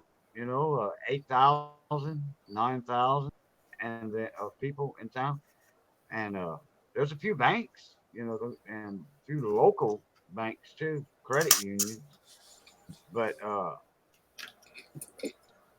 that's the only big name bank. And all local people working in there, and everybody knows everybody, and I can go in there and say, hey, you got any half dollars? Usually they don't. They do. They say, yeah, sure do. And they let me look at them. Right. So if I see silver in it, I'll say, yeah, I'll take these. Yeah. I won't take just the silver. I'll take the whole bunch, Now, what's really easy for me to get is customer wrapped rolls because nobody likes having those in their drawers and stuff. It seems like so. A lot of the grocery stores here have banks right inside of them. So when I'm pushing my cart right by them, I usually just walk over and say, "Hey, do you have any customer wrapped rolls?" And they're like, "Yeah, sure." I'm like, "Well, how many you got?" I'm like, "I'll take them all if you want to get rid of them." And they're usually really happy to get rid of them. They usually. I just went the other day to the grocery store and they had like 48 of them. I think so, $24 worth. So I'm like, "Yeah, I'll take those, sure." And the good thing about my bank is the tellers, they let me look at the small dollars, like the presidential dollars. And I've got like 20 or 30 in my hand and I'm looking on the edges, you know. Right. And like, okay, yeah. And I hand them back. Thank you. They don't know what I'm looking at. Mm-hmm. They don't know what I'm looking for, put it that way.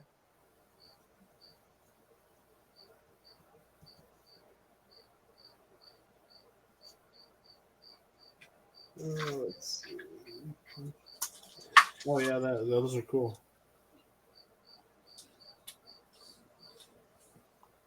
What's that? 1966. Yeah. 6 over a 6. Yeah, I'm not sure what's going on with it. It's an odd coin to start with. Their quality's really low. Yeah. Because I'm looking at the date. There's all kind of funny things going on with the date. Yeah, it's a die break coin, and there's clashing going on, but I think that's a pretty standard thing for this country. Colombia. What country is it? Colombia. Oh, Colombia. Colombia. Yeah. Isn't that the Escobar, whatever his name is? Isn't that his homeland or something? His country? I'm not sure. Yeah, young coiner. I could probably get small dollars at the banks too, but there's really nothing ever to find unless you're really looking like occasion set for the edge letter varieties. But I just don't ever get them really. That or the Sacagaweas with the Wounded Eagle. That would be one to look for in the 2000. The 2000 dated coin.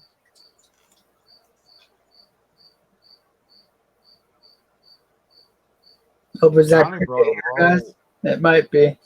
Cricket. Are we being too quiet, Sheldon? I hear some crickets in the background. I don't know where they're coming from. It's me. Oh, okay. I have them as pets. Right. Oh yeah, I got pet geckos.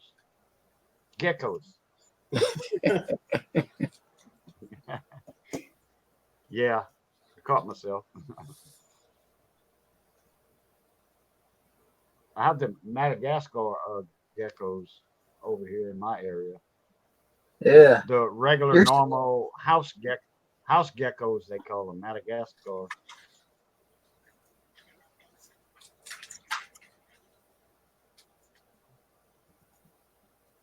Take it easy, Butchie.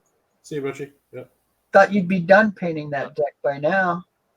Must be a big deck.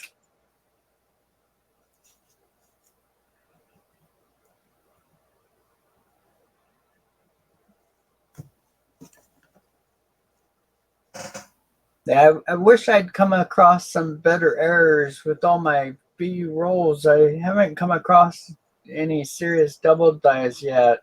Right.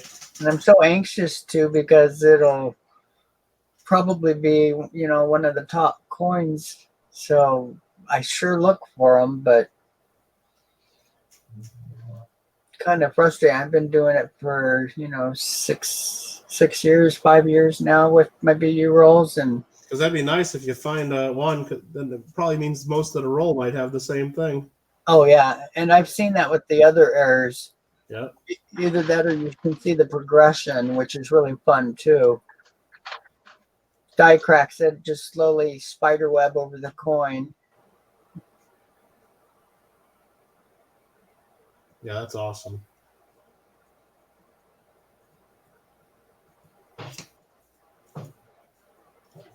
Oh yeah, Sheldon. When I go visit my folks in Maui, they're just crawling all over the place inside the house. Sometimes too, just the geckos. They're everywhere.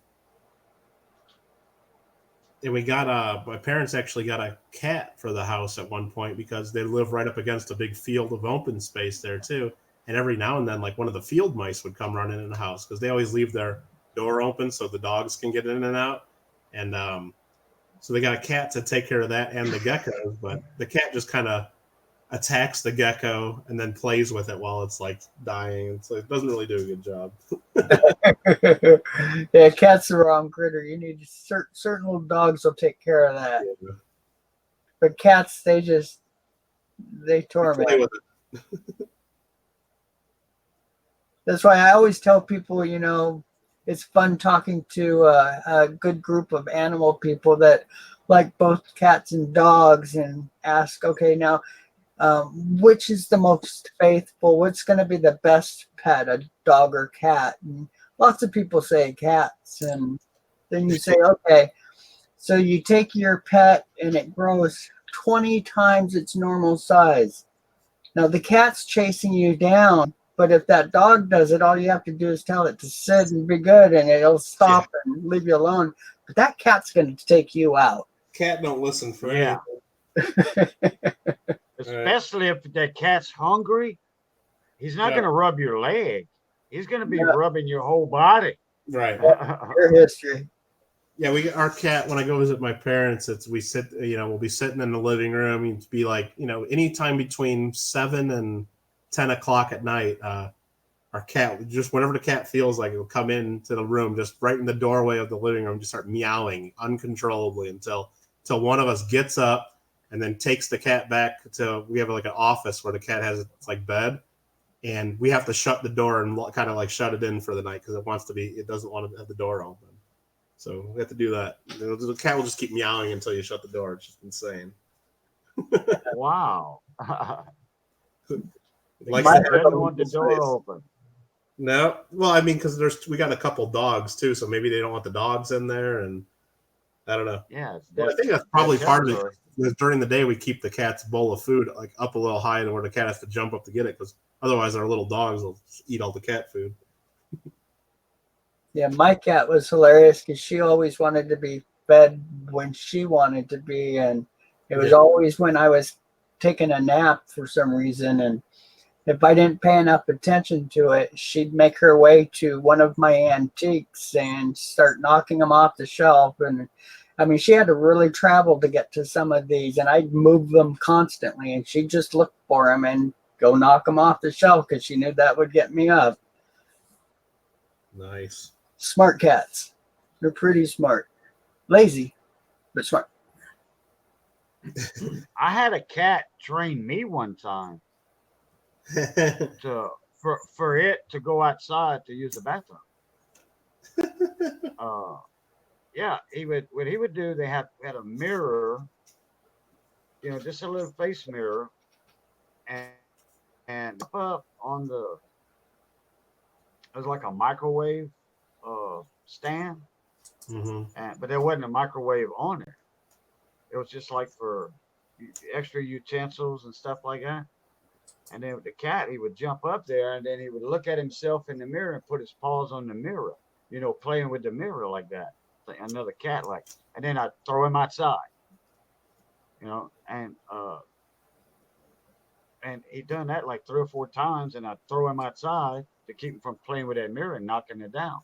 Wow. Well, then the cat kind of learned that and said, okay, well, I want to go outside. So then he just jump up on the stand, put his paws on the mirror, and look back at me. Like, hey, I want to go outside. Pay attention to me. So every time the cat wanted to go outside, that's what he would do. So he more or less trained me he wanted to go outside. Sheldon's talking about his instead cat of- there, that his cat meows, and then eventually you let it pet it and then bites him. But yeah, our cat does that.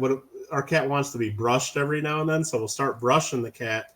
And if you get tired of it and you stop brushing too soon, the cat will like hiss and claw at you.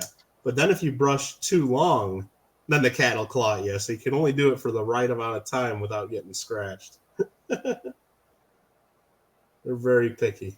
Yeah, it's really funny. My cat could only pet her once or twice and pull your hand away quick. So strange. She lived to 19 years. I just lost her a couple months ago. 19 years. I so lucky to. Well, lucky. She tormented me a lot, but I guess I appreciated the company.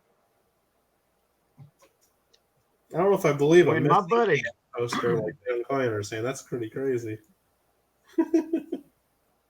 when my buddy Johnny Best comes over, Mhm. like for the evening, eat supper, or what have you, well, he's sitting next to me, well, not right next to me, but he's sitting next to me, and our cat will jump on his lap. I mean, right away.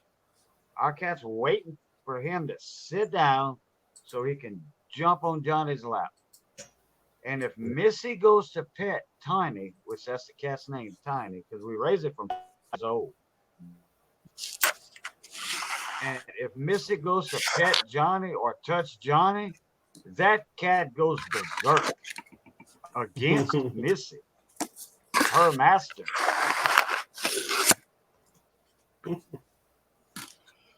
That cat is so protective of Johnny, and it's that the cat's spoiled to Johnny for some reason.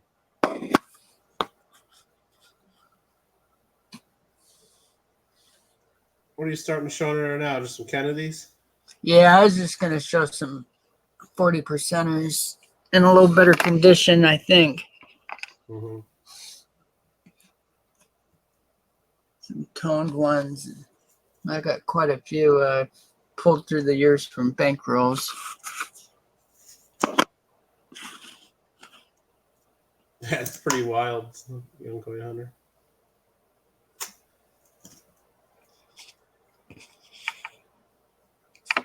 Never heard of anything like that.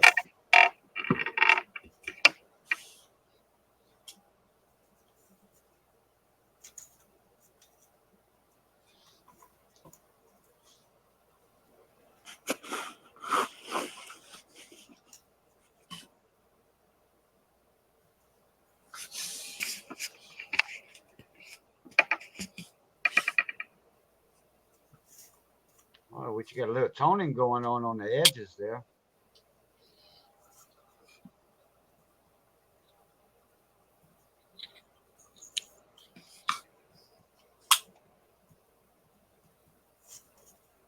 Yeah, a little bit.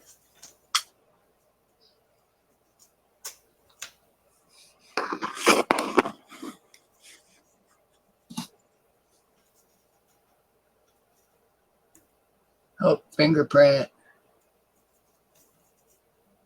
You touching that one again too? I guess so. I gotta start getting rid of the evidence. I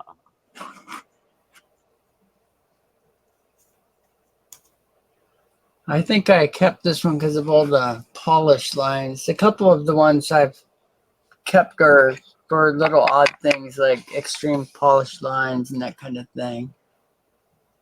Have a good night, Victoria. Hey, thanks for stopping by, Victoria. Good night, Victoria.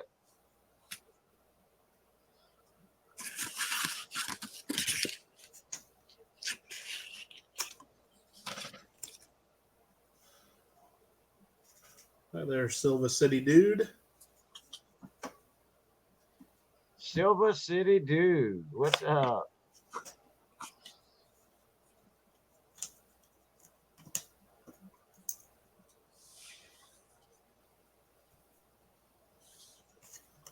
He's got a new name instead of Silver City. It's Silvacity. Alicia Ortiz gave him that name today, or yesterday, I should say, since we 5 in the morning now. She picked his name for a drawing that somebody didn't claim for second or third place in her giveaway. So she repicked that name, and Silvacity came up. Silver City, and that's how she pronounced it. Oh, okay. Nice. It was either Silvacity or Silvacity.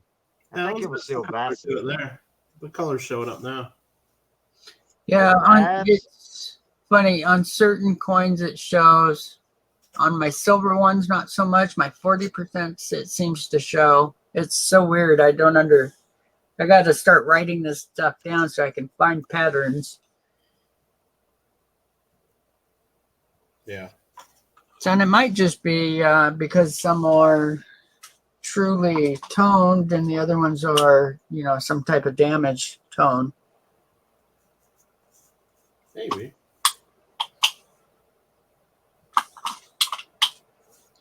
And I've told a lot of people that want to get a larger coin graded and think they really have something good, and I always tell them, go take a picture. Take a couple pictures of it and zoom it up a little bit. Normally, just a simple picture of it shows a large amount of issues. Oh, yeah.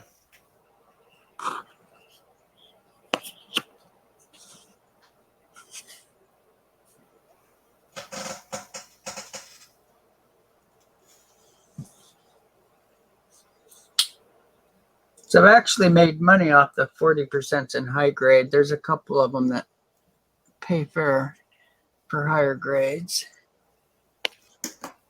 Oh, sure.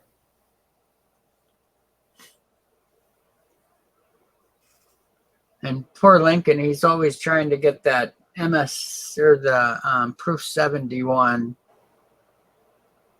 He's tried for a long time. I wish he'd finally hit it so he could. Of course, I'd probably leave him with nothing to do, but.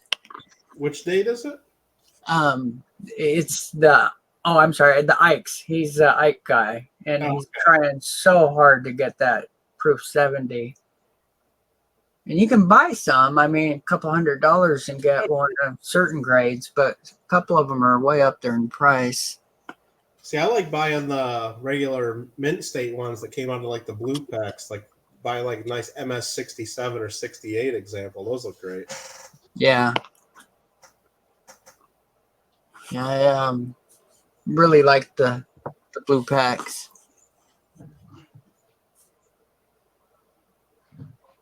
Oh yeah.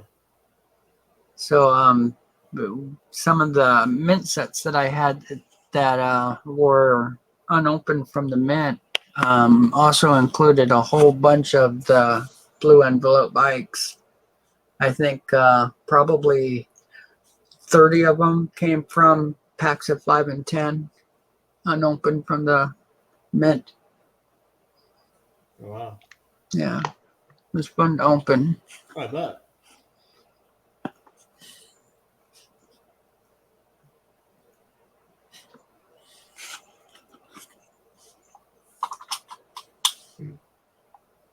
Hey guys, I want to try something. Okay. I'm going to switch from my cell phone to my wife's notepad. I want y'all to see if there's any difference in quality of the camera and the audio. My audio. Okay. I want to see. So, well, hold on, Cajun, before you go. Let me put you up on full so people could see you. That way they can justify things a little better. In fact, sit back a little bit and let us read your shirt. There you go. All right. Yeah, if she uploads that quick, it might have a much better system for streaming. Right. So go ahead and put that link up for me if you don't mind. Sure.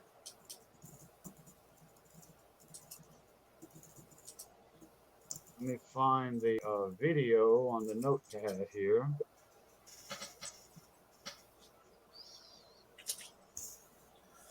Let's see, about 6 hours ago.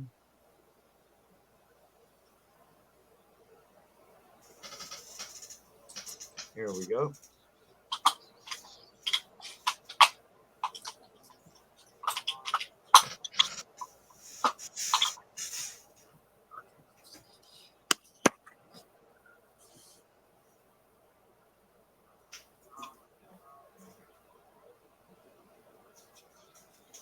Oh, So okay, I'm a I'm gonna sucker jump for out of it. this one. Okay, I'm jumping out and I'll be back on in a minute or two. Alrighty.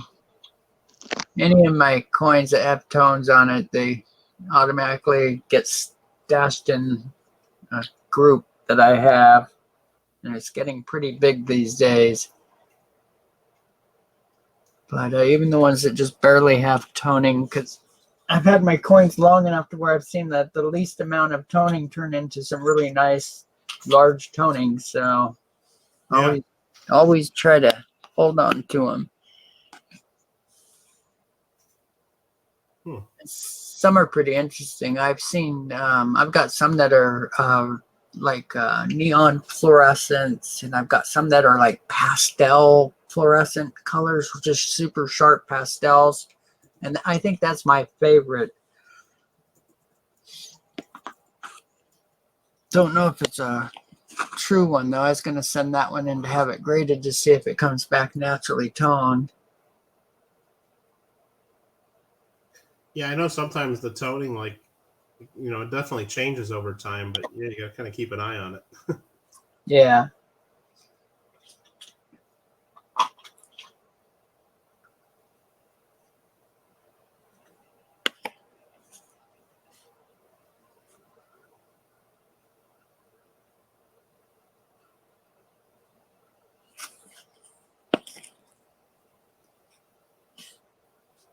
And I've bought a few graded coins that have really nice tones. I wish I would have really pushed that one. I never really started doing that well. I just picked up a couple here and there, and now the prices are really up there for tone graded coins.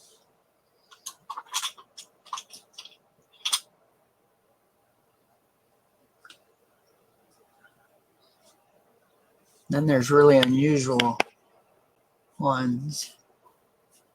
Yeah. I've seen them actually go from this and end up being really nice with super dark ambers and blacks, but most people don't care for that kind of toning. Nah, I mean, usually they want the more dramatic color.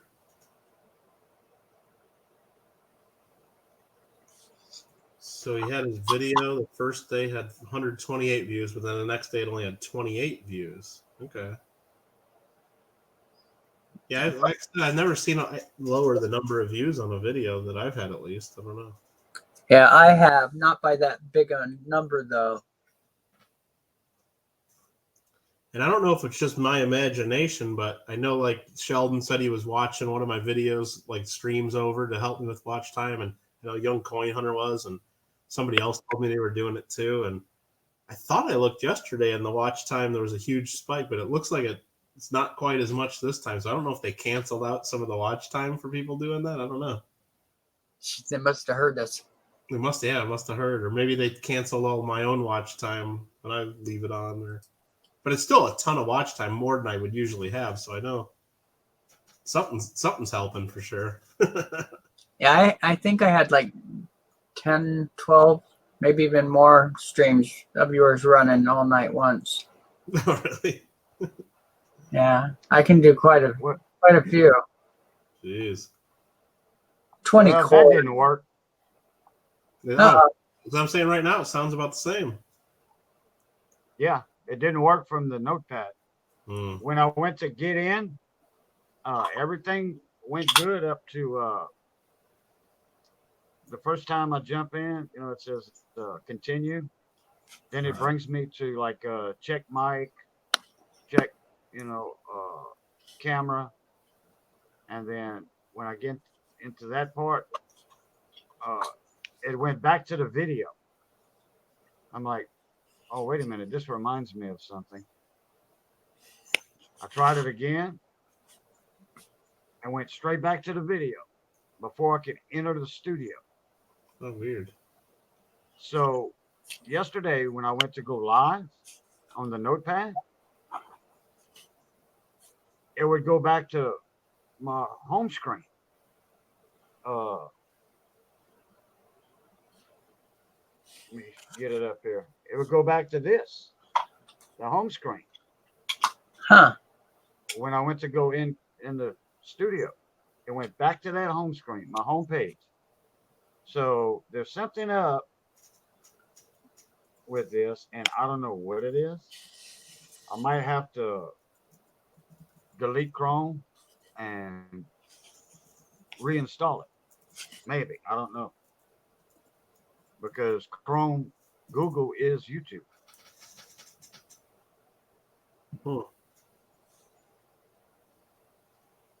There's got to be a way to make it work. Yeah, but there's something it's acting up. Yeah. Let me press and hold that. Okay, I don't see a delete trash can anywhere.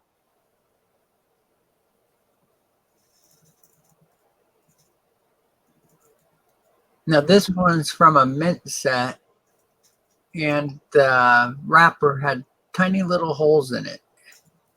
So where the blank spots were was where the holes were, which I thought was weird. It seemed like it should have been opposite, but I have some Franklins like that too that have just really erratic toning, and it's because of being in a damaged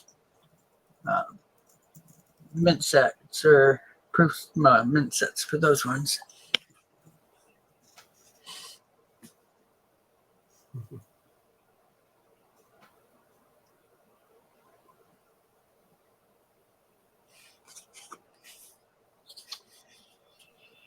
Doing the same thing. So I'm going to try to delete it. I wonder how to delete. I have to go in my settings, I guess. Yeah. Apps and notifications.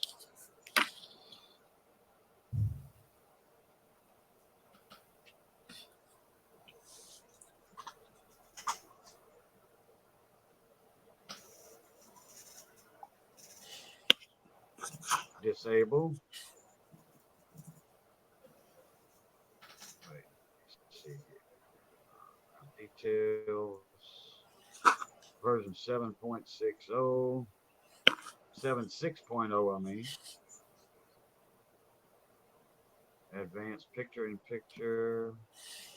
Install unknown apps. Install unknown apps. Nope.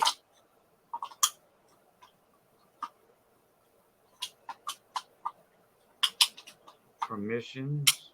Camera, location, microphone, storage. Okay.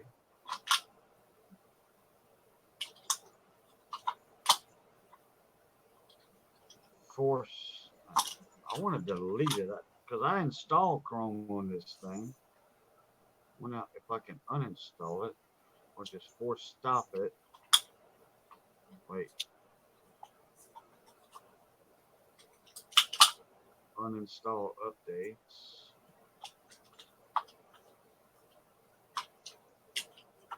All data will be removed. Wow. That doesn't sound good. Okay, uninstalling Chrome. Oh, it won't take me long to.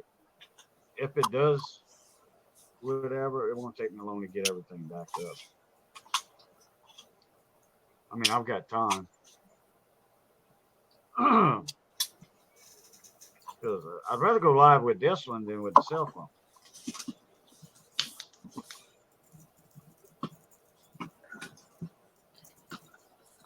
And that tells me Chrome installed instead of uninstalled.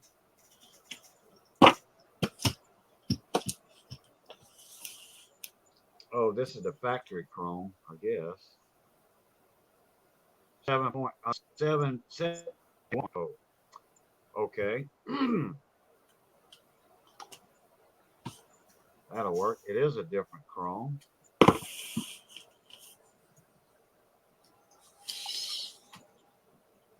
Okay, let me check this thing out.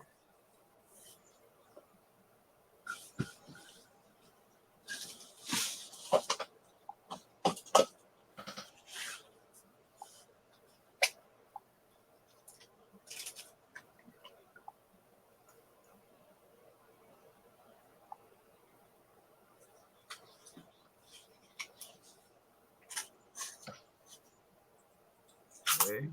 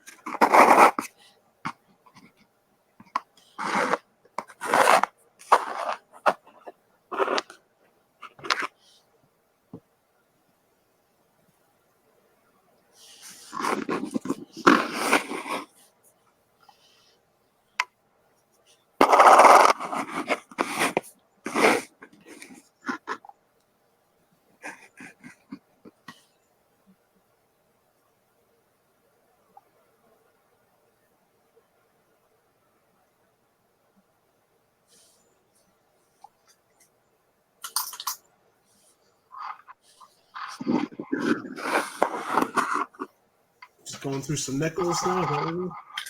Yeah, I was trying to put up some full steppers, but Yeah. that one wasn't quite full. So I've got stuff in such disarray here. I can't find my stuff at all, but that's okay. I'm getting close. Yeah. Were you sorry?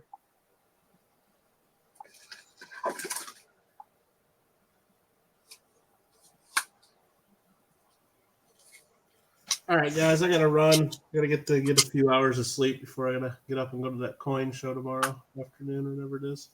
Hey, enjoy yourself. Oh, I know Hector was talking. I don't know if this is the show he was going to. Okay. But he was really, he said you had told him what booth and stuff you were at, and he was really excited about going, and they were starting to plan it. Or maybe it's the one in a couple weeks in Long Beach. I'm not sure. Oh, it is the Long Beach one, I'm pretty sure. So. Okay, cool. Yeah, he was really excited about that. I told him he's going to really enjoy himself. For the first time you go, it's a lot of fun. Yeah. Well, cool. Yeah, he'll have a good time there. Yeah. Hey, well, thanks for joining in. Absolutely. Thanks for having me join in, and enjoy your show. Will do. And I'll I might not be on much tomorrow, Saturday, Sunday, but I don't know, I'll try to pop in if I can. All right. Take a few short 5 to 10 minute videos while you're over there. Yeah, if I see anything interesting, I could do that. Yeah, it might even be neat just to see the way you set up your booth. Yeah, maybe I could do something like that. Right. I don't know. Maybe I'll wait until Long Beach because at this show I only bring some of the stuff. Long Beach, I have a lot better setup. All right. Yeah, we'll see. All right. All right, see you later. Take care, and all you guys in chat have fun too. We'll talk to you later. All right. Bye-bye. Bye.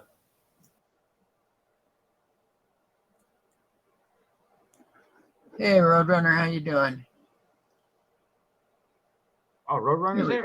Hey, Roadrunner. Beep, beep. Here's full I'm not paying attention to chat. Not paying attention to chat. I'm trying to do something here. I can't get in StreamYard on this notebook. This notebook acts funny anyway. It's the Walmart brand, the ONN. Uh-huh. Yeah, ONN, called On or On. Well, it's off right now. It's acting weird.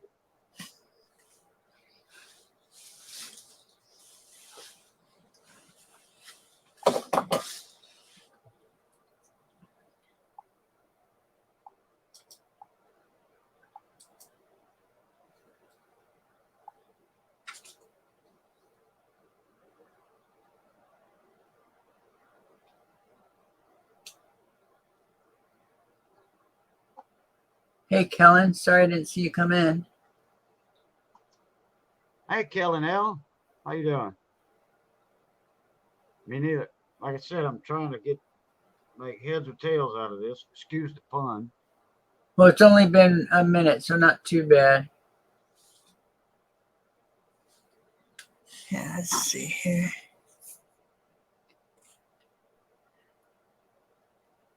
Not sure, not all the coins in this tube have full steps, but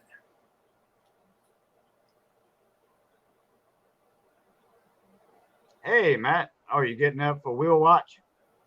What y'all doing? 4-hour wheel watches, 6 hours?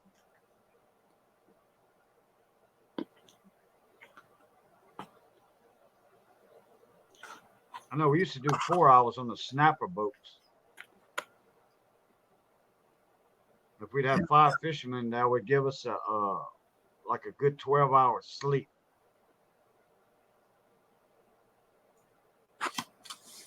Usually I pulled a double wheel or a 6-hour wheel watch. Let me Especially at in. night. We didn't trust one of the guys at night. Little pigs, let me in. you're in. Runner. Hey, what's up? Matt, by the way, Matt, finish my story. Y'all doing 6 on, 6 off? Okay. There was one guy, he couldn't see that good at night in the distance, like in the Gulf. When we were coming around the mouth of the Mississippi, out in that deep water, and we were close to that Mississippi River channel, way offshore, all them platforms are lit up, and everything looks like platforms lit up. Well, I got up, I made a pot of coffee, and I realized, I said, oh, it's dark. I wonder who's on wheel watch.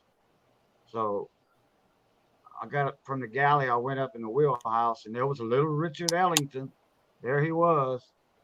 So I said, you all right, Richard? He said, yeah, I'm all right.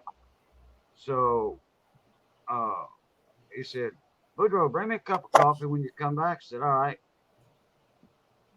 So I came back up, and I can hear something on the VHF. Radar target, and gave me the coordinates, where they were spitting out coordinates. Please change your course. Please change your course. We'll come within a mile of each other if you continue on your course.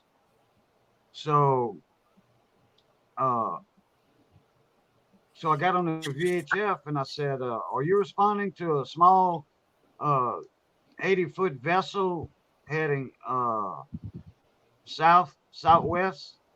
I mean, west southwest? And they said yes. Let me know. We're gonna shine a light in your wheelhouse. Let us know if you see it. Man, my wheelhouse lit up like daylight. I'm like, okay, thank you very much. He says, I just got up to take over wheel watch, and I didn't realize that you were a cruise ship and not a platform. It was a cruise ship, big Carnival Line cruise ship that looked exactly like a platform out there. Wow. And we would have came within a mile from him if heading on the same course, which that's what they call a near miss. A platform. Those things are tall, man. That must have been behind the horizon a little. Then it looked like a platform. No, it was a cruise ship. Yeah, that's what I'm saying. The cruise ship is tall. He was 6 miles from me, but we were heading. He was coming toward the mouth of the Mississippi River, and we were heading almost straight west, like west southwest, and he was going straight north. So we were on a collision course. Oh man! But hey, I just got into the wheelhouse, and good thing I did. But Richard would have noticed that light though, and he'd have been smart enough to take to wake somebody up. Put it that way. Yeah, I was gonna say who's on watch. Yeah, that was Richard, and we usually didn't let him take a night wheel watch. So but I had a long, deserved rest anyway. But I got up, and it was almost time for my watch anyway. but I didn't know it was him before me. You'd been up a lot earlier. Yeah. Oh yeah. Yeah. Yeah. I mean, I'm second captain on that boat, first mate. So yeah. So what you got going on there, Rich? What are you doing? I was just picking through stuff. Nothing. Yeah, some of the ones you pulled up, I have I had a 47 Philadelphia, 74 Denver, 71 Denver. Cool. Yeah. Hey, Mama Lou. Cheers.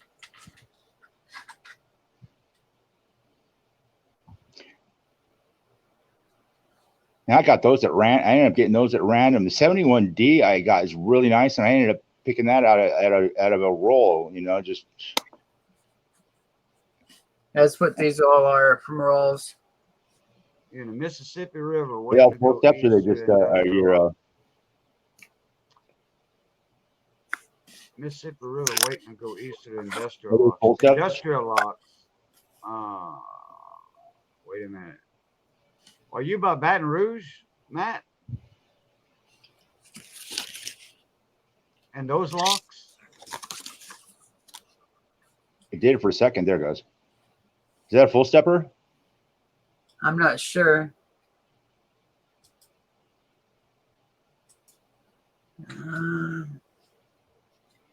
I got a 62 Black Beauty that it's toned hard like a pastel color, and if it weren't for a damn nick on it, man, it would be full steps because it's clear, it's nice. That's so frustrating.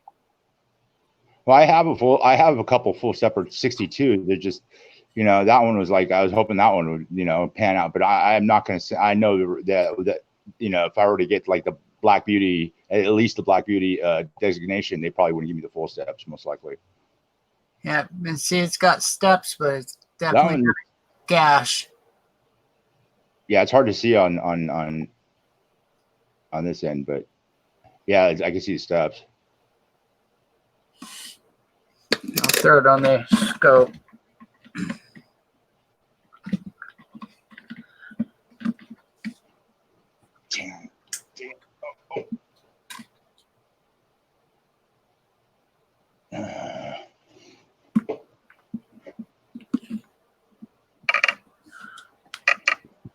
Head east to the canal, to the ICW East. Oh, you must be around New Orleans. Yeah, I've been pulling my hair out trying to find my 38S full stepper, man. It's kind of making me pissed off. Oh yeah, you are around New Orleans. Okay, Industrial Canal. Okay. I thought you was by the locks by the Intercoastal, the ICW over there in Port Allen. Yeah, it's really frustrating to misplace. Well, I have a feeling I left there at my sister because I left my briefcase there, and I'm sure there was some of my coins in there, but I didn't think I left them in there because I thought I put them all back in the box.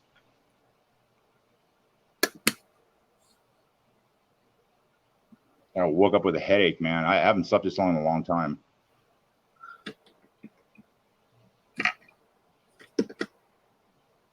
Sometimes it's helpful. Sometimes it's not for me. So I had a big sleep today, a couple hours. And that's... I rarely get 2 hours in one day. I slept a little bit earlier today, and then I woke up and I was just completely disoriented because I had that anxiety attack. And pretty sure. It's strange. I'm like, I gotta set up and start working on getting some of these coins sold. So I don't know why I didn't get the notification from eBay, but I sold one of my 22Ds. Oh, cool. That one was a weak D, but there's one that they kind of go both ways with. It could be like a 22 no D reverse sort of, and there's still like you can see a nub there, but they call it a no D. But they're going by die pairs now. I think there's 4 of them. They were saying it was only 3 for a while, and now there's 4. I've got a real interesting lot coming in this week, or next week rather. That's nice. 75 or 80 rolls of wheats, with some of them uncirculated, but mostly older wheats, 30s early and back. Oh, that's cool. Yeah, a real nice sack of Indians that are extra fine and better. That's got to be fun to go through. Oh, I'm really looking forward to it. Hopefully it works out on price, because he was asking more than I offered, but I told him, I'm not up to date on the Indian, so I'd get back to him with another price. So, but he told me what he paid for it, so that always helps. Yeah, I mean, as long as you're comfortable with it, who's selling it to you, I would imagine so. Yeah, this is the guy that I've been getting rolls from for years and years. Oh, that's cool. Yeah, he doesn't sell them himself. He's got a coin shop and more, and he just does me a favor because I sell him some pretty high grade coins. So he always watches for the pennies and nickels for me. Oh, it's kind of a trade-off, huh? Yeah. Yeah, it costs me from time to time, but it always comes back in the end. Yeah, I'm thinking about trying to, well, he'll hold on to it for me most likely, but my dealer, one of my dealers, he's got a ripping high-grade 1921S Buffalo nickel. I mean, it's peach. It is. And I mean, we're talking cutthroat, worse than rate price.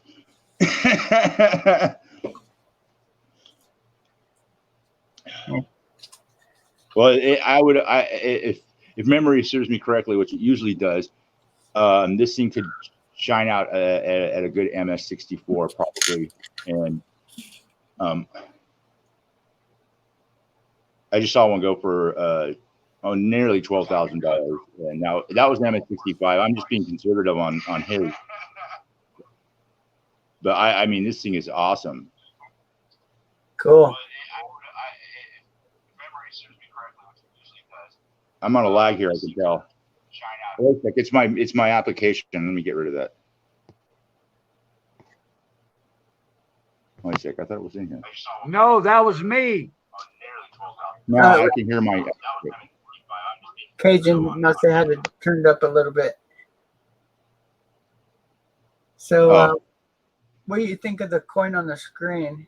Let's see if I get a little more light on it. Looks like it was double struck. Just offhand, no, it's either die break or deterioration, I think.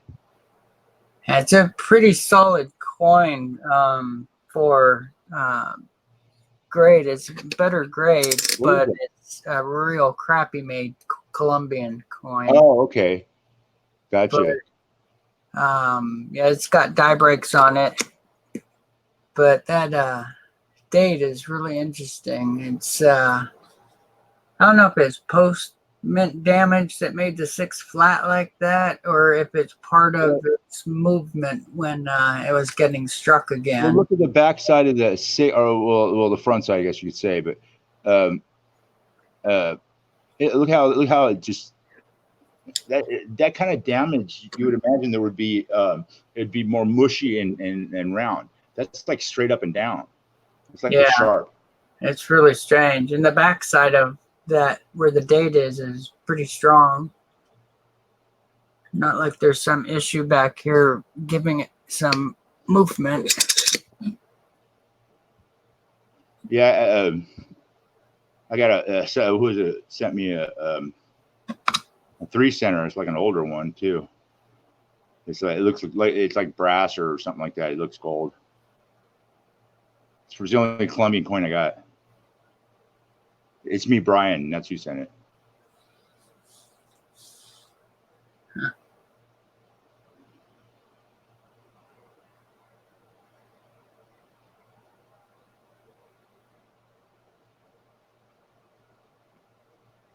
Yeah, another thing is the top of the 6 is just there's that barren space there. It looks like a die break, you know, and then the material from the top kind of squeezed down below or towards the middle. Yeah, and I thought maybe it was like a 60/6, but I doubt they'd go that far in their spread. But you never know with Colombian.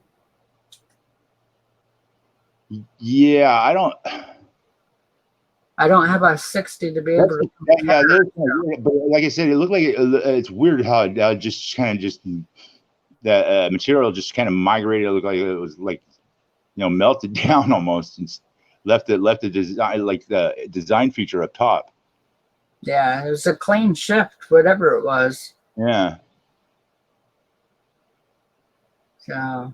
Yeah, that looks like it was just, you know, it's a die break or something, or a chip, you know, and somehow I think maybe it was vertical, and when it was struck and it just kind of slowed down. I don't know. Yeah, it's a 66, I believe, Mike. That's what it looked like to me, but I don't know. Yeah, it's. And Mike, go ahead. I'm sorry. I'm sorry. Yeah, I'd never seen one like that before. Yeah, this is the one I was telling you about the other day that I had pulled for you to look at, and then I couldn't find it. So it was where it didn't belong, of course, but I did find it. Hey, Mike, what's up, man? Sorry about the other day, man. I was having a conniption fit. I tried to get CJ to help with another application I was working on twice, but he didn't get. I guess he didn't have time to help to work on it with me because, you know, I had some issues with the way it was presented. So that's why I pulled out. Yeah, and you know, it is what it is. How'd you do?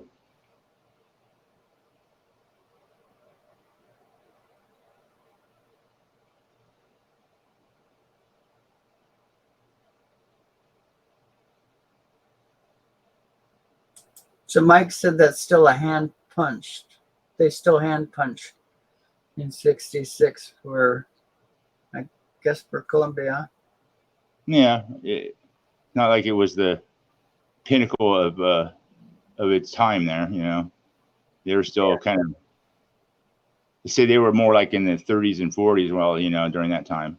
Yeah. You know, that makes a lot of sense, hand punch in Colombia, because earlier I said there's a lot of stuff going on with all the numbers in that date. They're not in line. They're not in line. They're not in line with each other. And you know, and well, all the other issues also. So yeah, I'll bet you that was hand punch dates back then.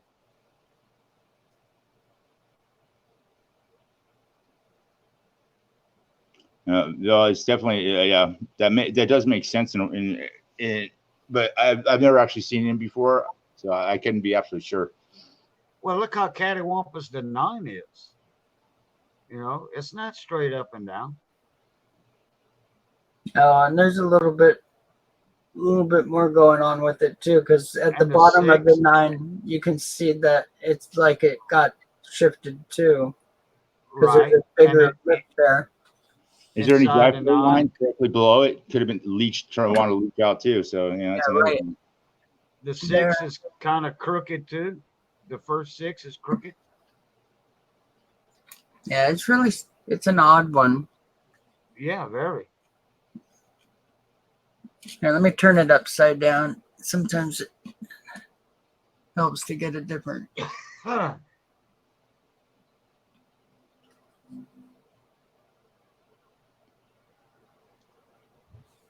Yeah, no, that was repunched. Yeah, that looked like it was repunched.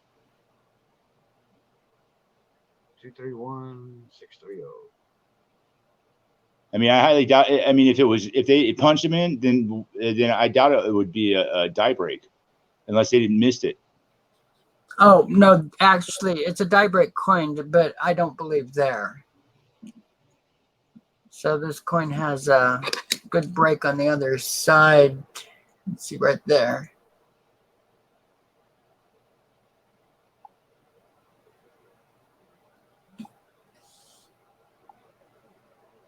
I think I got this figured out. What was wrong with my wife's notepad? Do you want to try it again? No, well, in a sec I will, but I think I got it figured out. I wasn't logged in on my StreamYard account. 9 times out of 10, it's too much porn.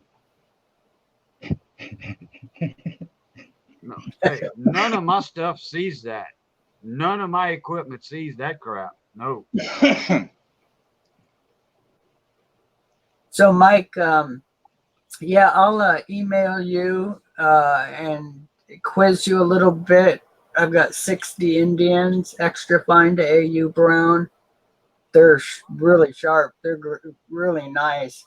As soon as I started to handle them, I could tell that they were nicer coins just by the feel. Nice sharp edges, and not used to that with the Indians that I've messed with. So, and he had a couple better dates. There was a bunch of 60s. There was a 22D in this batch. There was two 14Ds. There's a couple 24Ds. I mean, some neat dates. So, and nothing showed any errors. So I know the guy wasn't an error person. Jeez, yeah. So yeah, grading those 22Ds is a weird. Well, this one's easy because it's a solid D. Oh, okay. Well, yeah, that makes it easy. When you get down into the other die pairs, it's you gotta figure if it looks like crap, it's better grade for some reason.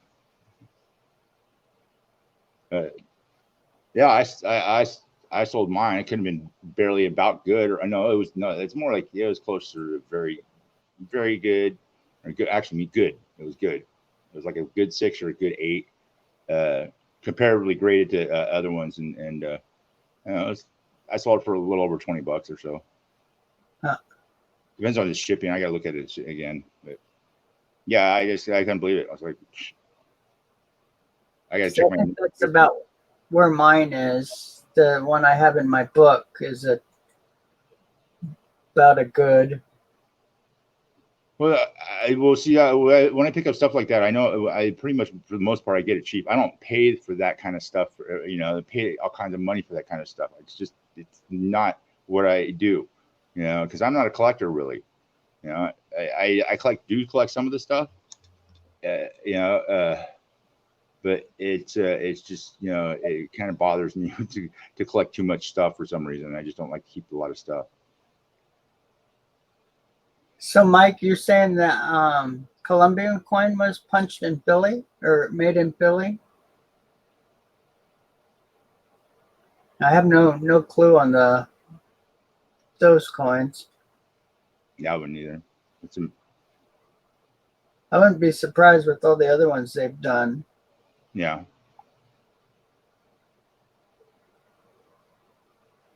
I wonder how they work that out with the, contracting another government to mint for certain issues.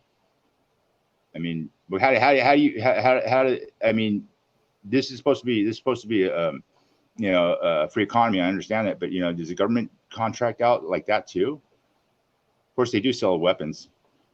Yeah, if they're willing to do weapons, what the heck? Monetary stuff's no big deal. Yeah, I guess. Yeah, but it was weapons made by somebody else, so maybe by us more for the most part. But take it easy, Sheldon.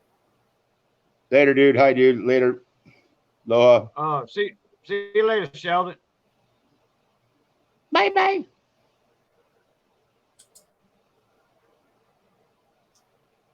Yeah, I think it's just 60 if the bag's correct. It was a good amount of them, and they're all in one bag, which shocks me. I would have thought the collector would have had them, in a tube or something, but might mean I have some really good options in there too, because he might not have been That's cool in now. person, just came by him. Yeah, you think you think it'd be the tube thing, but some collectors are old school. It depends on who they are and or what they're used to. Yep, and he had a ton in the little tiny envelopes, the old ones. Oh yeah, okay, there you go. Yeah, totally. That's Yeah. somebody that doesn't know better is about certain things now.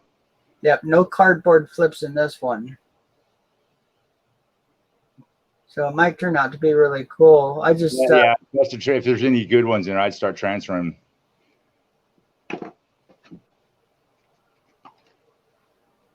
Now this all came in one lot or one batch or something?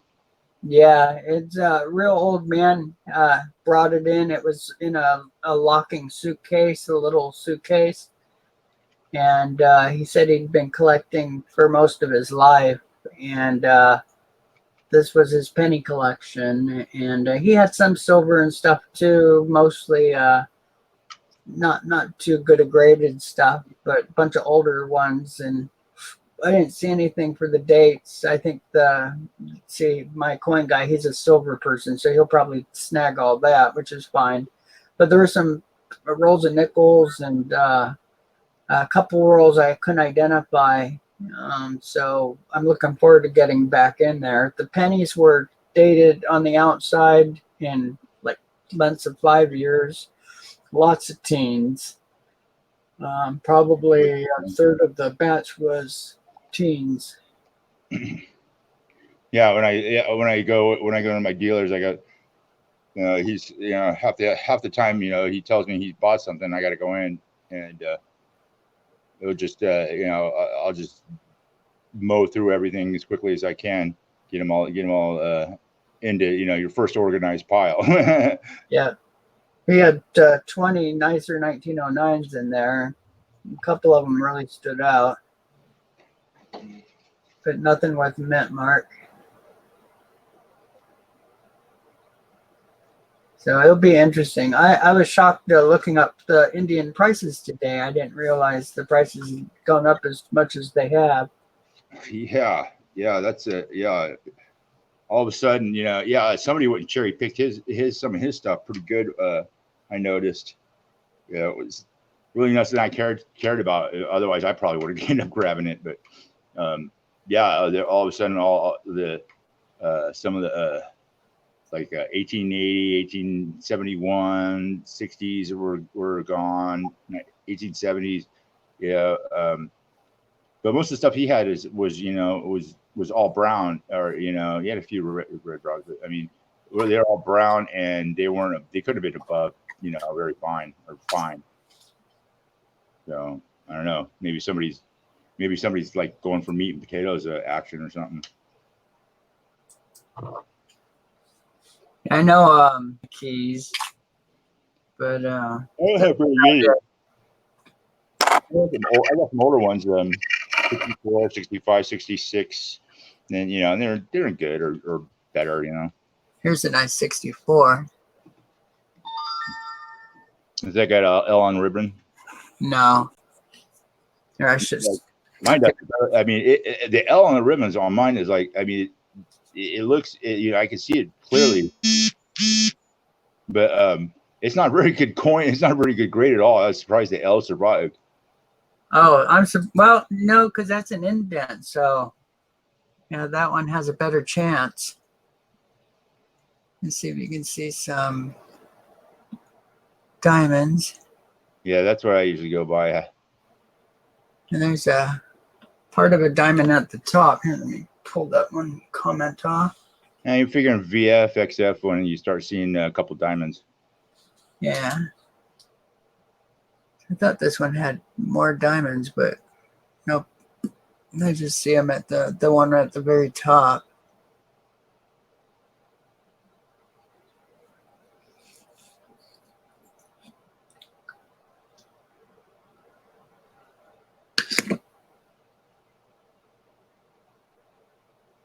That one's a little nicer. Yeah, that one you can see all of them. But that one's only got 3/4.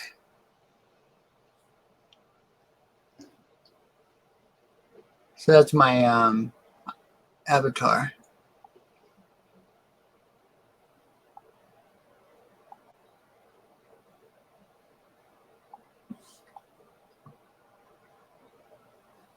Let's see what else. None of that worked. What's that, Cajun? None of that worked. Oh, that's too bad. I was hoping you'd found another way of getting on. Well, it works good from my cell phone. It just won't work from this way better sophisticated notepad than my cell phone. Yeah. No, David, I don't sleep at all. Well, couple hours. David's in here? Yeah. I thought so. That's about the same with me. I've been like that since I was a kid, though. I mean, Hey, David. Yeah, mine's from my issues. I didn't have any problems sleeping before, but these days. I take that back. When I wasn't an alcoholic, but when I used to drink, that always helped, you know. Yeah, I definitely slept when I was drinking. It would drive my girlfriends crazy, man. I would be up and like, you know, I don't think I get more than like 3 hours sleep at that point. And I was up and doing something. Yeah, I'm glad I got past that. A lot of my friends that were doing it with me are pretty lost these days.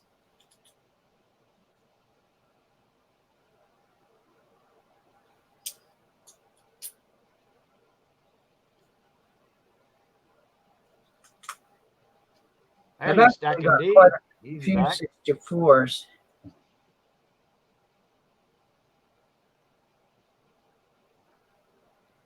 So I've always tried to collect in groups of 10 for my grandkids. So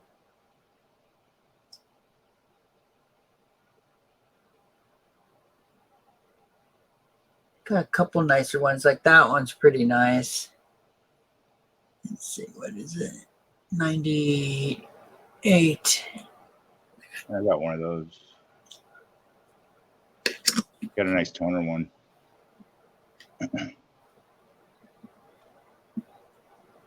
99. All right. That's nice.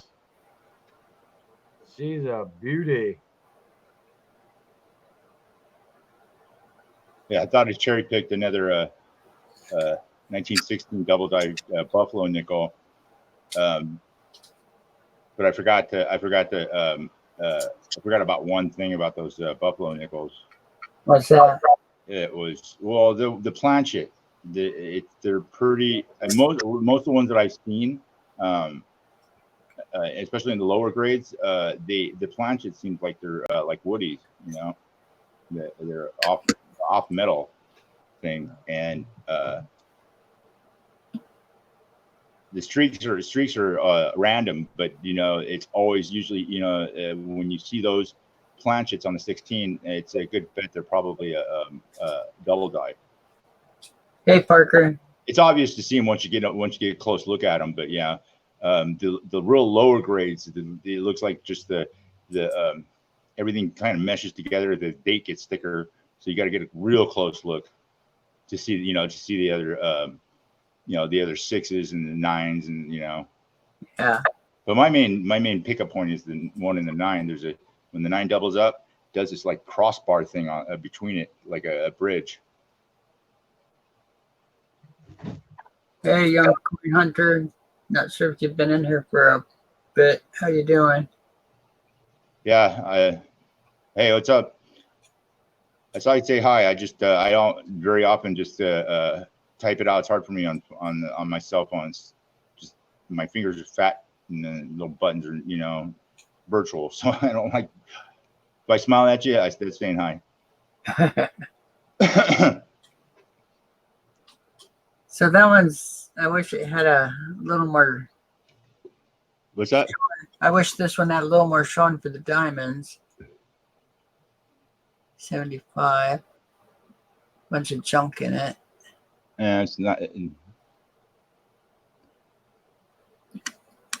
pretty sharp. Yeah, at one time I had really nice Indians. I had almost a full set with fair grades, but then a few damaged ones. Unfortunately, I don't know of what damaged this one. I think it was heat. It's got really good luster and spots, but and all the diamonds are there. Little light on a couple there. Yeah, so far I've cherry picked about 3 of the 8/7s. Yeah, I really need to get some of those to grade. I just gotta find one. That's why I wanted. That's why I want to grade a couple of the my full steppers. I could easily sell those. Assuming I get the full grade. The full steppers and the grade. And normally I can come pretty close, so I can give you a general. Well, yeah, I can. Yeah, you can. Yeah, I'd love for you to take a quick overview of it before because if you have any hesitation, I'll switch it up.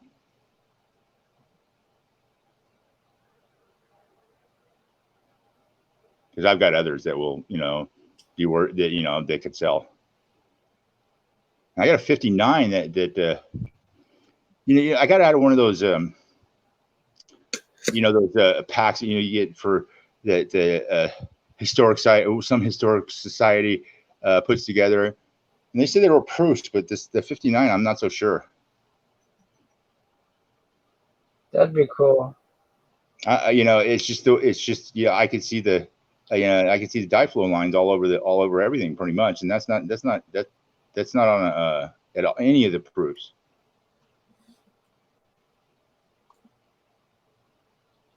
But I've seen, and the steps are pretty crisp. That's what bothers me. But when I checked up on some of the ones that have been graded recently, especially recently, I'm looking at the same thing. So I'll see what happens to that one later.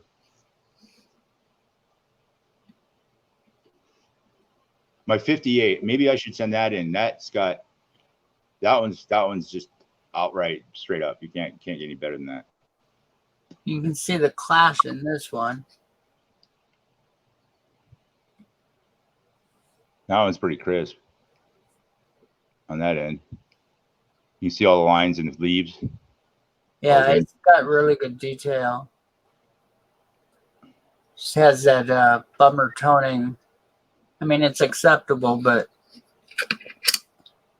you just don't care for that dark ones on the Indians. Okay, I gotta get some pictures of some of these silver coins that I got. Just throw them up in my eBay store or something.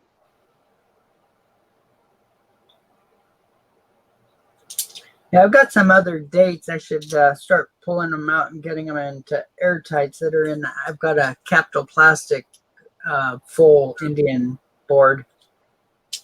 Wow. So that's pretty cool. I've shown that in one of my videos. You got to fill the whole thing up all at once, man. And yeah. Yeah, I went from a album to that, so it worked. Ugh.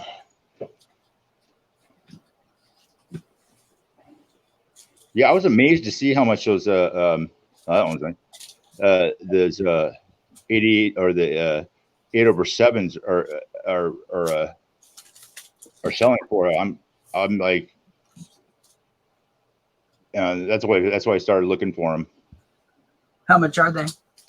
No grade. There's no grade above a red brown, I believe. That's for sure. And I think that crap. I'm trying to think. All right, a very good 10 I saw on eBay recently. I think it was going for. I think it was $4,000 or $5,000. I don't know. Actually, I don't remember to tell you the truth, but it was way up there for it's like having like like a 77. What coin you talking about? It's an 1888 over 7 Indian head cent. I've been That's looking cool. for those. When I saw it, I just thought, hey, I like overdates and stuff, and I kind of knew they were worth something, but I didn't really check on the prices until just recently. And Jesus Christ! But I know one sold for a red brown mint state one, I think, or it was like AU55 one for I don't know, like $50,000 or something like that.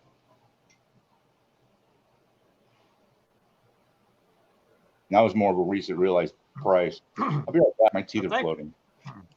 I think one of those sold on Heritage Auctions when that 1969 double die for Mitchell Spencer sold.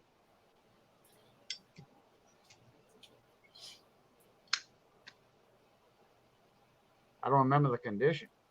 I know there was an 1890, like Bye, Parker. 1889 or something.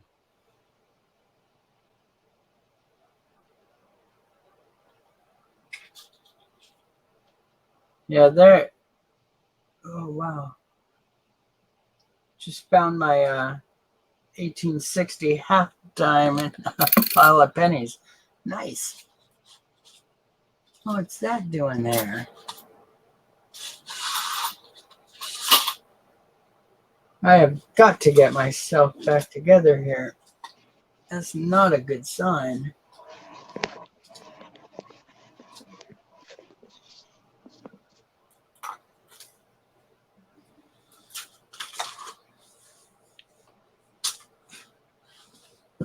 Holy crap. Actually have a couple Indian folders too that has some coins in it. I should probably pull. If you ever find any 88s, pull them aside so I could look at them for you. Alrighty. Yeah, I think I have quite a few actually, because the 80s and the 80s ones I really sought after to help fill my book or my board. And you can get a real good close-up shot of the tail end of the date, I can usually try to see if it's right or not. It's really easy to pick it up once you know what you're looking for. yeah, I'd rather pull them out and actually get them in airtights anyway, because I just seen too much stuff going on with the Capital Plastic holders, and I'd rather just protect them a little bit better. Yeah, I would probably do that too, unless there were. I mean, if they're especially if they're red, red round, or have some decent color to them, I would, yeah. Yeah, I'm not sure. Let's see. I might. I think they're damaged coins. I don't think they're true red browns, but I have a couple that are definitely showing some color. Well, like I said, 388s over 7 or 388 over 7s, they're worth a crap load of money in just the crappiest condition. I don't understand that one. I guess there must be really rare. Is it really obvious, the overdate? Well, once you see it, once you know what you're looking for, it can be as far as because it's really subtle. But I mean, once you know what you're looking for, but you got to get a real quick close up of that last digit. That last 8 is the main pickup point for the most part. Yeah. Take it easy, Parker. Take it easy, Parker. Noches bueno. Yeah, Mike. Good idea. I've always wanted I wanted to get the 1909S type set, so that was definitely one of the coins in the group.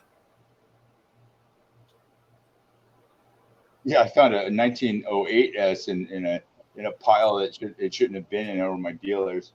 I do that all the time, man. I find all kinds. I find every day I go there, I'll end up finding something that should be in the better dates. Cool.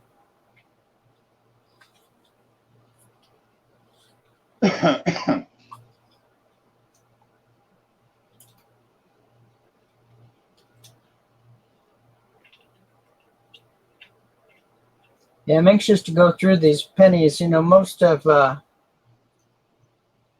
pennies looked in really good condition, and not one single thing showed that he was looking for any type of errors. So, be fun to look through. Well, you got to figure at least 9 out of 10 people don't look for them or Yeah. don't know what they have. Oh, you think 9 out of 10 have? No, they don't know what they have. Yeah, I was gonna say, because I think it is exactly what you're actually saying, not what I thought I heard. So, even the people that collect, because I've met a few collectors that, you know, say they're really serious into it and stuff, and yeah, as soon as you start quizzing them about errors, it's like, oh well, no, I don't do errors, except for the main ones. So many of them. I know the errors are like usually unique. It's more like variety if you want to get technical. But yeah, I mean, it's a situation where there's also so many of even people that even collect them. They don't know all of them, or even for that matter, a lot of them that are even worth money. So, but there's so many out there. Geez. I tend to stay away from the obscure like dye chips and cuds and stuff like that, unless they're like prevalent. But yeah, it's just something that just I just don't want to concentrate on really. I got enough to deal with as far as this goes. So trying to cram my head around everything else is I got a lot of capacity as far as brain power, but not that much. And I'm not getting any younger. Yeah, that's the one thing I really started pushing on some of this stuff is because I'm starting to realize my age more. It's a little more obvious that some things need to be taken care of a lot quicker than others. So,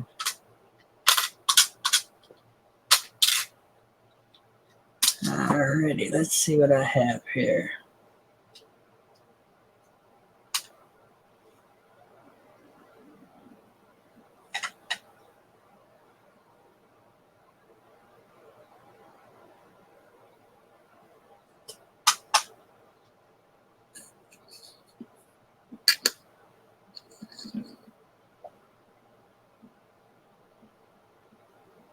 Yeah, I didn't stick around a Q&A very long today. I didn't even make it to that one. That's when I got my hour or two sleep. Okay, what's going on here?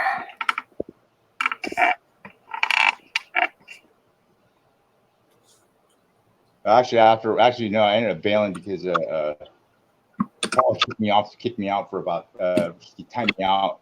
So when I wrote up a quick message when I knew I was going to pop up. I was going to be able to pop up. I just wrote a quick message because I wrote kind of an old adage, because some of the people were in there were talking about confidence and this and that, and I'm like, okay, well, you got to walk the walk. Anyone can talk the talk. That's it was kind of a double-edged statement there, but yeah, I was like, and I wrote it in a squirrely way on my way out. That's the second time she's done that to me, man. It's because so I'm sorry, Patrick. No, you're not. Bye. Hey, I don't take it personal. After a while. No, I don't take it personal, but she just gets, I get a little squirrely, but I'm not busting anybody's balls really, and I'm not being crass, really. I know where the line is.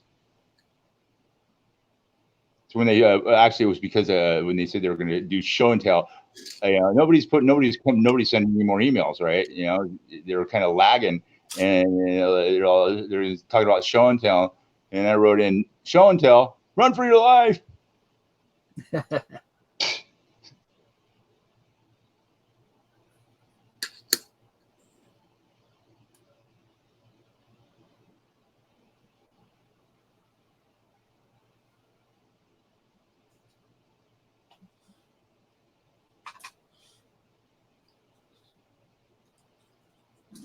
pull my book so I can check the dates better. Yeah, I kind of like I don't send much stuff in anymore through that. Though they ask you to ask a specific question, right? And I go, okay, fine, ask a specific question, and then all of a sudden they're tearing it up and down either way, left and right on a whole different subject. So that I was like, geez, come on, stick with the subject at hand, the question. And I wrote Ken, I emailed Ken and said, look, dude, you guys got to omit the word expert, because I don't know what constitutes an expert, but nobody up there has a paper says they're an expert. Let's put it that way. And two, I've noticed that people have just stopped and dropped, with their pictures and questions. Most people, we got the same ones over and over again, but I don't see very many new people showing up.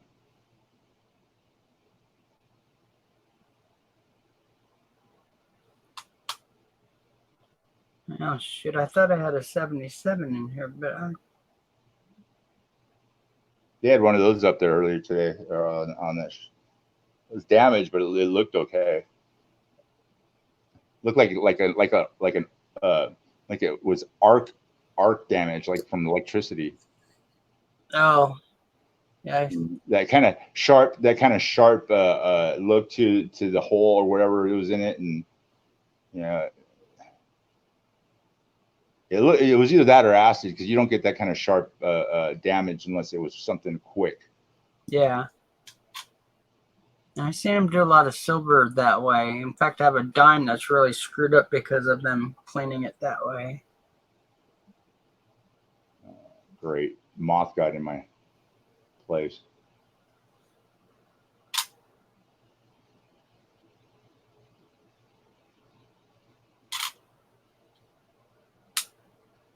I used to be like a cat when it came down to moths. I go crazy. So I think that one's a 78. I don't think that's 77. Yeah, it's not a 77. That's an 8. I see it. Large 8. I said it's an 1878. I see it. I said it is large 8. Oh.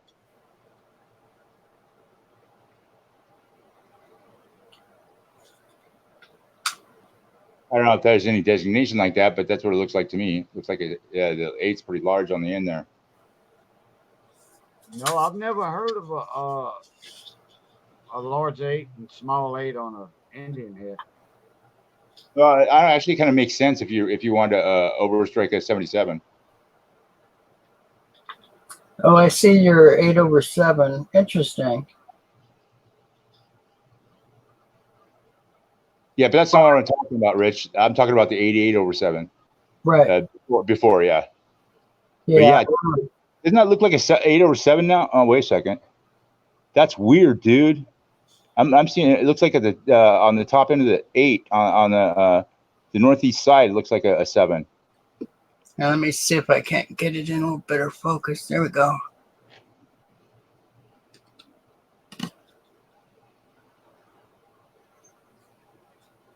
Well, it might be just damage, but I'm not sure about that. Look at see, yeah, the last 2 digits are like way larger than normal. Yeah, I see that. I've never seen too many Indian head since. I'm actually just starting to learn about them, the varieties and stuff like that. And I don't know of any listings for that, so somebody else might. Oops. I don't know. Just the way the 8 is, the last 8, man, just looks weird. It's so scratched up or whatever. I really can't see the whole 8. Yeah. That's a 1878. I don't think I can look it up, but I don't think there's anything wrong with that date. Yeah, like they don't. 1887. I mean, They don't have a 88/87. I'm just seeing the northwest quadrant of the 8. I'm just seeing something there, but it might just be damage or but it's in line. It's in line. Looks like. Yeah, it's probably just damage, to tell you the truth. But you know, I'm really good at close up. You know, I'm nearsighted anyway, so sometimes I look too deep in the coins. Yeah, I just looked up on the Indian head pennies, and I don't see any reference to anything wrong with that 1878 date, like a It doesn't mean there isn't. I mean, anything. Rick Snow, probably if he's got books and stuff like that. I should ask Blues Coins. Oh yeah, well, Blues got all Blues. I think Blues has all the books. Yeah, because I have a couple on pennies, or on the Indians, but not for that. Just for just a more in depth on the basics, not errors or types. Just variety. Now, I mean, if that were like you know if that penny was more less damage. I mean, if it were better, then I would go asking questions. But I'm not, something I don't like to jump on unless I've heard about it. So that last 6 is kind of unusual. Well, yeah, that's about the condition. There's actually like 3 or 4 varieties on this 1866 in the cherry picker guide. Huh. Yeah, you might have one of them. It's possible.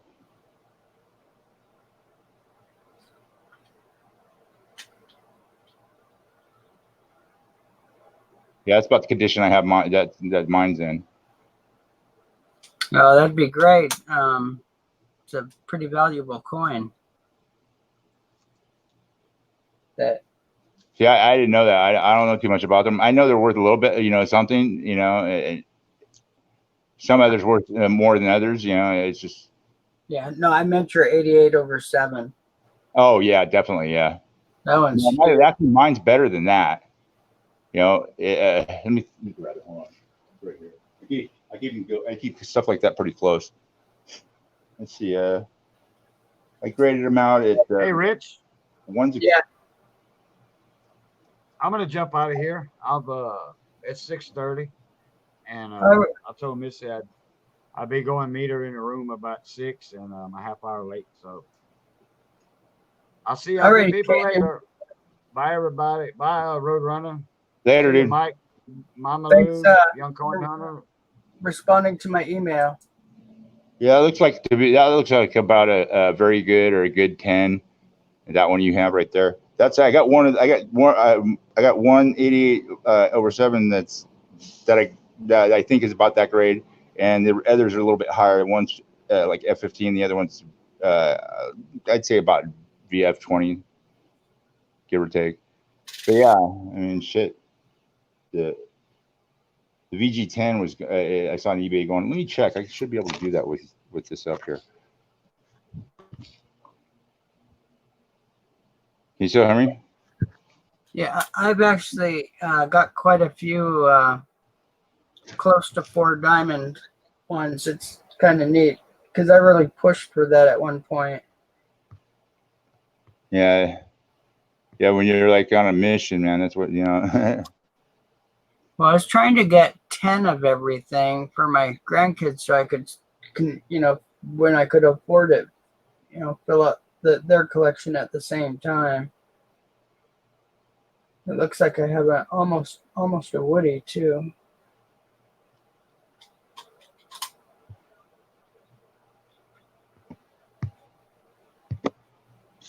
Surprised my phone's working this good. I didn't realize I had this many windows open. Yeah, that'll make a difference. 1888/7. Okay. Damn fat fingers. There we go. Yeah, this one's kind of neat.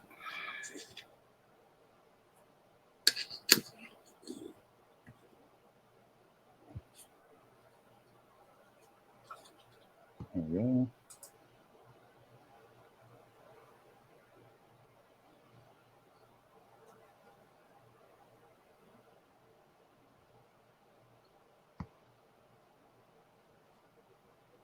Holy crap. What'd you find? Well, I'm looking at the value view at PCGS.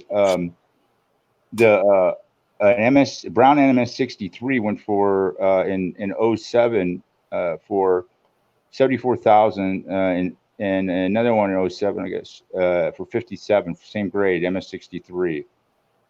Wow. Yeah. Let me take it down a notch here and see how far. So let's say Redbook shows like 1,200 for 4. for good 4.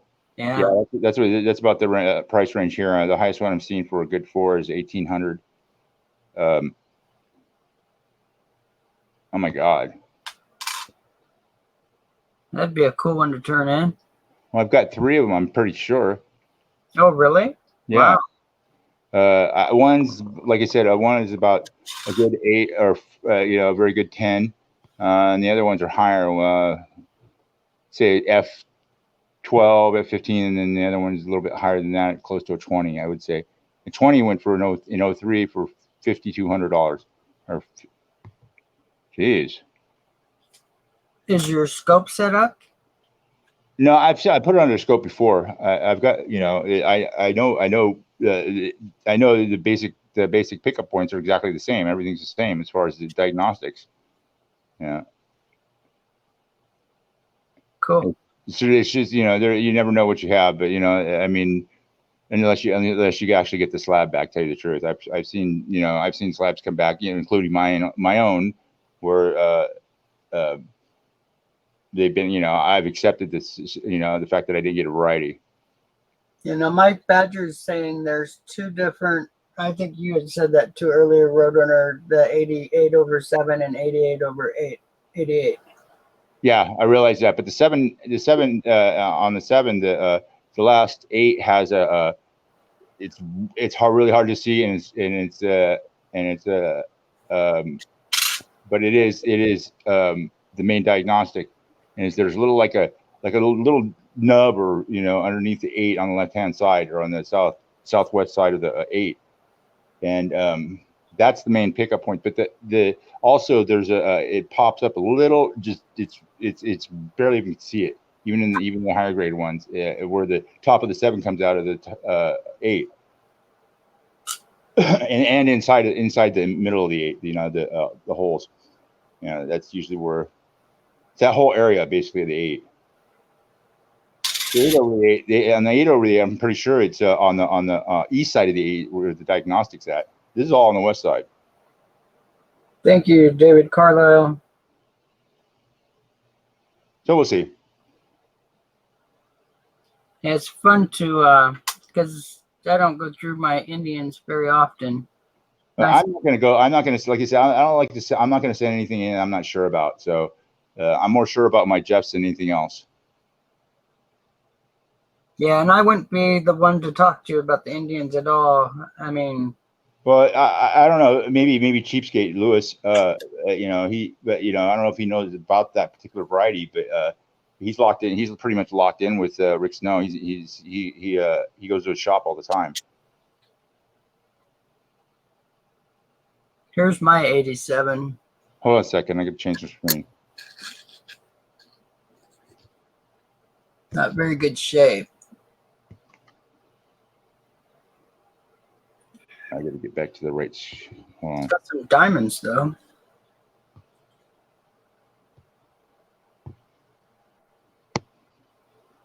Okay.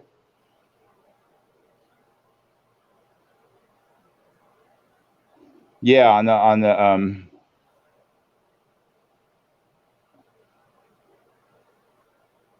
of weird. That looks like an overstrike too.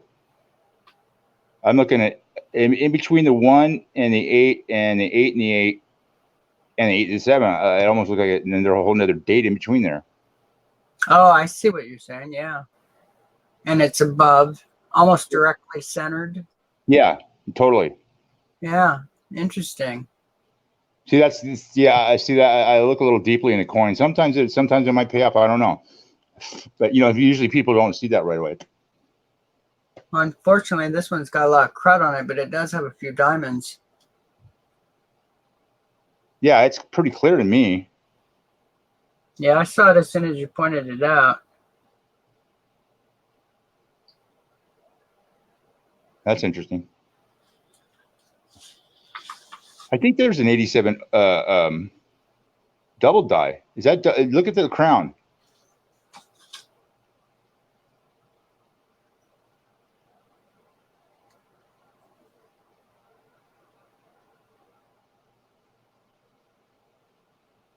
The band? Or Yeah, the band, whatever. yeah, it's not very. How about America? That's usually more prevalent in that one, I believe. Yeah, it's pretty bad. Yeah, the R, the I, and I don't know. Hold it still for a second.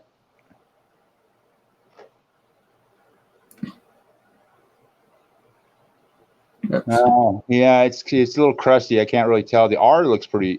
Looks like it might be, but it's got crust around the back of it. That's what I'm looking at first. Yeah, it's definitely a crusty. Nah, I wouldn't say no, but I'm not saying yes either. Yeah, it's the crusties on there. It's just too much. Yeah. And that can completely create that. Oh yeah.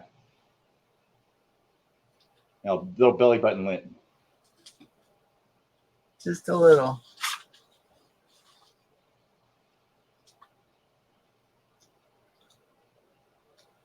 Ay caramba, I need to find a Tylenol or something. I'll be right back. Sure, Mike. Just a second. You're talking about the date on this one? The 87 or the coin before that?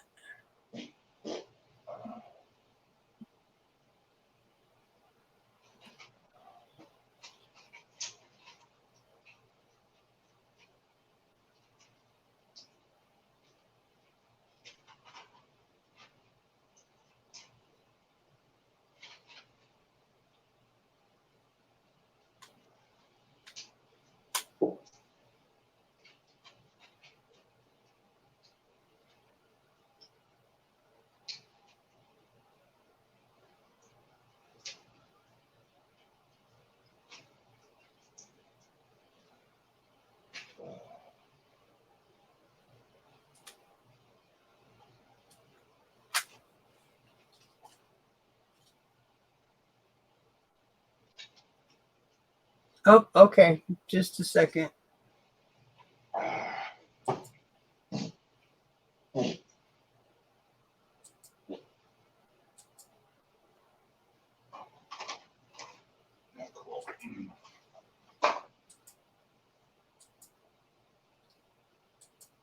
So it's only showing the 70 or 87 one. So,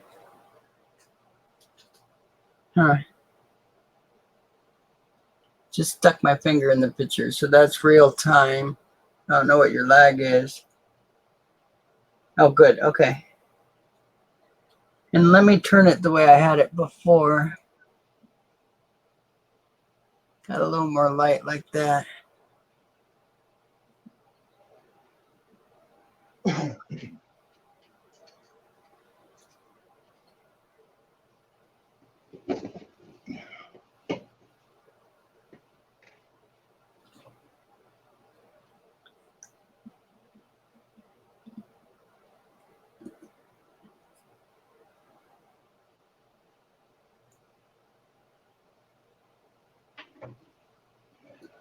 Let me move things around a little bit.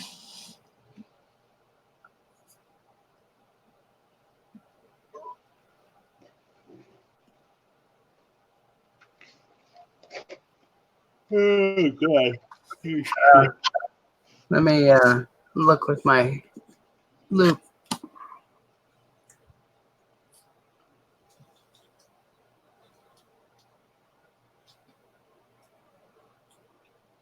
What did I pop out for a second?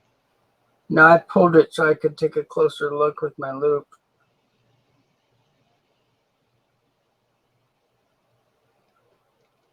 What are you looking at? That 87. Oh,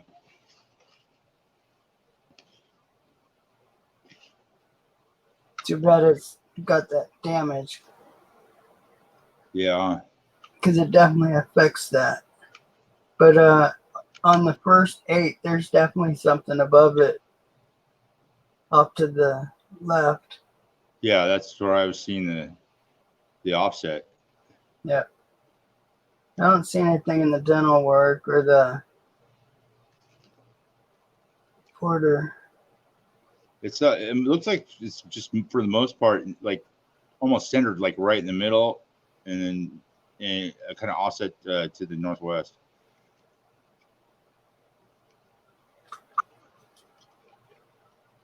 That part, I think that's what way looking at. Yeah, I didn't see nothing, Mike. But now these are ones that I can do with my other video camera and get just crazy shots. On a regular date, like 18, or go with the pennies, an 18 or 1960 penny, I can actually zoom into just the 0. And if I am mounted, I can actually be just the inside of the 0. So it's a pretty good camera. Yeah. I don't know. Sometimes I think that like some of the planches have been just tapped or something like that, and then struck. It's almost like a double strike, except it just barely taps it or something. That's what it almost looks like sometimes. Well, it'd be neat to be able to read the logs of some of the minting work to hear some of the issues that they dealt with on a daily basis and their resolves for it. Yeah. The little tidbits that create some of these. But you gotta realize that a lot of people weren't educated back then, and only the main like dudes in there were actually taking notes or logs. Once a lot of people, once you got people used to certain things, doing certain things, machinery or what have you, and it's not like a major technical thing for them. That's pretty much what they did. That's all they did. Yeah. Plus, a lot of them hired some pretty young people. So yeah, young people can learn quickly, and once they get those guys down into a certain rhythm, that's all it took. Yeah, Matt, I didn't have anything on the screen for a minute, so I was actually viewing the coin by hand. In hand. Yeah, that could just be the way the die struck the metal. It just kind of mooshed out a little bit, and kind of looks like it or it's taking on the elements of the die.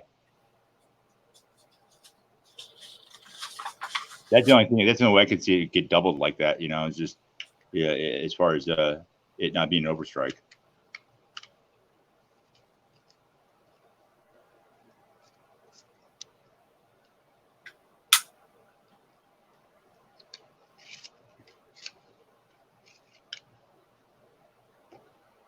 Sometimes you have to like reverse engineer some of this crap to figure some of it out.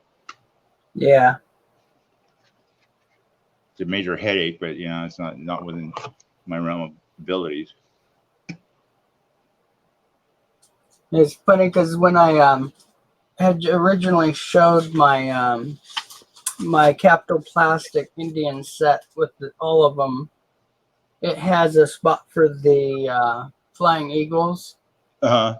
And I had actually stuck a coin in the 56 slot just because it was really worn, and I was just, I don't know, I was just keeping it. I wasn't purposely trying to deceive anybody, but I had forgotten I put it there.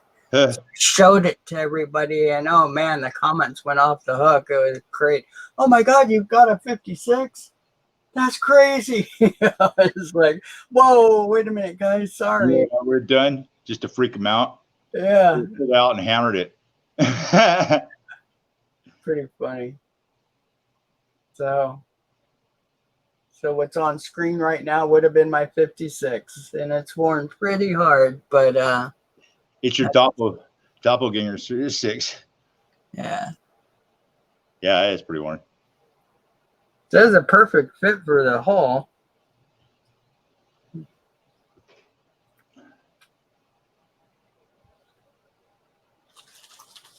Okay. The 58. Yeah. Right. Oh, here we go.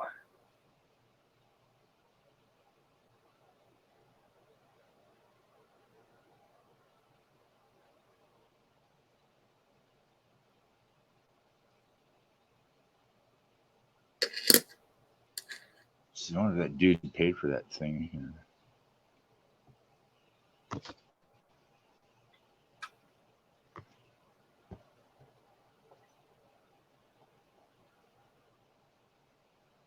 Oops, wrong window. Where is it? Damn it. There it is.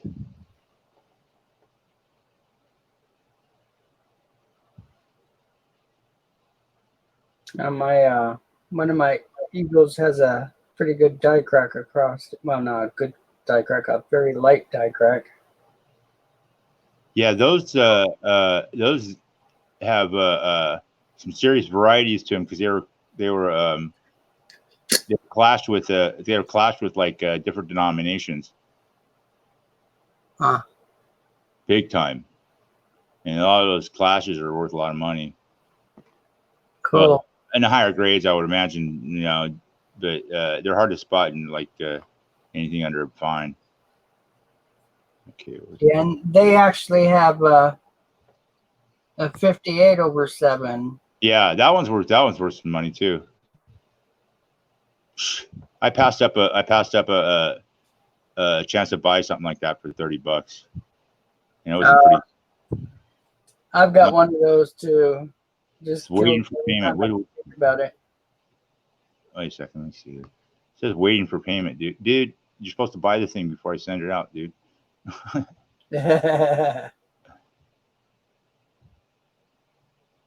No, young. I said buyer paid. What does it say? Why is it? I don't get it. Maybe it's an old message. I don't know. What's that? Well, Oh no, no. It says. Well, on the top of the heading of the, it says waiting for payment, and then where it says down on the price of the coin and shipping, it says buyer paid. I got to check my PayPal. That's what I need to do. It'll be in there. If it didn't, then he hasn't paid. I resolve that quickly enough. God, that does look like a crappy coin. Tell you the truth. Hey, they're microscope pictures, man. So you can't say that he didn't know what they were buying. That's for sure. Yeah, Mike, I can show that one again. I left it up there. And no, young coin hunter, it's not a 56. I just misled a lot of people. He didn't. The coin did. Yeah, I never put it there. Honest, it just happened to appear there one day.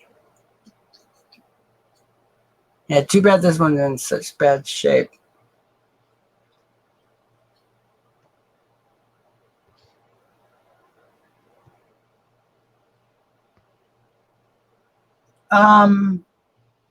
I think that might be the one I have, Mike. Let me check my library.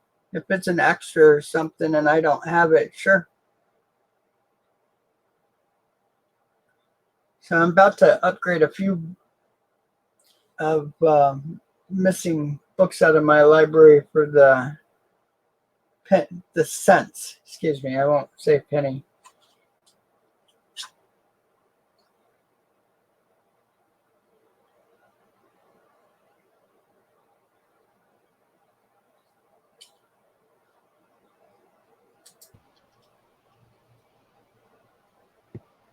You're back. Okay. I think it's a security feature.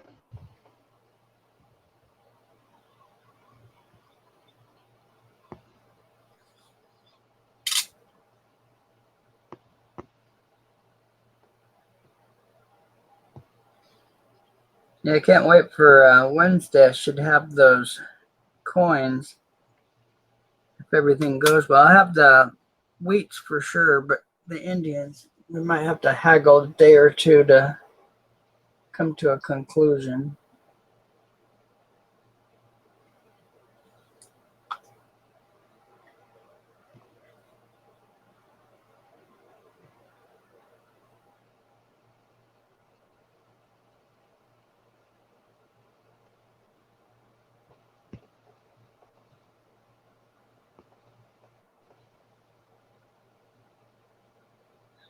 I've seen those blocks, Mike, but I didn't know they had a way of getting the coins out of them.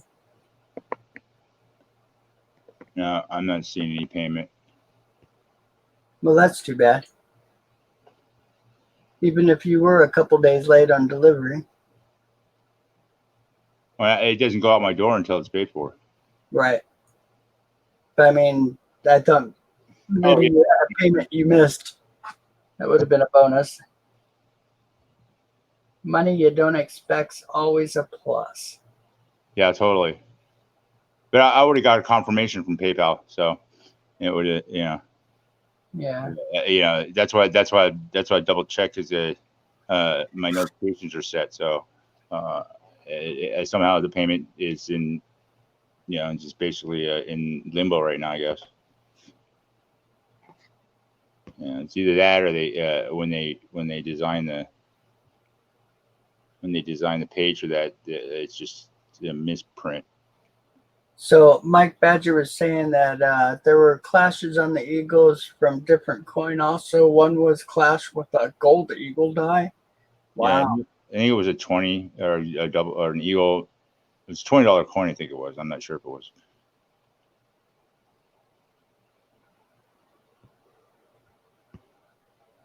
Oh, Young Coin Hunters asking PayPal has 24-hour money back thing. Maybe he sent the money and took it back. I think it would have shown up. It would have showed up either way. Yeah. But thank you. All that kind of stuff is always a help when we're trying to figure stuff out like that. Yeah, totally.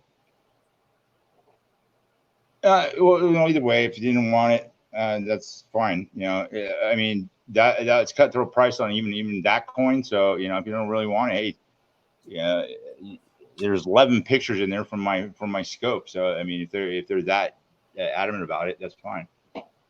And I always offer a 30-day return on all my coins because I just don't like there being any issues whatsoever. So, with me, it depends on the coin.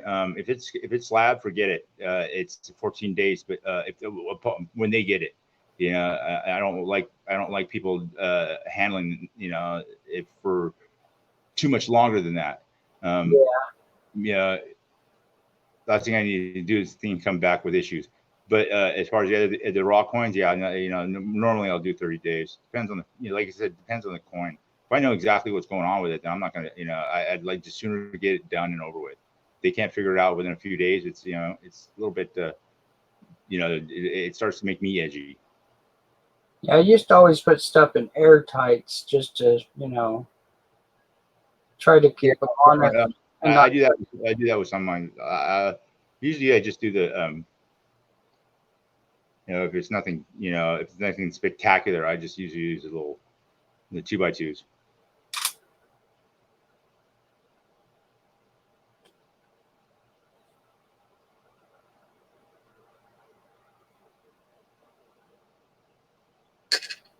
I have a couple worth a little more money than I thought they were, but nothing spectacular.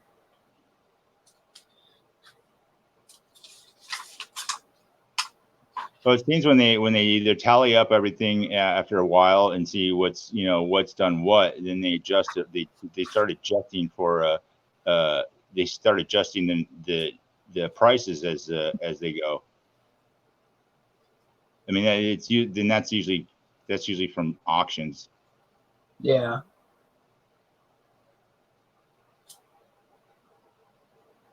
Right. You know, up until a few months ago, I didn't have any clue about those 88s over 7s or the 8 over 7s. There's also 69 9/9. Yeah. I have one. I have a 69. It's not very, you know, it's not in all great shape at all. So, you know, even if it was, it would probably wouldn't be worth that much. And if it is, that would be nice. But I mean, what I need to do is ramp down my my hunting and start saving up for grading. I got plenty to grade and try to get returns so I can, you know, put it back. Now there's a G4 for 120. That's not too. 9/9. Yeah, that's not bad at all. And a shallow N. 1870 shallow N. Bold N. 71 has it too. Oh, so does 72. I'll be darned. Yeah, the ones in the 70s, starting from 69, and just geez, they went up. They've been going up and up. Yeah, 73 double liberties, pretty good bucks. That one is just off the wall too. Yeah. How much for like a good 4 or 8? 200 is where it starts, and then it Geez, jumps. that's not even clear as much as an 8 over 7. Yeah, VF 20 is 1500, and then it just keeps doubling. If you have 20 in it on the 8 over 7s, you know, like 7 or 8 grand or 10 grand or something like that. Wow. That just makes me think. But you know, I just really don't want to send something in. I'm not going to know I can throw the money off on it.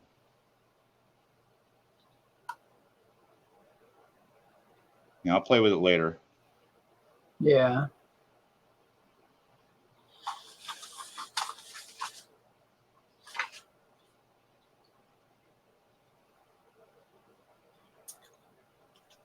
I figure if I can, you know, I figure just start grading out and selling the rest of my coins where I can, you know, feel a little bit more comfortable about throwing the money away. It's more about budget than anything else. I don't care about, you know, I'm pretty sure what I have. It's just a budget I have. So I had 7 more full diamonds out of my set that was in the board. That's not bad. Yeah.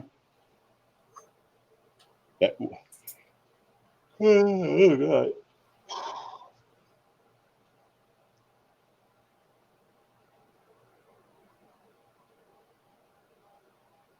Guys, I'll put something else in the scope in just a second. Oh, I'm sorry. Yeah, I wish I had some Doritos right now and make some ghetto nachos. Yeah, when you guys want to hop up here, I never mind. Especially you, Mike. Swipe your feet at the door. Mike and David, always welcomed. Just watch out for loose coins, please.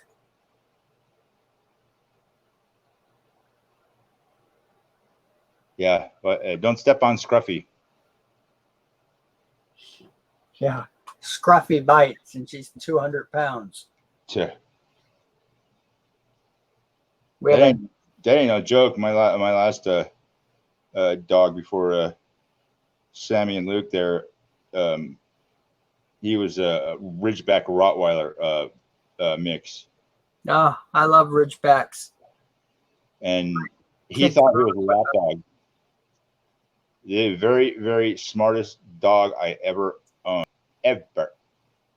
Well, they have to be. Those Ridgebacks, they're bear hunters. I mean, well, yeah, they were war dogs, you know, back in the conquistador days, you know. Yeah. They used them to scare the hell out of the South Americans when they brought them. You know, they didn't use horses, you know, in South America. They didn't have a clue, and they saw these men on an armor on horses with war dogs. It was no wonder why they were so easy to conquer. Yep. Changed everything. Yep. Especially when a lot of their land was where they were living was more open brush. Nowhere to hide. I really like this 67 Canadian dime I got, man. It's got like a nice cameo to it. My coin guy paid me in a bunch of proof coins.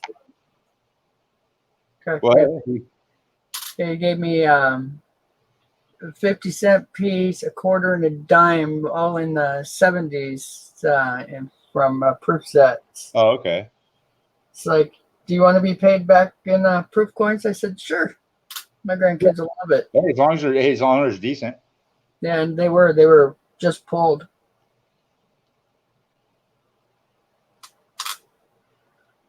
So I have the 76 and the 78. I put it up there for you, Mike. I don't see you yet. If you have any issues, just let me know and I'll walk you through it again. Yeah, it's got some nice toning around the edges. Jeez, this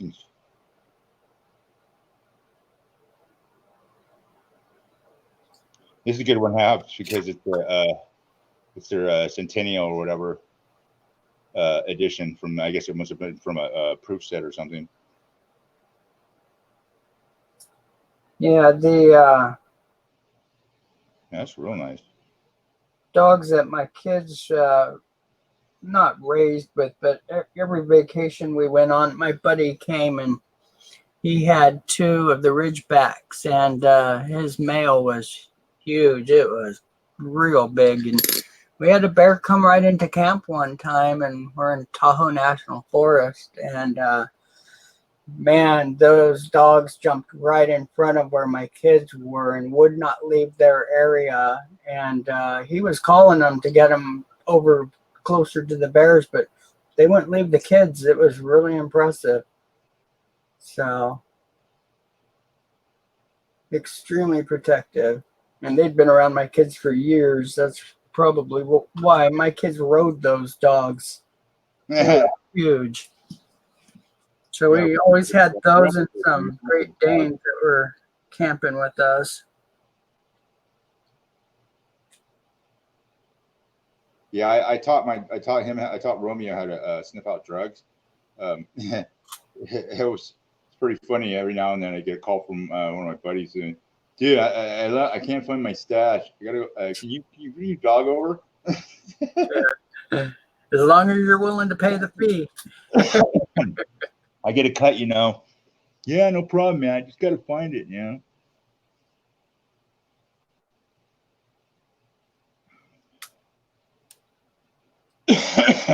Mike, you having problems getting on? If you are, just holler. I'll walk you through it again if you're having. And if you're having problems getting off, I don't really want to know about it. I didn't say that. No, I did. That's just, And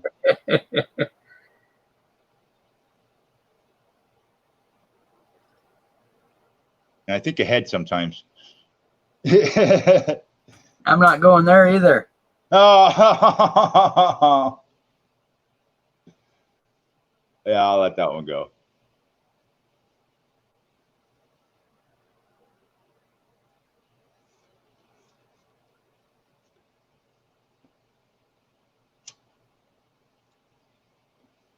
I was going to say eventually, but I won't say that. Yeah, these Indians were fun to go through. I'll have to do a little bit of search through them later. Oh, here comes Mike. I hear you knocking, but you can't come in. I'm in my 90s and they're mad. Mike, how you doing? Hey guys, The Badger. Hey. I had to go back and mute Oh, to YouTube. All right. Well, you sound good. I don't hear an echo, so you must. I got you're it. all good. Rich, I was talking about the 1878. I think y'all was trying to figure it out. It's a while. I was froze a while ago. You couldn't hardly tell the last number. Yeah. That's the one I Okay. was. But you know, they did look. I mean, the 7 looked like larger than the 1 and the 8. So you know, Right. I was like, that's where I was drawing. Okay. I Yeah, now realize I'm showing the wrong coin. So yep, just a second. Let me. Yeah, that's that's 87. I think it was this one. That- 74.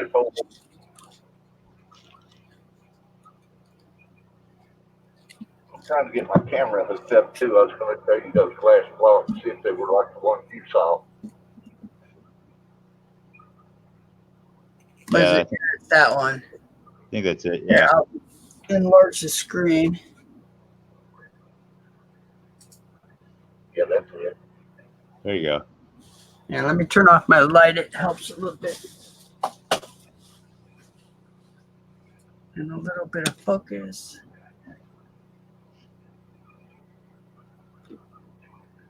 Yeah, on either side of the top of the 8, I'm kind of seeing what looks possibly like the top of the of A7. But like I said, then again, it's kind of scratched up. Man. When you get way back, I was back further away from the screen a while ago with my dog, and when you put this coin up, and I could see the last digit, but it looked like a 3. Huh. Up close. I don't know about going that far, but yeah, it's possible. It could be possible. It's just Well, I'm saying it wasn't an 8. I'm saying it was a 3, not an 8. The only way to be sure, really, is to have like a spectrometer. Or I mean, you know, you see the different. Well, there's one way to find out. Maybe you could always look and see if it's a bold end or a shallow end. If it's a shallow end, it could be or will be a 73. If it's a bold end, you can't tell because 73 could be either way. Yeah, what I'm saying, I'm talking about a light analyzer. You could throw you could throw different spectrums, you know, and if it were an overstrike, then the different. Not an overstrike. Listen, what I'm saying, it's not. It might not be an 8. It could be a 3. I understand that. Well, it's not an overdate. But what's the difference, dude? It's 5 years difference. 73 came out before 78. I understand. What's the difference between a 3 and a 7? It being an overdate. It's not an overdate. You said an overdate. All right. That's what we were looking for before was the I'm not arguing about it with you. I'm just saying. Well, see, I couldn't hear you before. I was froze. I couldn't hear you. I could see. About how to diagnose it. But what I'm saying, you might could diagnose it by looking at the reverse and checking to see if it's a low end or a shallow end. Okay. If there's enough of it. Wow. It's a shallow. Yeah. Yeah. Well, no, Rich, look at the E and the C. I believe it is a both. Or I wouldn't know the difference, so I would sharpen it a little bit more. the shallow end, all the sharifs on the top and bottom of the coins almost meet the next letter to them. Is one way to tell that shallow end.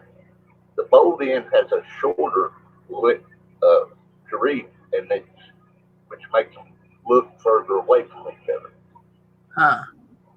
Yeah, I would say further away. Yeah, I can't always tell the sharifs on it from that picture, but I believe you're right. So it's a bold end, which it could be either one still. It could be a 3 or it could be an 8. Because 73 was both, could be both. And a 78 is definitely a bolt in. You know, my poor old neighbor would be frustrated with me. He taught me Indians really hard as a young guy. He was so sharp on the Indians. He was really smart and had many different types of Indian collections. It was really cool to see. But he was writing a book actually, but I don't think it ever. I think he passed away before he finished it. Oh, that's a bummer. Yeah. That's what's going to happen to all of us old guys. The knowledge we have is going to go down the drain if we don't take a recording of some kind of it. That's why doing these videos is such a good idea. Yeah. Some of it will be saved in those. Yeah, but you're right. Let's fold in.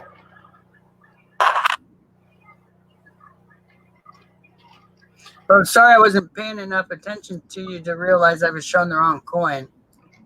I kept saying, "Well, no, that's it."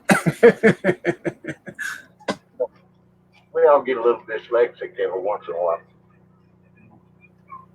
Yeah, some of us more than others.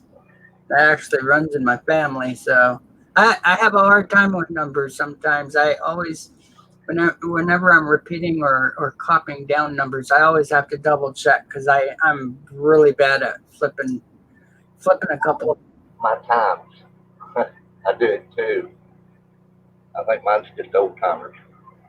Yeah, I've done mine all my life. Teachers used to get really upset at me, saying I was being lazy. I can't get my camera set up right. Show you the blocks. And let's see what you got going on there in just a second.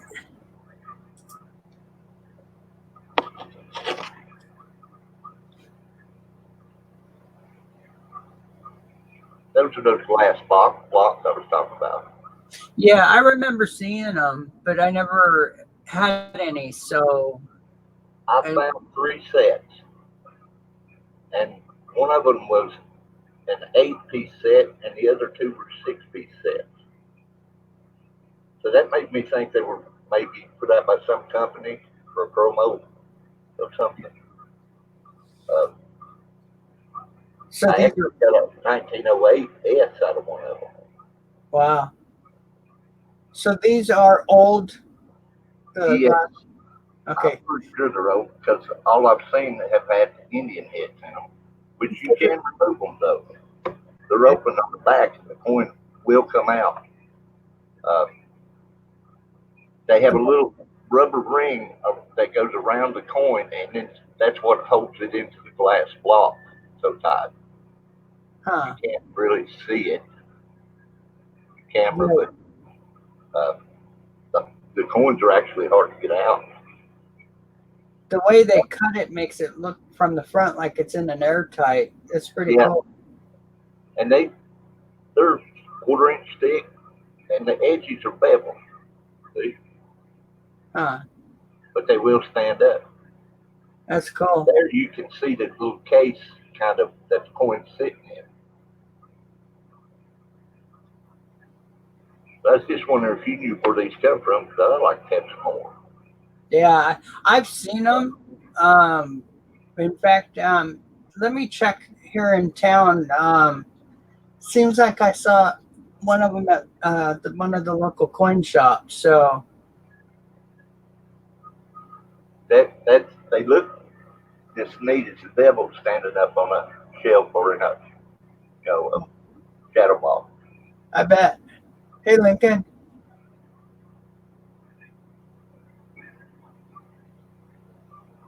Yeah, it's really cool. I like those blocks and the other ones, the acrylic ones. Watch the new ones they came out with. They look like they're floating in the air. I don't know what to call it. There's one collector that has some boy, I want to say barber coins. I'm not sure if it was barbers, some older types, and said that he wished that he could get it open. I said, I'll get it open for you. I've opened things like that before. It takes a while, but I've got all kinds of saws and stuff to do, like a jeweler saw and stuff, to be able to just get close enough to start to crack them. And some of my favorite penny rolls were the ones that were put into a type of, it was the round holders, the tubes, and they were all stuck in. Oh, I've got some of those. Oh, do ya? Yeah, they're a nightmare if you want to try to get them out without damaging anything. Oh, I'm really good at removing them. If you ever need help. I found out how, but it took me a while. I've got a jeweler saw is what I use on those. To still, you can mess up real quick. Yeah. Did you say Lincoln had come into the chat? No, yeah, he's in the chat. I was going to ask him if he'd ever saw those blocks. Hey, take it easy, Roadrunner. I've not got the chat up, but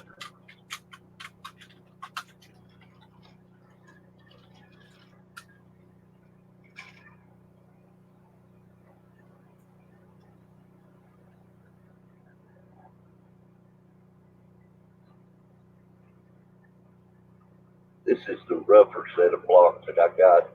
The other set was pristine.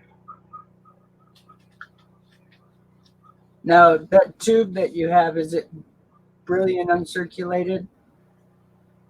Yeah, it's actually got the paper cube or roll inside of a cube, Oh, which interesting.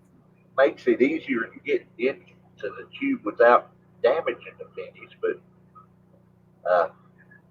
still take that chance.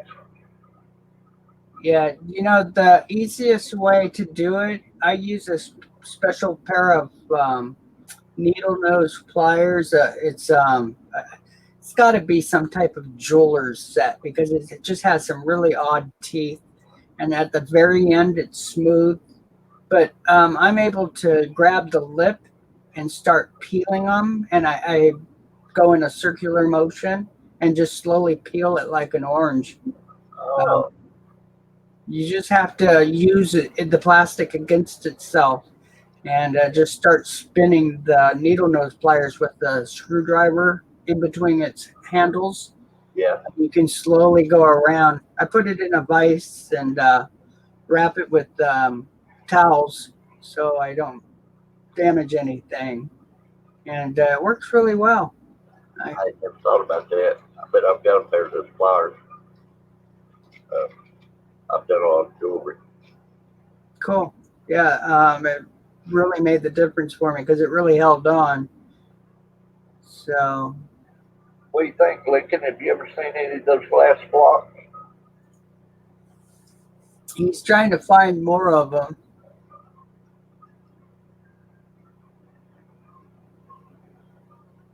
Sometimes when Lincoln comes in the morning, it takes him a few because he's still taking care of stuff, getting up.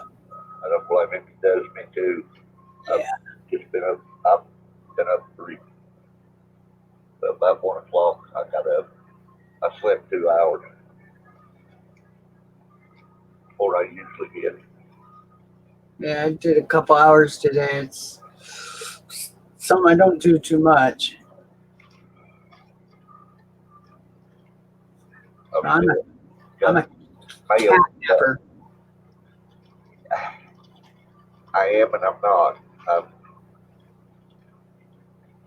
don't know. Here lately, I think too much. But A lot of little naps, like 10, 15 minutes at the max. But it works. If I do that, I feel kind of cheated when I wake up. Yeah, it's strange because I have a lot of REM sleep, so I'm dreaming really hard, and I actually feel pretty rested when I wake up normally. I used to do that driving a truck, but it was ways I could lay in that truck and I would wake up in a certain amount of time. But lay on the steering wheel, I usually woke up in 10 minutes, something like that, and it start hurting. Really, I got a better nap on if I lay back onto the doghouse or the inside the cab. I get about 15 to 20, and just things like that. I could lay different ways to get different amount of sleep.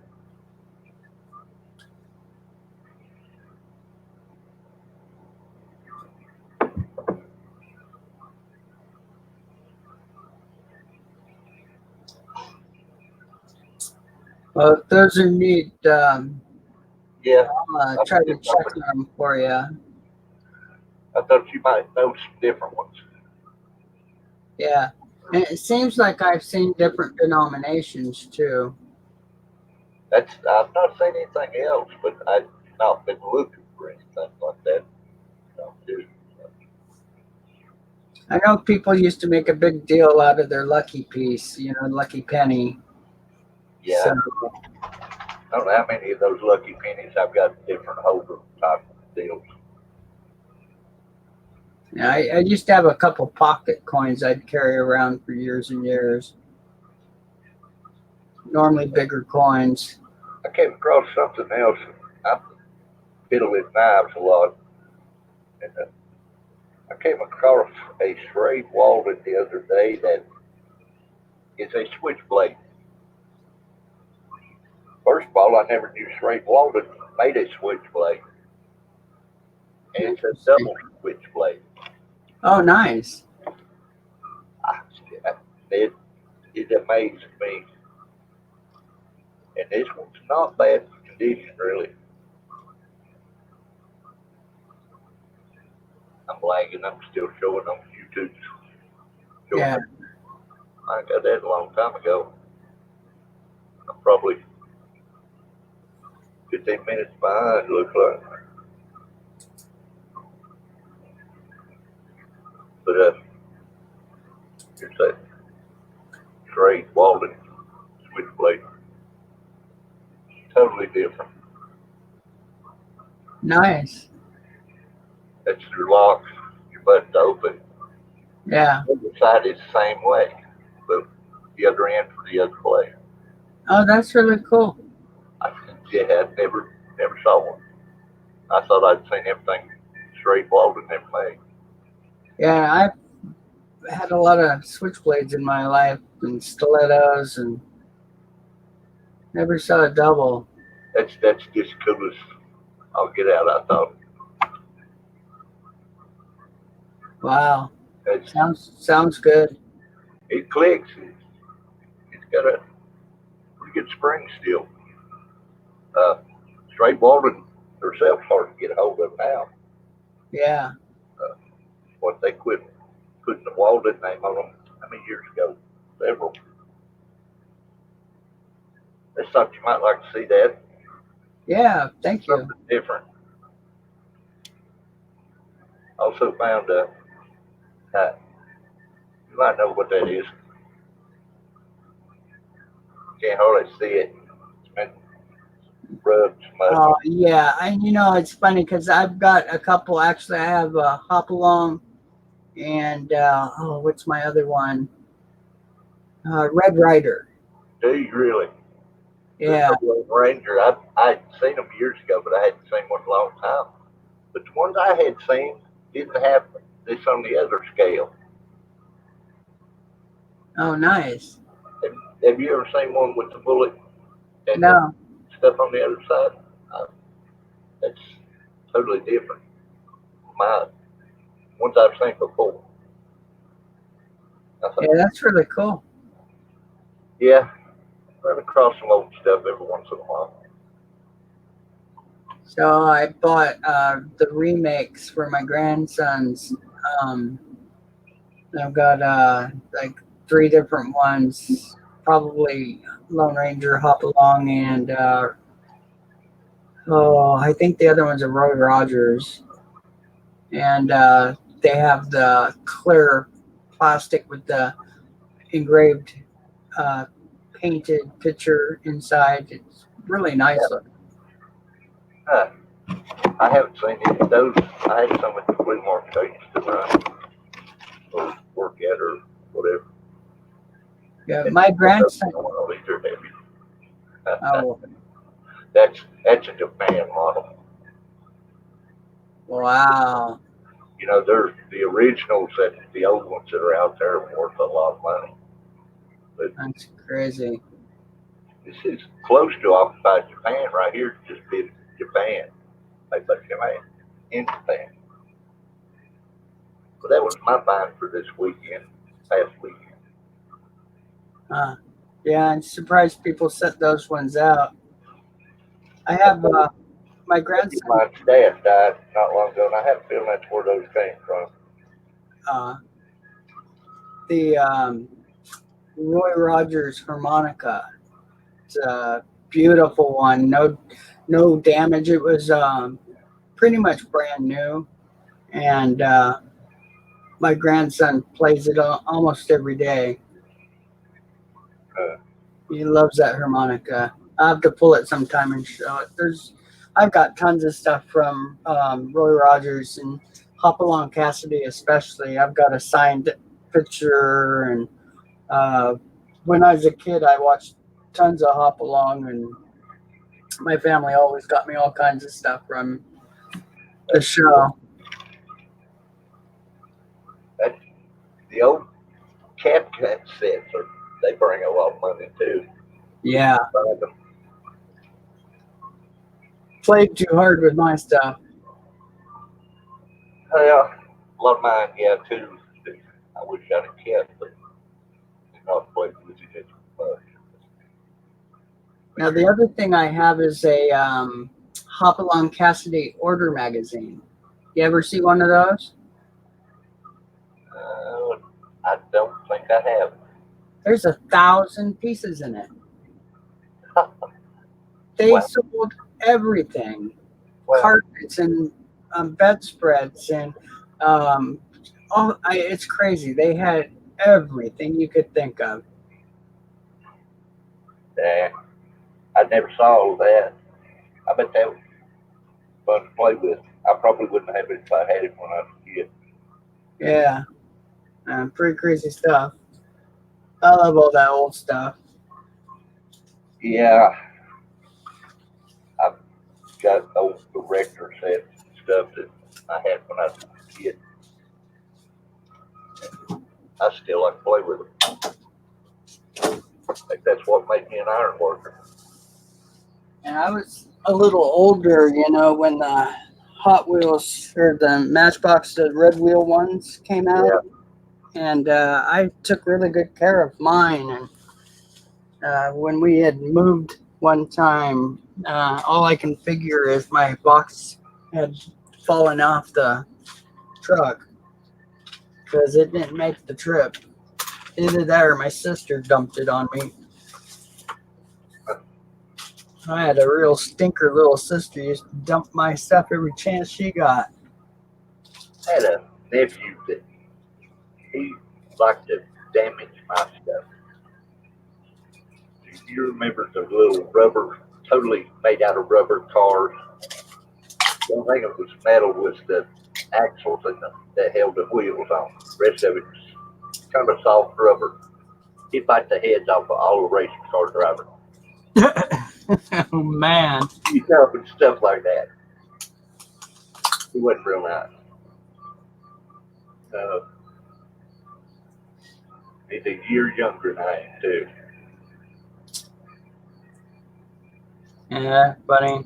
Yeah, I know my grandparents had a brand new, beautiful red Buick. Just probably mid-50s one. It was gorgeous. Absolutely gorgeous. Gigantic thing.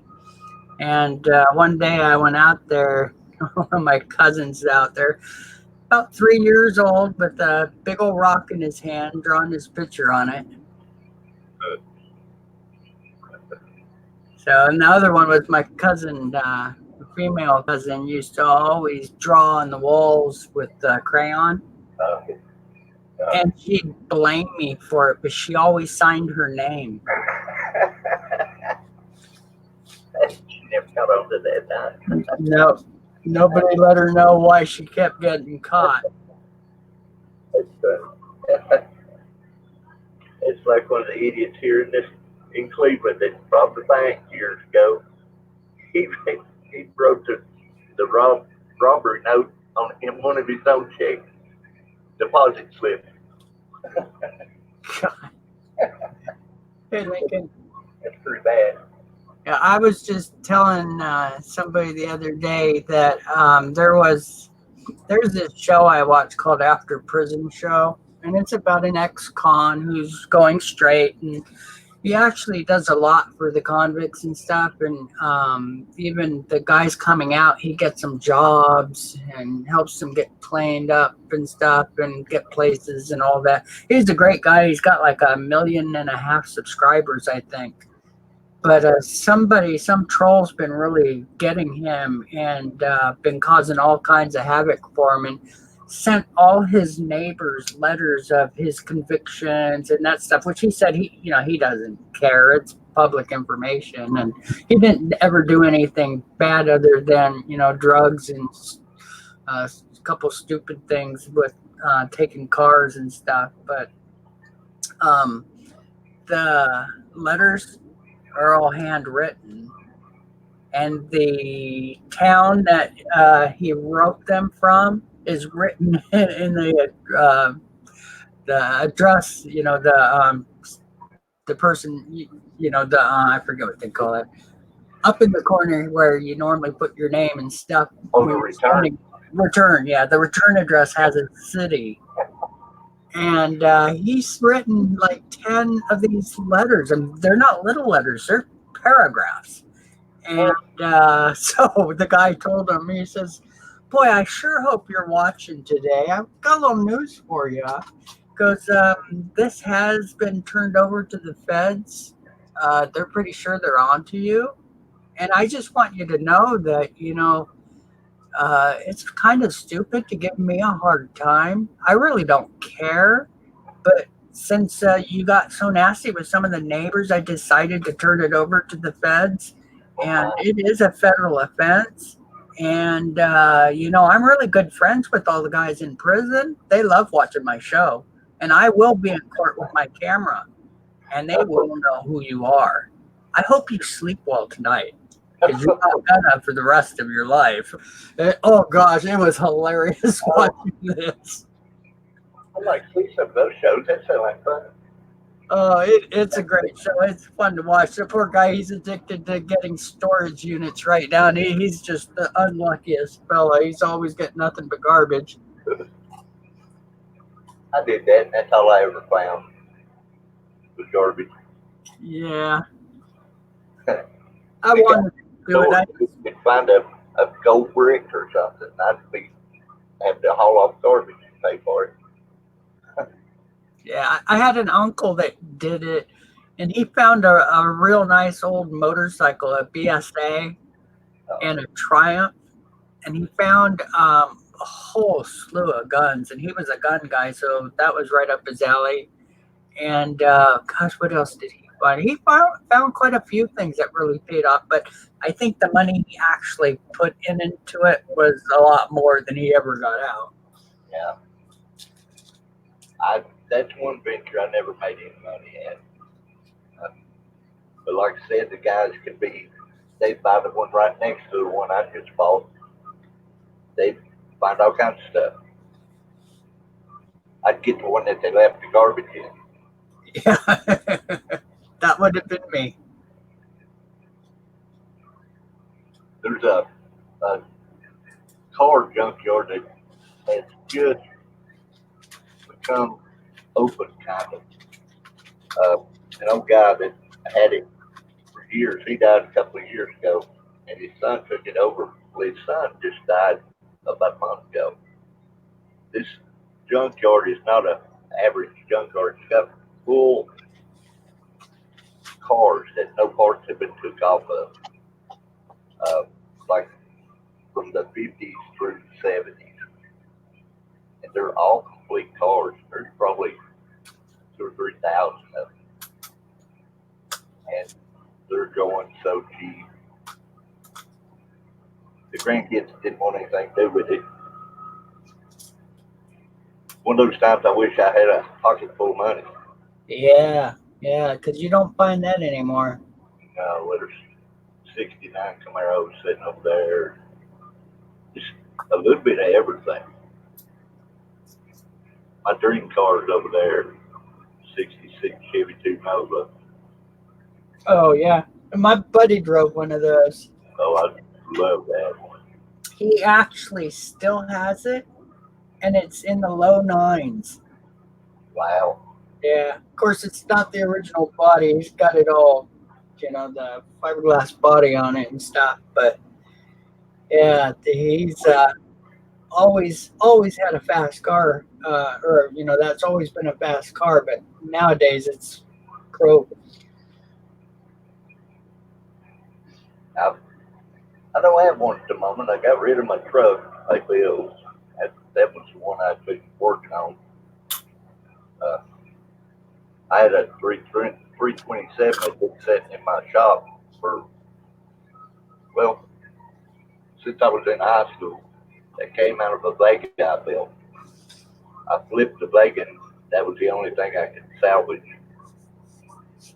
I put it in that truck, and then I wanted to run alcohol, so I put a blower on it. Third race I ran it, I blew the blower off of it. That was kind of scary. I never watched the blower come off the motor in front of me. Yeah, that's a big deal, especially with alcohol. It was fast till then. Yeah, I used to watch the sprint motorcycles, the circle track ones with no brakes, with the big one-cylinder motors. Yeah. And they all ran alcohol. So that smell, every time I smell it, man, it just takes me back to the old race days.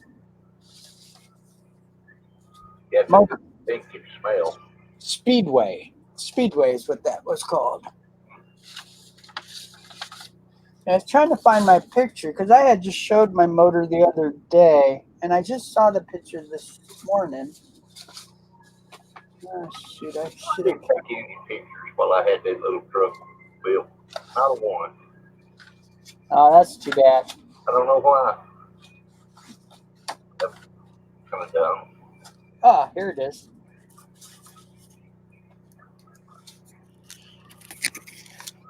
Yeah, I had this one for a long time. It was such a dependable. Out of all my vehicles, this is one of my most dependable vehicles, and it was just a nearly full race, and balanced and blueprinted. And hey, Hector, come on in. Good morning. Good morning. How you doing? Very well. 446 pack motor. Holy cow. Yeah, and that's the small carb on it because I was just playing games this day, but it had an 1120 CFM carburetor for it for that. That's a 360 Offenhauser tunnel ram. Yep. And this is in a Cornet, 68 Cornet, and it did 10 and a half seconds at 132 miles an hour, my best time. It was a fun car. 456 geared rear end. It just about pulled the front end off the ground. It would hook up. Oh, I was very lucky. There was a guy named John Lickley that worked at Sears Point, and he created the dual into quad link suspension. Yeah. He fixed my rear end and totally, he subframed the car. He did all kinds of stuff to it, but his suspension system that he put on this absolutely hooked up. It was a crazy car. I kind of did that to that Vega I built with that 327 in it. wouldn't hook up for a long time, and I kept having problems with it. I finally did that, something similar to that rear end suspension. When I finally got it to hook up, I couldn't keep drive shafts in. Yeah. And my brother, he was a machinist in Atlanta. He actually made me a drive shaft for it. I never had to worry about it. It never broke that one. He did some nice work on that. Cool. People, you know, it's just hard to keep one. I still have my small block Hemi. Do you? Yeah, 331 Red Ram. He was a Mopar guy. Yeah. I got a friend that loves Mopars. He's got a field full of them. Yeah, I had to stop doing that. My wife didn't like it. I don't think wives like that. She'd go racing, but she just didn't like the yard being cluttered. But they either, but she got over it. Yeah, well, she did landscaping when she was young by force. Her stepdad was a pretty cruel fella that would just drop all of the stepkids off at places that he was the landscaper of and make them do all the work. And so she just got used to having a real pristine yard till she met me. Yeah, it's kind of the same way. If I'd built in a car, I'd always get 2 or 3 of the same car parts. Just buying parts by themselves. But it was cheaper that way. Alrighty, guys, we'll get back to coins here in just 1 second. That's what I was digging out with some coins. I gotta get here. I mean, I've got mail I gotta get out.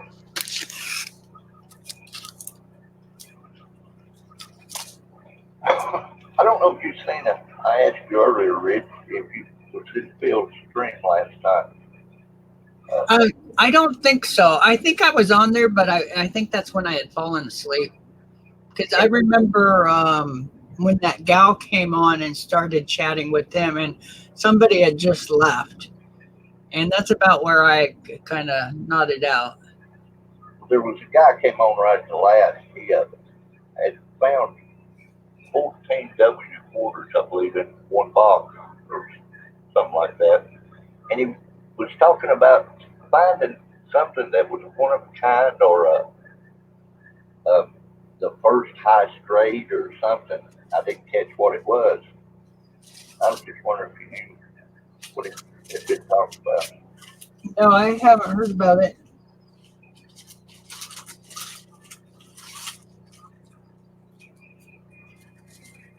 So how you doing, Hector? Oh, he's gone. Go I'm ahead. just running your people off. I need to get out of here. Didn't mean to make Roadrunner mad. Sorry, Badger, I didn't hear you. I said I make you need to get out of here. I keep running your people off. Oh no, Hector has a bad connection, Oh, so he comes and goes a lot, unfortunately. But soon to be remedied. He's getting a new that was connection. Roadrunner's problem with that platform. He was trying to stream with a phone on it, and it just would not take it. During that sale we had, Yeah, I saw that. you never did get hooked up. And you know, it's strange because it works just he's on my stream all the time and never has an issue. Yeah, a phone worked great on Hangouts too, but CJ said something about it takes a lot of bandwidth to run on that platform. And another thing, CJ was using his laptop, so he wasn't feeding it much, you know. Support for the other people on it. Yeah. He said next time he'll be running his, I can't say it's a tower, it's spread out on a rack. He built it. It's a monster of a Frankenstein computer. Hey, that's what I have. Sounds like yours, yes. I have to chat with him. You can't get a brain for stuff like that. Yeah, I've been building my computers for 20 years. I didn't turn one on until about 10 years ago. If that long ago, I don't think it was. More like 7 or 8. Yeah, I've got like 10 grand invested in this one, and that was just for parts. Wow. Yeah. Never got anything close to that. For my editing, I've been a video editor for years and years. You can't tell from my YouTube videos, but I put a lot of things on DVD and Blu-ray, so that's what I do. The menu type DVDs and Blu-rays with the higher end video. Do that for other people. Just take their old movies and put them on high-grade DVD. Yeah, I don't do it for anybody but family and friends. But that's been I was a photographer, videographer my entire life, so I've got pictures of my kids from day one with videos, and I realized at one point that I wasn't going to live long enough with the computer I had to be able to get them all on DVD and edit them, so I really went gun-ho on my computer. So now it does it faster than real time for regular HD for DVDs. I do an hour in about 20 minutes, 15 minutes or so. What you got there? It's an 88, but I've got the wrong camera to show it well. Cool. I've got some nice Indians somewhere. I was kind of looking for them. I don't know where they're at. I moved my office into another room. Been about 6 months ago, and I've not got it straight yet.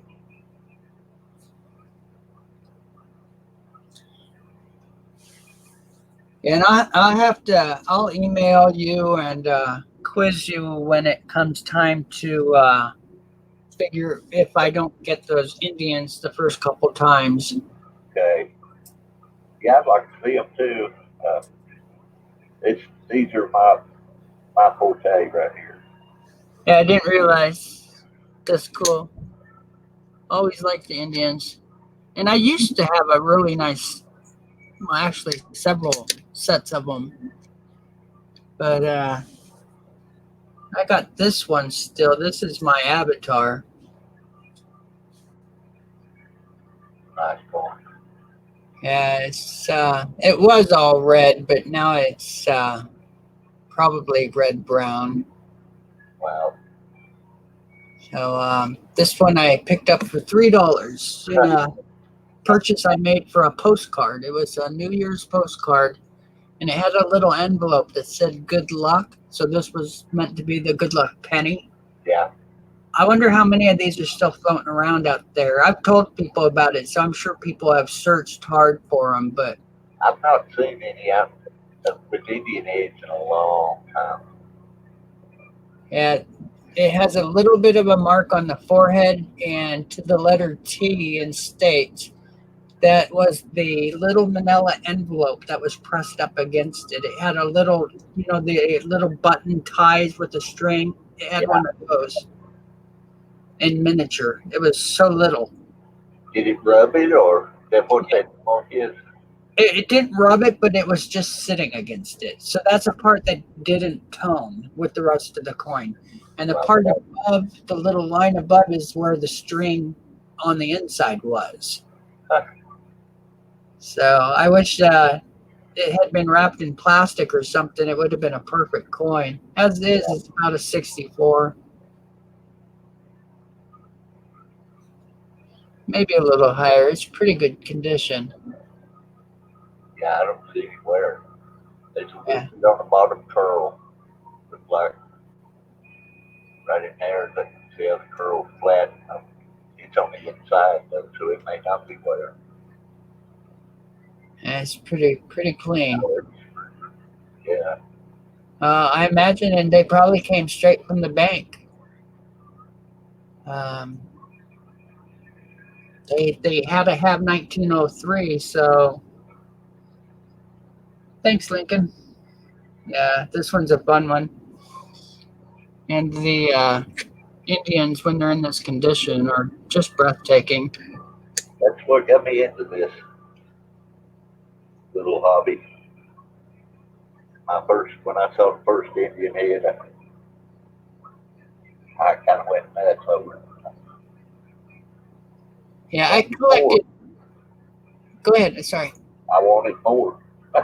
Yeah, I collected wheats to start with, and regular penny bankrolls. But my neighbor was really into the Indians. I mean, really, really. Oh, I mentioned almost finished a book, I think, but he really pushed me to collect the Indians and told me, you know, you're at the very last stage of being able to get a real nice high-end set. He goes, really push to fill your album out and really take care of them. It's like, all right. So I remember one day I went over to his house and he's wrapping all of his stuff up with, we used plastic and then butcher paper and then did plastic again. And he had some type of little drying sacks in it. I forget what they were that his wife had sewed up for him in the toes of socks to keep the moisture out. But yeah, he wrapped them all up and packaged them away and put them inside one of his closets on the floor in the back. And every once in a while he'd pull them out about once every couple of years. And his were beautiful. Most of them were red. So, but he was in his 60s, probably his 70s at that time. And that was in the first of the 60s. And whatever he was doing to keep his coins, he must have had a good system. Yeah. If they stayed red that long. Yeah, they were beautiful. So, and he said he'd collected since he was a boy. So, I was about 6 when I started. yeah, so I was either 5 or 6. And I started with weeds too. But, it wasn't long before I came across the first Indian head somebody did it. I used to go to the country store down from our house with my dad every weekend. He went down there to play poker. And I'd go with him. He'd set me up on a stool at the pinball machine, give me a Coke and a bag of peanuts. And I'd play pinball. He'd give me a handful of nickels or whatever he had in his pocket. And then, like every 30 minutes or so, one of the other guys would come out and check on me. If I needed anything, he'd get it for me and give me another handful of change. So, when I figured all of them had come and checked on me, I'd go holler at my dad and tell him I'm going home. I'd take all the money home and look at it. I built a small collection doing that. It's neat hearing how everybody got started or how they built up their better collections. Yeah, I'd like to hear what they started on. Wish I had my microscope set up. Close enough.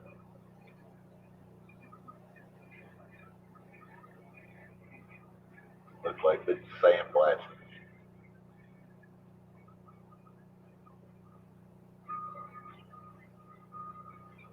Still have to come across my good one.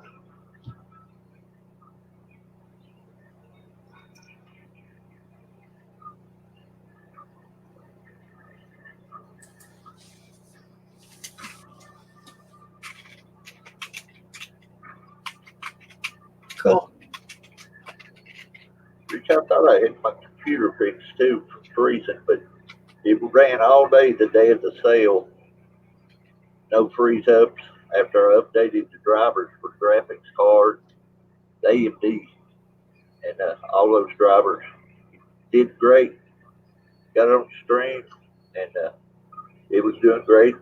I got the first coin sold, and before I got the coin drug off out from under the scope, it froze up. Huh. So it did fix it. That didn't fix it.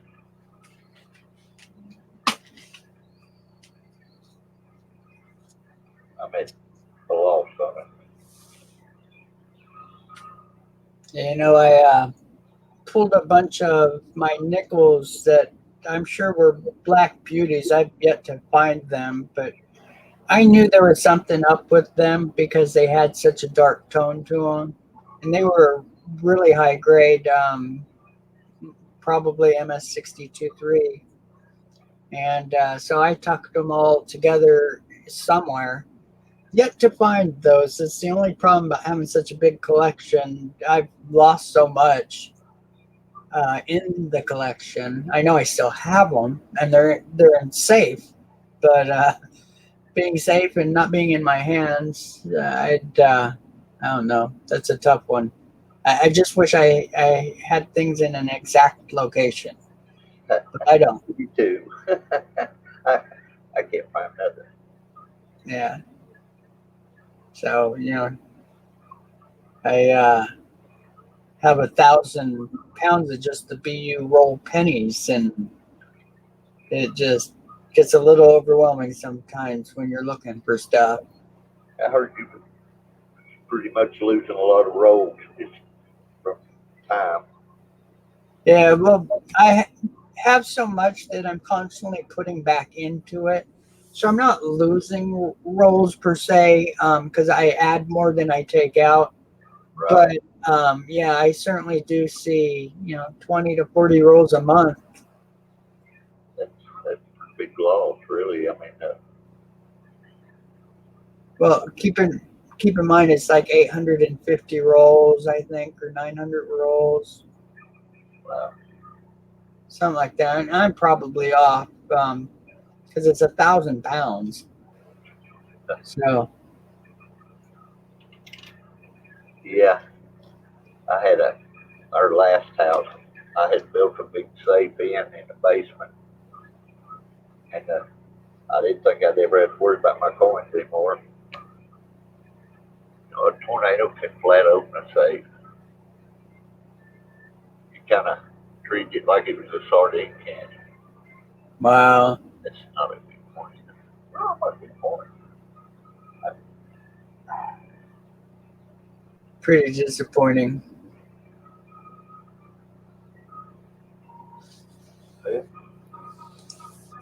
Maybe got back in.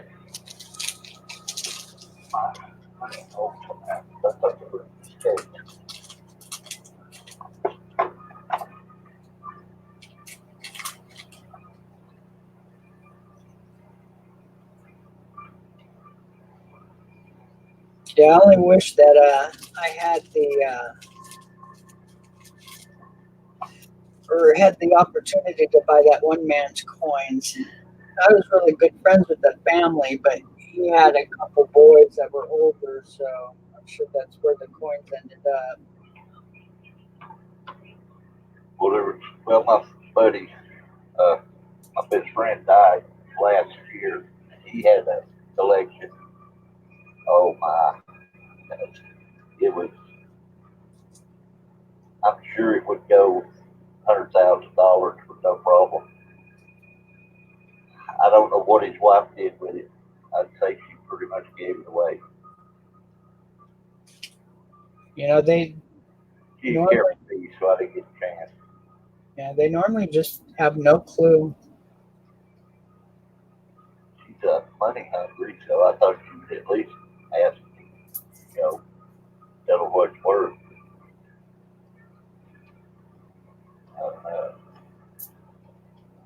Sometimes there's that spite thing that happens, and they just want to make sure it goes for.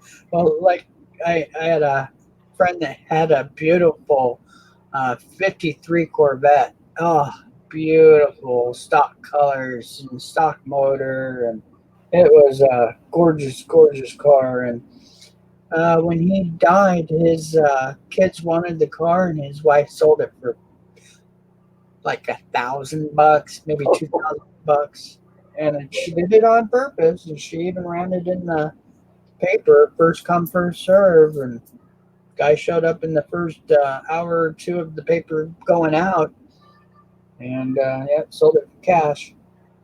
Wow. I bet that boy broke his arm pulling that money out of his pocket. Yeah, the family was so upset with her because he'd had it, most his life, and it was his pride and joy. He used to show the car all the time. I bought a car in Atlanta like that. I was looking for a 57 Chevy. And there was one in a trader that's down there that was posted as a 57 Chevy. So I called, went on out there to look at it.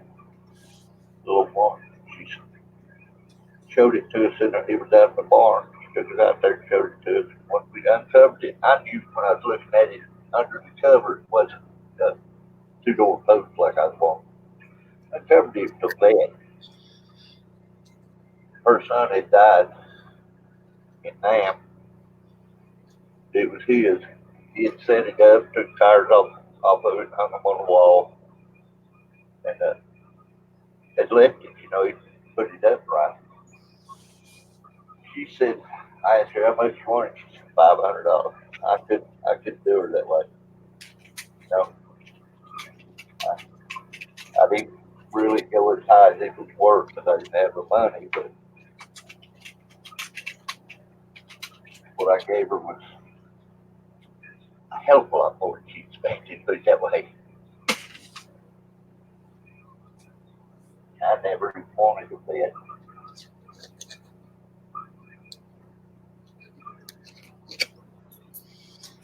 Yeah, it's strange how things work out sometimes. Yeah. So, and then the luck that some of these people have. I had a brother-in-law that was a horse trader.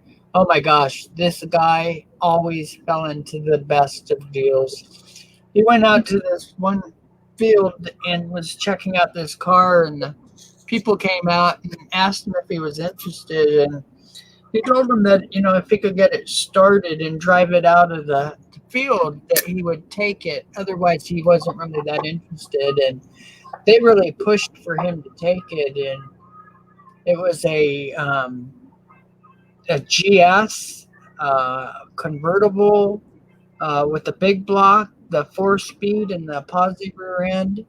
It was like one of 89. Oh, man. He picked it up for hundreds of dollars. Then he totally redid it and sold it for like $90,000. Yeah. That's kind of what I would like to do down there where that junkyard is at. It's several miles wide, several miles deep. It runs from one major road going south to another major road here in Tennessee, and it's just row after row after row of cars, old cars.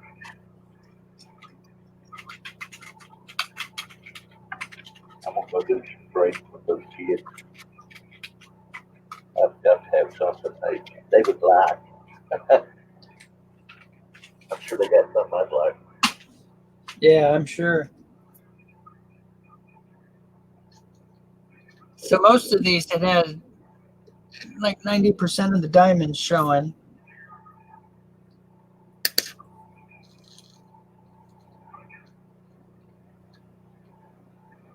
Later dates, but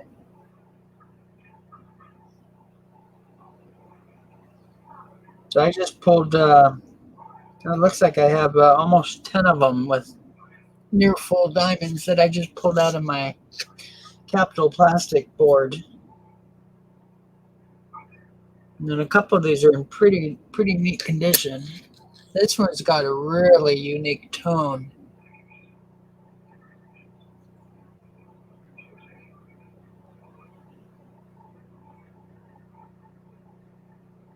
nice. Yeah. Looks like it's got a little long anchor double in there. Part of that nine.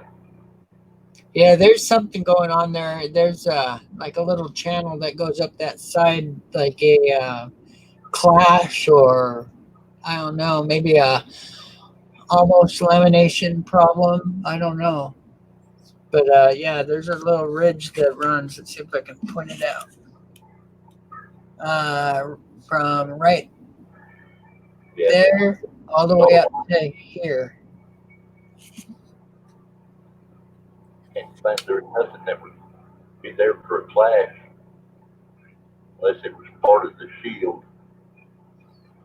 Yeah, that's why I was thinking lamination issue. Yeah. Or maybe a strike through that failed. Whatever it was too weak to damage the coin much. Just made a slight impression.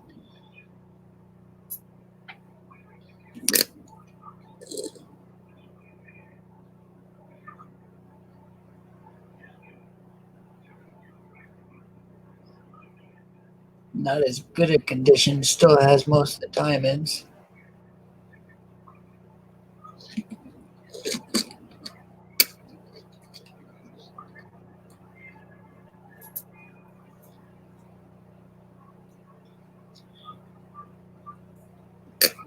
So my granddaughter had this kid out coming over here when she was visiting.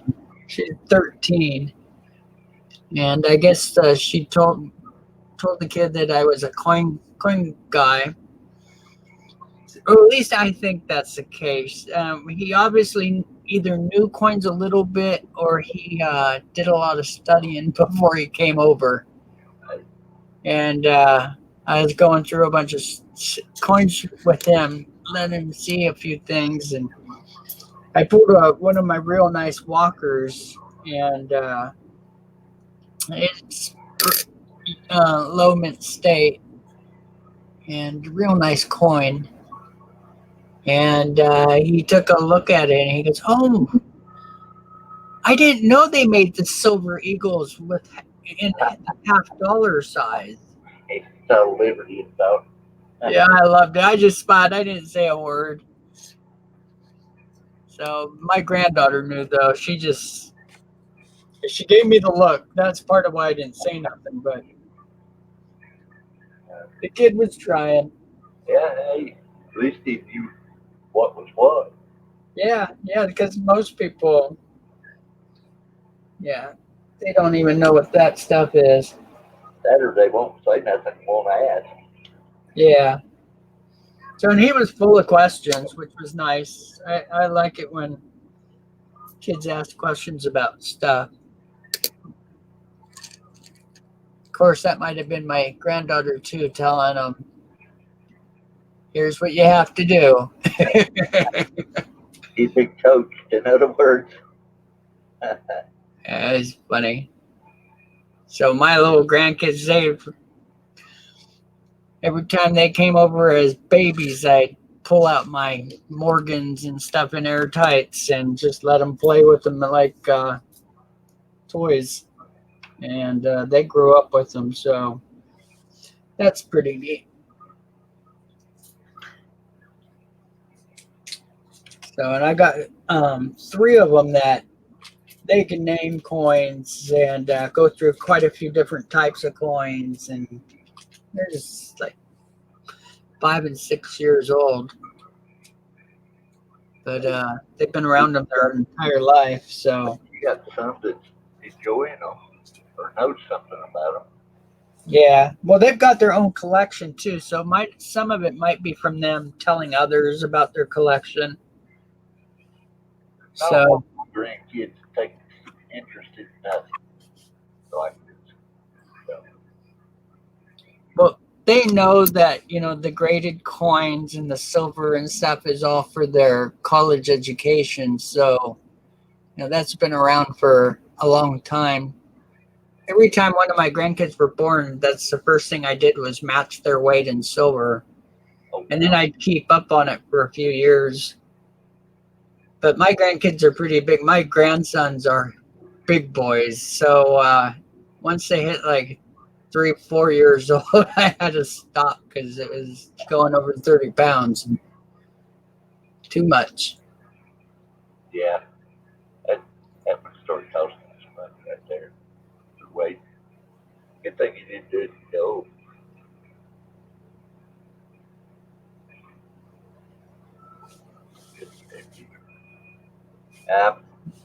I'm selling a little bit at a time, but I've got a few nicer coins I haven't let go of yet.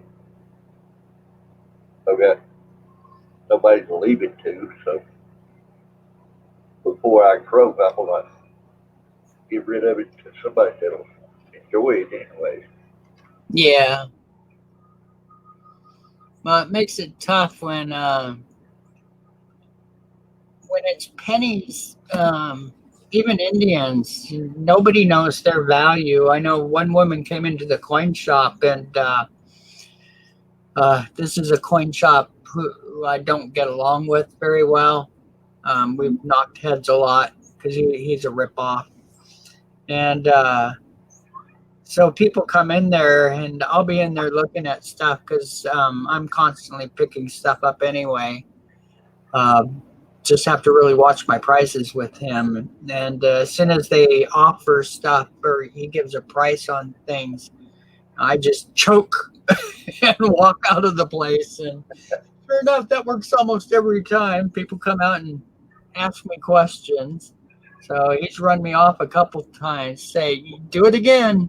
You won't come back. It's like, you're ripping these people off. Their parents died, or the husband died, and I just have a hard time with it. I mean, I understand their overhead and stuff, but when you cut throat, 75%, I'm sorry. Yeah, that's not right. No. Especially when it's a real nice collection and the guy put his heart into it. Yeah. There's a place in Chattanooga that he buys coins. It's actually a jewelry store, but he buys coins too. And I personally use this couple.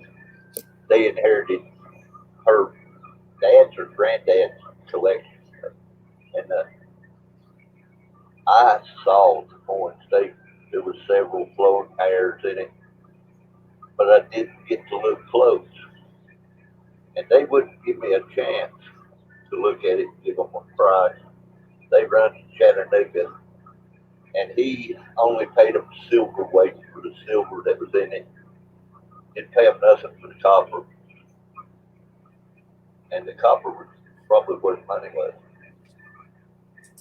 So he made out like a bandit that day. Have I ever told you the story about my coins, the bigger part of my collection? You got it? Yeah, the couple that I got it from. Yeah, that I wish I'd have had that chance somewhere along the line. You can make payments on it like that. Yeah, I got lucky, and I was lucky I had that $8,000 because I don't. Well, no, they would have waited for me because we were that close. But I understood their situation. The parents' money was still all tied up, lots of stocks and bonds and stuff, and so I understand that. Hey, Lincoln says they're gonna have a great auction at Rivendell Coins on the 31st around noon. Cool. Nice, Lincoln. I'll check it out. Hey, 31st. It's a week and 1 day away. On a Saturday. No. Yeah. Cool. So, is it just Rivendell, Lincoln, or is it going to be several people? It sounds like several because he says we. Yeah. That would be cool. Yeah, it cracks me up because every time I go to sell coins on here, the only one who really sells coins is Michael Kittle. I noticed that. Yeah, I love it. I think it's great. I love those small gold coins he had. I wouldn't mind having 2 or 3 of those myself. Oh yeah. The one I want that he had and owned for so long was that 1909 typeset. Oh my gosh. Well, I didn't see that. He had the top pop 1909 typeset for like 9 years. The best of all the 1909 coins. Wow. Yeah, yeah, beautiful. And you can go to his channel or his website and see them because he still has them on his channel. He has a lot of coins that I used to have. You know, boy, I'd like to have those coins again. Yeah, that's pretty crazy. I started building a set of it's the coins of years that had the same denomination but a different series of coins. There's more of those than you think there are. So like 1909, the Indian Head Lincoln tweets in. And if you go back further, you got doubles some years. Uh, like Buffalo nickel, Jefferson nickel. But I never did. I didn't work on it until I did. I let go. Oh, so there is going to be several people sale. Cool. Yeah, Central Time, noon. 11 years. Well, to be a month out. Yeah, Rivendale's been on here a couple of times. He seems like a nice guy. I love Rivendell Dead. Well, him and Charlie with those little, what do you call them? Puzzles that they have clues to. I mean, code puzzles. That's what it is, code. They send back and forth to each other and try to figure out the code the other one used to get the message out of it. I used to do those, but man, I never was as good as they are.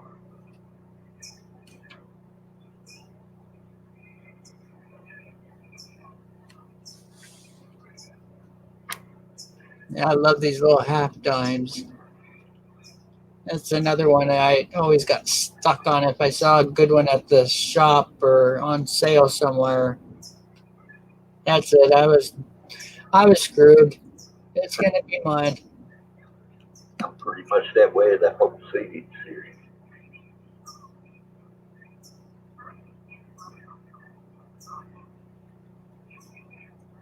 So, and I tried for a long time to get a flowing hair. I wanted a $50, and there was a guy on eBay that would do 6-month finances on it, you know, for just the value as long as you didn't go over the 6 months.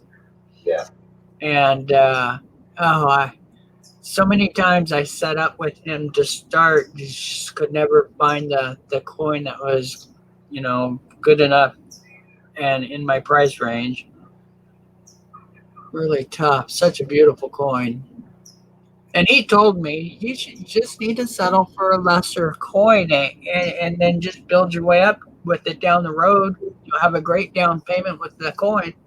It's like, no, you don't understand. I need that better coin. You know, it's a beautiful coin, but it's not so beautiful in the lower grades. You really do have to have extra fine, or it just isn't a great coin. But I've tried that before, you know, get a lesser grade and then later upgrade it. Well, when I do upgrade, I don't get rid of the lesser coin either. So, Yeah, and I would have been the same way. so I don't make out money wise that way. I'm always trying to build sets for my grandkids. So, yeah, I would have been keeping it, looking for more.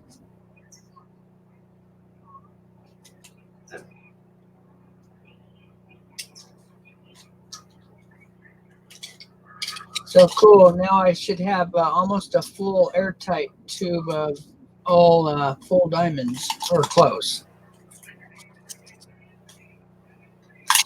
So a few of the ones I had in that tube weren't. So I'm going to start pulling those and going through them now that I have 10 to pick from.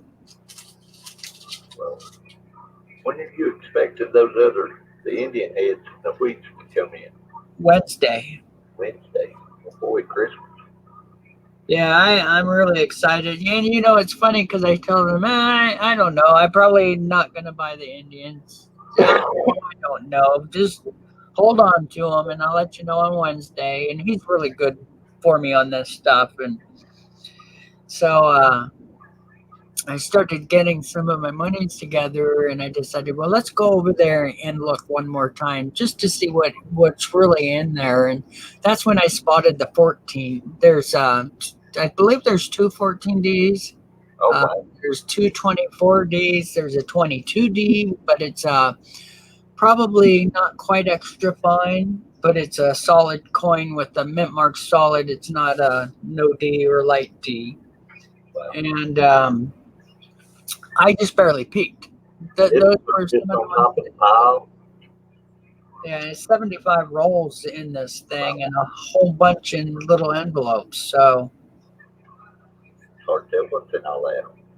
yeah, I'm really excited. And I try not to look through too much once I know that there's some good value there, because if I go through it too much, he'll make me pay for what I see. And I will too, because, you know, once I see it, so I can get a better deal if I don't really know what's there. Yeah. So I already added $100 to my price, finding out that those coins were in there. So, because he normally splits it with me, 50-50 on what the value would be when I'm buying it. At least he doesn't take all of it. And you don't cheat him out of all of it, so that works out. It's funny because he hates pennies unless they're BU. You know, the graded pennies he buys from me for a pretty good price. Normally it's a couple $100 off of fair value, which works for me because well, it's quick and easy money. And so whenever pennies come in or nickels, he always buys them up and holds them for me. And then if I don't want them, he just tosses them on eBay, or there's one other guy that'll buy it when I don't buy. So you don't have a problem getting rid of the nice ones. So yeah. Yeah, the nice ones, well, it's always graded. So yeah, we're going by gray sheet and definitely give him a cut, you know, off that. But it works for me. Yeah, everybody I used to deal with is gone. So I don't really have anybody I can buy from. The last one died 3 years ago.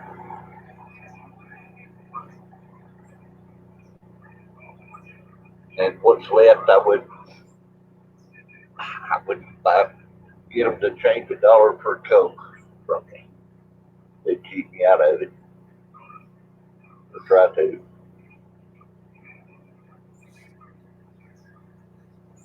Yeah, I've been really lucky. This guy, I've probably been dealing with him for about four or 5 years. And then I have another guy that I've been working with even longer.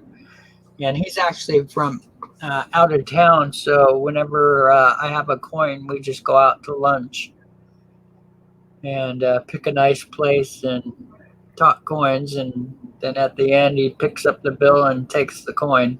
I've got a couple of customers like that too. You know, it's a casual thing. We just go have lunch, or actually we'll go have a beer sometimes. It's the same thing. That's great. I just like to have a good dealer that was still prominent in going and buying good coins that I could buy from. There's none of those left around here. Well, give me a list of what you're after, and when I come across things, I'll let you know. I may It's so low in my money stack, it won't ever be there anymore. Yeah. Things have changed. I've been really lucky for that because my health could have caused me to completely fail. You know, I had a lot of money put away, but, you know, a couple years dealing with doctors makes that go away awful fast. Real quick, yeah. Yeah. Before I found that out, there So was I so just much left over from her.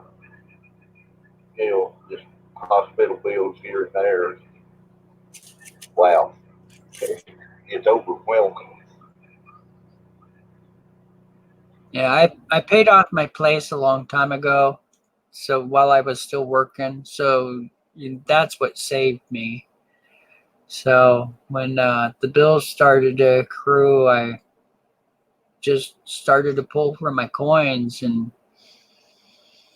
lucky I had so much you know, put together. So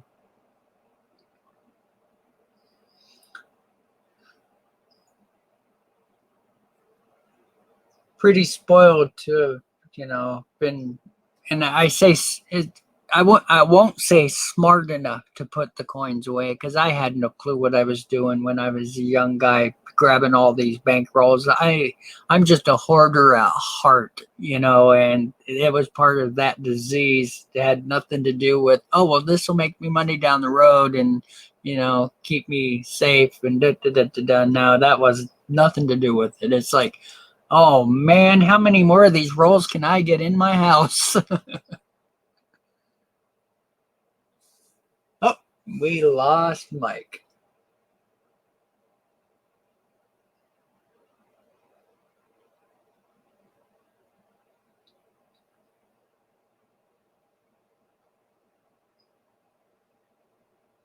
Treasure Trolls, how you doing? Sorry I didn't see you come in.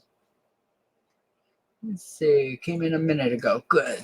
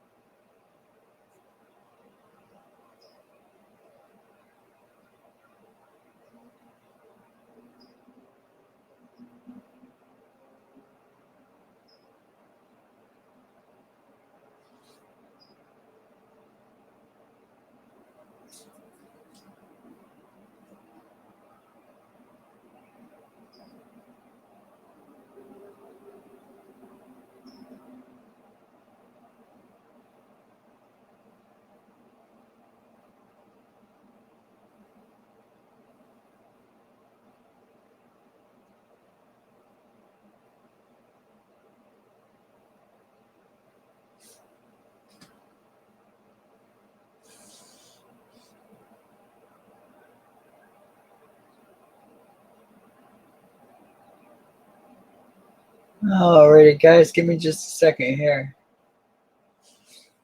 And I'll start showing something again.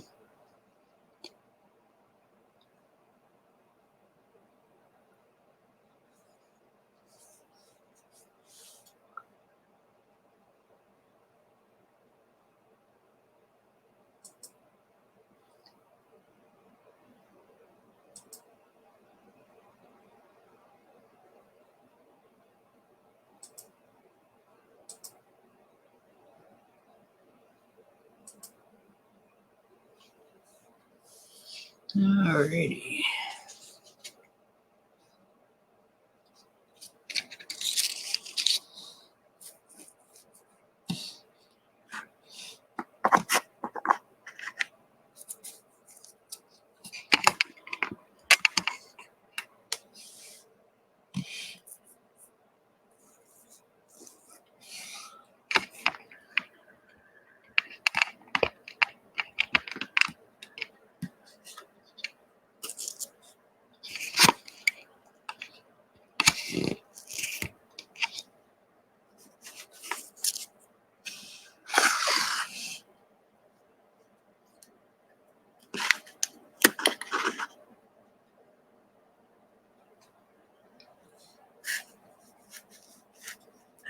Yeah.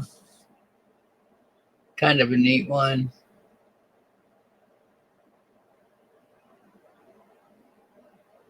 Uh-oh, David. You trying to do what I do? Careful. I think the most I've ever done was 4 days. I might have done 5, but 4 for sure. But I do cat naps of like just a few minutes to like 5 minutes here and there on those. But as far as any other sleep, no.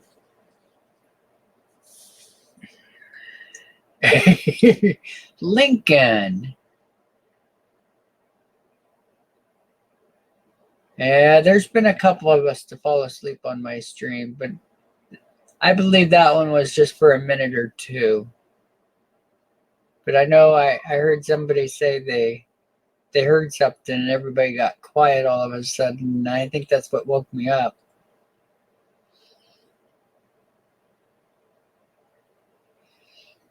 Yeah, and just so you guys know, that doesn't normally happen. Unfortunately, doctor's switching meds on me, so things are a little odd right now, but that's okay. I'm humble enough to be able to admit it. Just glad I'm not a heavy snorer. At least, wait a minute. Lincoln, am I a heavy snorer? Hope not. So I picked this one up because it's from Troy, New York, and that's where some of my family was from. 1862, though, my grandmother, third or fourth great grandmother. Yeah, David, I think it has happened to a lot of. Oh, that's right. I remember oldies doing that. Family was from New York, all through the area, but Troy, especially Reading Center, and should I forget the lake that's right there, Seneca Lake area. And I figured that my family, oh, good. Thank you, Lincoln. My family could have actually touched this note with the exchange through the town, and how cool that would be. And I know my family never made it to mayor, but they did hold some offices there in town. A couple of them were teachers. So pretty interesting to find something that's actually from that town. So 50 cents. Oh no, excuse me.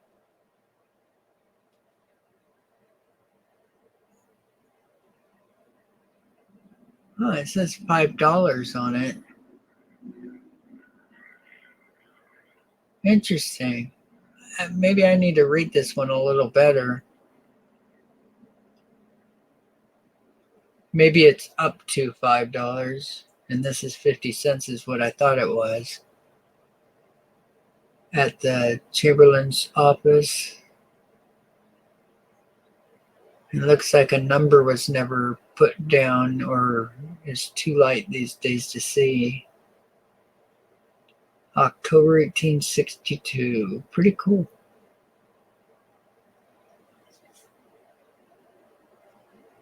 So there's nothing on the back.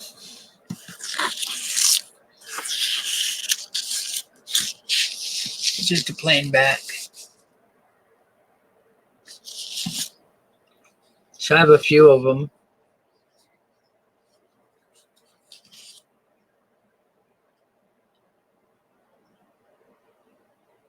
Let's see here.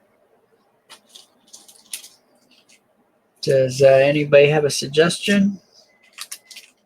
6:36, so I'm going to have my grandson here in about half hour. But I'm willing to keep streaming for till then.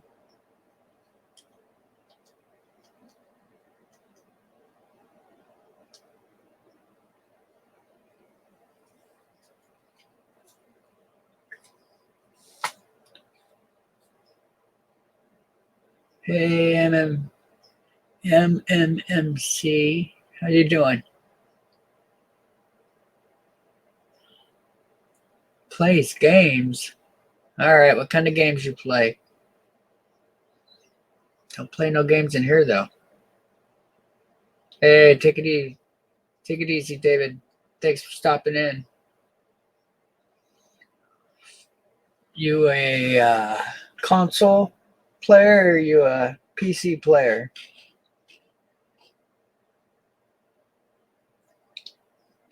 Oh, Lincoln, my grandson's gonna be here in a half hour. I don't. I'll sleep maybe a half hour or so today if I'm lucky. But that's about it. I got a couple hours yesterday, so I won't do that again for a while. PC, hey, all right. I am an original gamer. Yeah, don't play no games on the comments, but we can talk games a little bit for a second. I have a really nice PC. I play 4K. I play games like Red Dead Redemption 2, Grand Theft Auto 5. Well, actually, I've played all the Grand Theft Autos. I like the more realistic games. Like, I really enjoy playing Red Dead Redemption. Have you played that one yet? And they don't have that one for PC, or they didn't when I first started. Oh, you want to talk coins? All right. I was just about to brag about my computer. Oldest coin I've ever found. Well, I've really found. Well, that's not true. I found a 1903 Indian head penny that I was just showing a minute ago. That was actually part of a postcard that I had purchased, a 1903 postcard. It's my avatar. It's high grade, probably MS63-4. Probably a little higher, but I tend to go easy on the grades on it. And I got one more right here that I found. Here it is. And I found this one in a World coin bin. Picked it up for a couple dollars. 1837, and it's actually a half dime. Pretty cool. But I did go back and pay half of its fair value. What about you? What's your oldest coin? So we don't have our metal detector guys in here right now, or one of them could tell you their oldest coin detecting.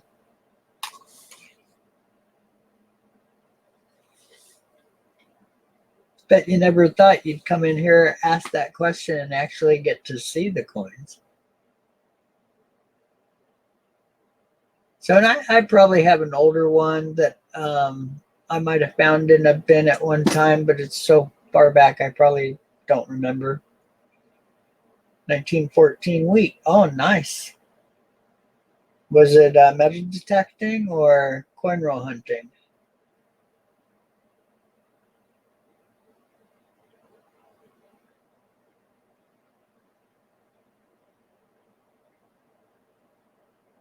And just since you mentioned PC games,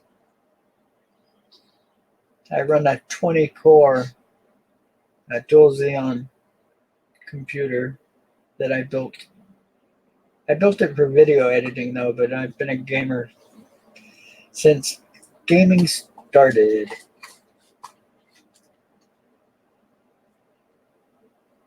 So did you find that coin roll hunting or metal detecting? Coin roll hunting, cool.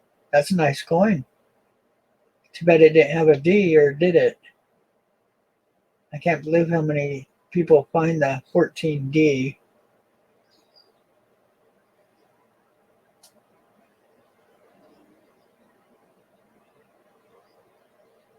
What coins do you collect coins too, or are you just the coins from coin roll hunting? You're like a silver stacker for 90%, or are you building folders and albums? Filling folders and albums. What about you, Lincoln? You ever find a coin? An older coin? Or a type?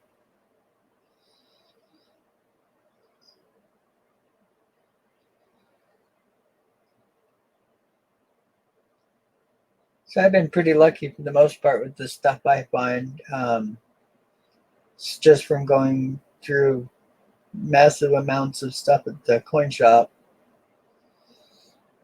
So, and I used to buy bulk silver from APMEX. So I'd go through like big bags of 1,000 Barber halves and the Walkers, and loved doing Mercury dimes. Used to even do bags of Barber dimes. Oh, pennies are my favorite. Have you seen any of my videos?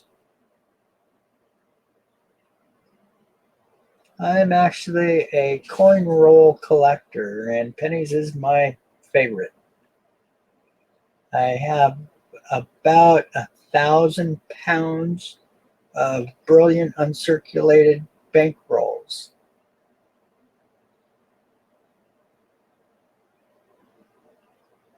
Yeah, 14 D's worth a lot of money. In fact, here I can tell you. What kind of condition is it in? And I can tell you what it's worth. Roughly what it's worth.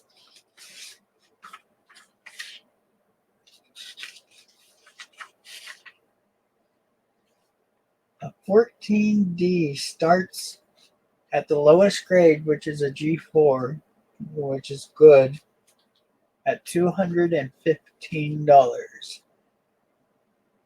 And goes up quickly. By the time you hit what we call very fine, it's almost 500 bucks.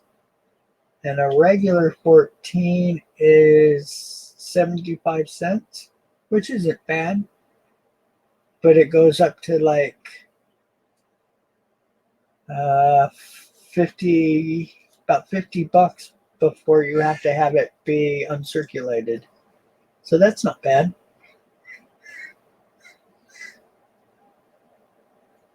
Yeah, let's just show, I've got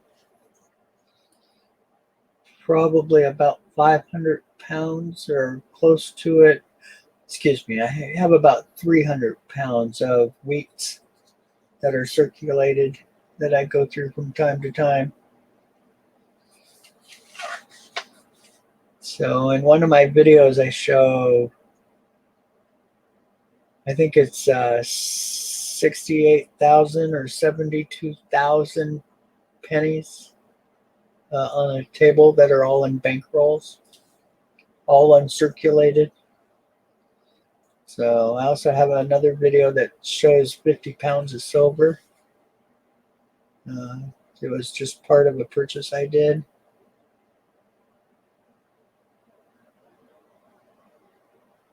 No, it can have a couple nicks.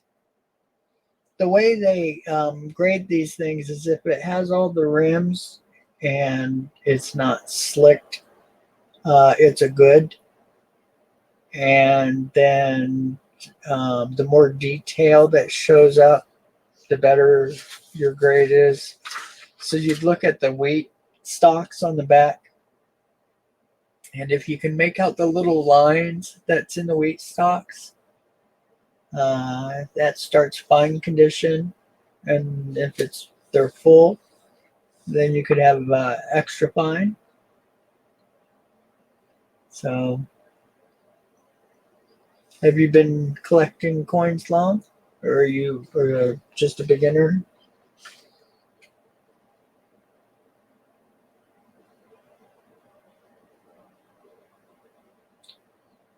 So in your name it says 21. I don't know if that's your age or if it's a reference to something else. And you don't, if you're young, please don't say your age. It's better not to mention that.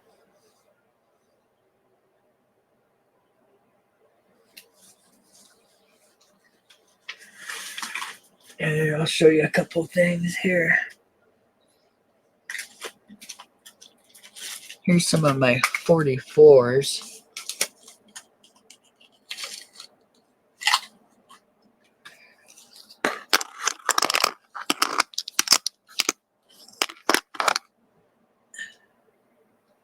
Should be 44. I'll double check it. Just 1 second here.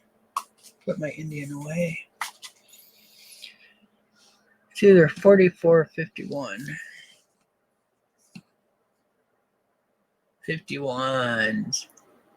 These are the kind of pennies I collect. Been doing it for over 50 years. Cool. I have a lot of fun doing it. Come on, focus. Oh, I got my light on.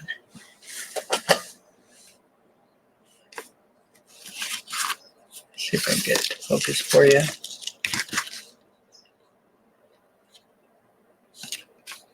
Here we go. Hey, what's it doing?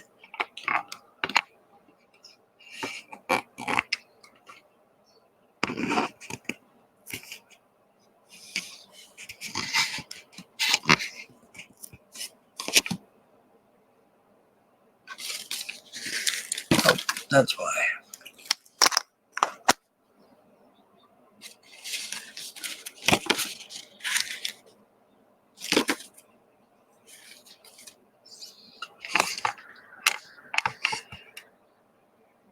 There we go. Oh, what's it doing?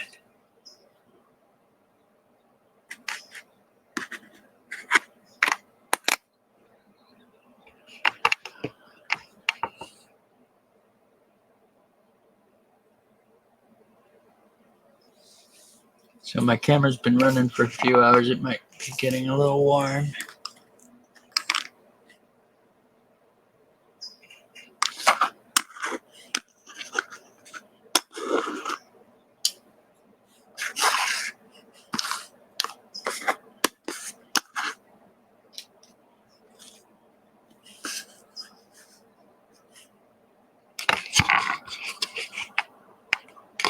There we go. Most of these are pretty brilliant. I would say MS64 or so end up. Hey, well, thanks for stopping by. If you like looking at big giant coin collections, you should check out my channel. And I'm always streaming. I do 10 to 12 hour streams quite often. Take it easy. Hey, no big deal. No need for sad face. It's all good. Oh, nice, Lincoln. I didn't even see you answering. Holy cow. Oh, nice. A memory with your dad. That's awesome. Was it here in the States? Wow. And do you still have them?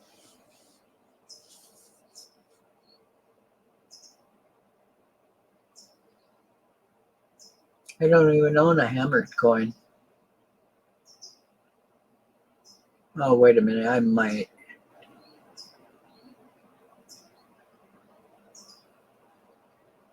That is so cool. What a great memory to have with your dad.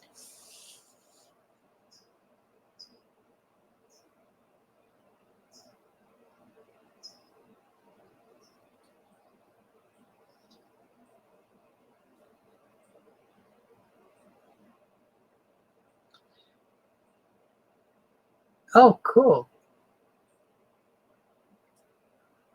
55S. Yeah, I've got some 55S.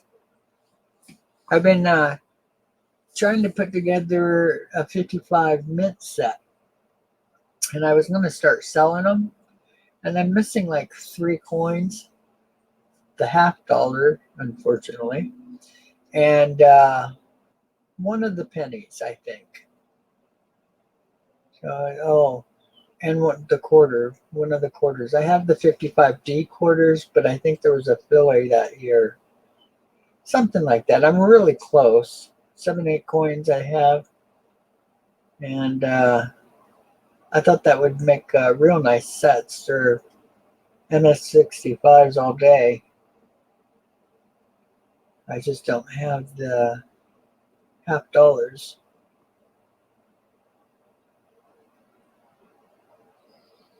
Well, what a cool memory to have with your dad and to end up a coin collector. Now, did your dad collect coins? Did he know what they were, or?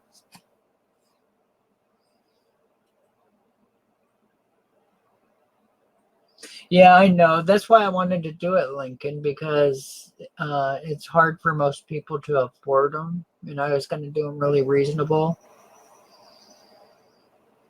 So, plus you don't find them in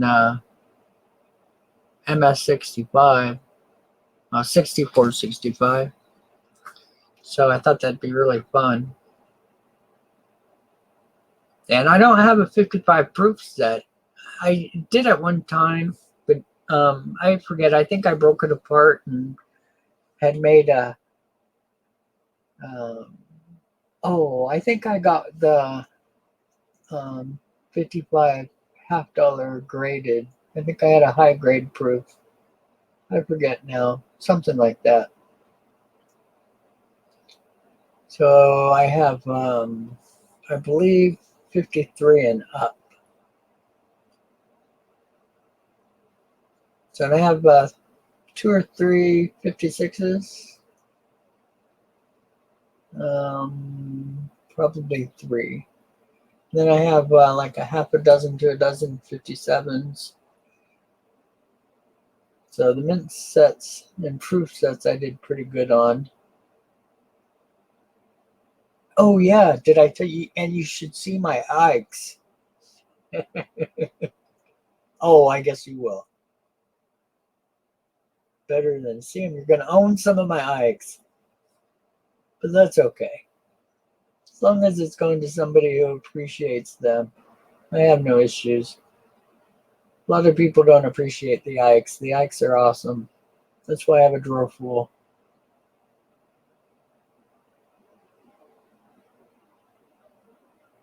So I thought I'd have it together yesterday, but yesterday kind of failed for me. Rivendell, hey, we were just talking about you. Lincoln was telling us about the auction coming up. Sounds like a lot of fun. How you doing this morning?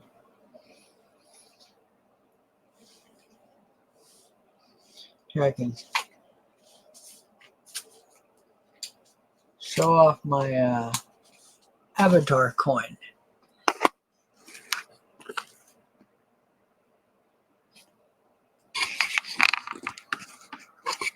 Let's see if it'll show up here. Oh, that took all the luster away, though. Let me change the light a little bit.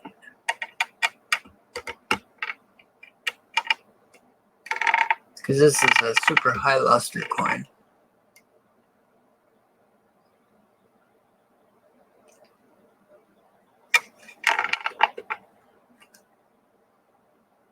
That helped a little bit.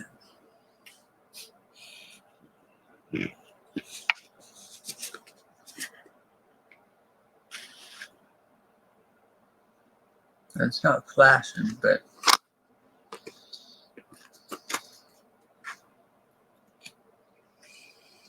so I picked that one up for $3, and that included shipping.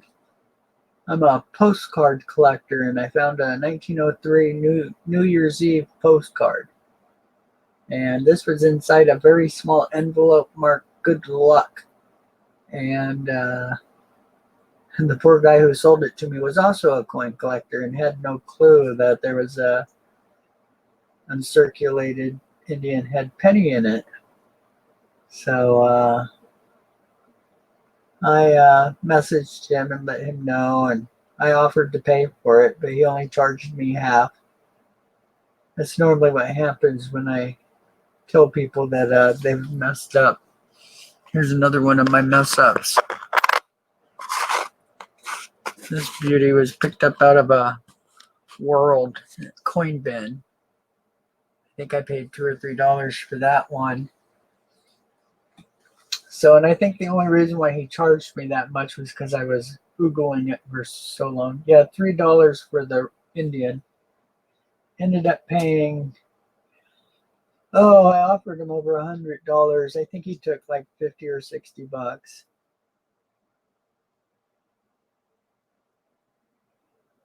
So, yeah, because it was a New Year's 1903 postcard. And in good condition, they run $3 to $5. So, and I did a video on this one that shows, I don't know if I found the postcard, but I know I showed the little envelope that this thing came in. And there's a mark on the forehead and a little mark in front of the forehead, and that's from it touching the string that was holding the little envelope. Yep. Oh yeah, it's a perfect coin. No fake here.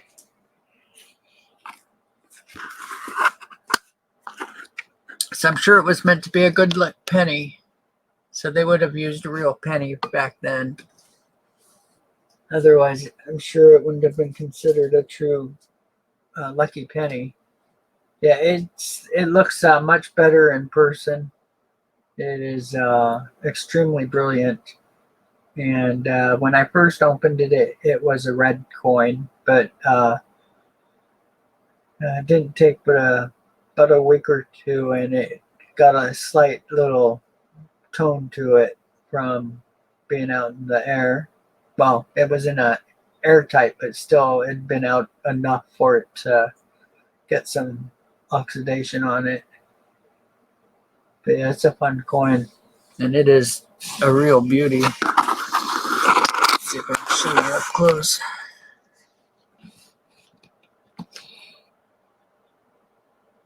Oh, I can do my microscope.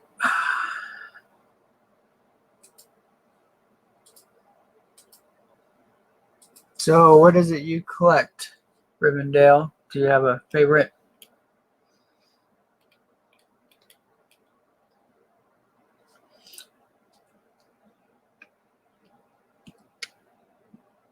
So, let's see, it's pretty red still.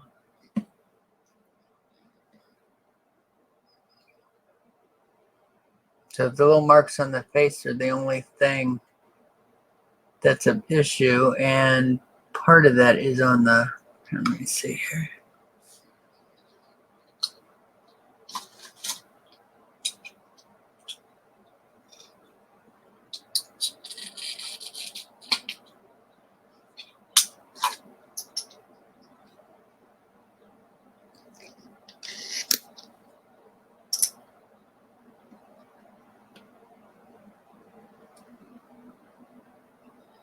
See, it's just 3 little lines on the face, and they're not really scratches. There's was a fold in the paper, and I think it just marred the toning on it because it moved back and forth in there a little bit.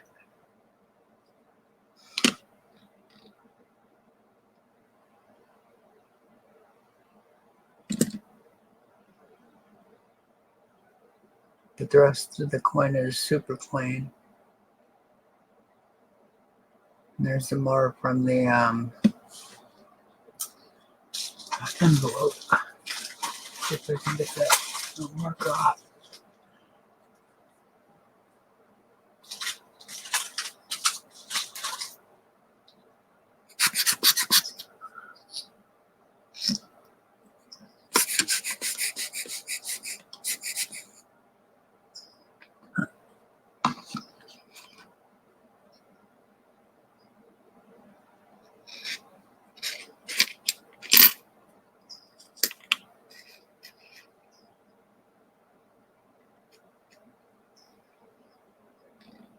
back is really nice. No marks at all, I don't think.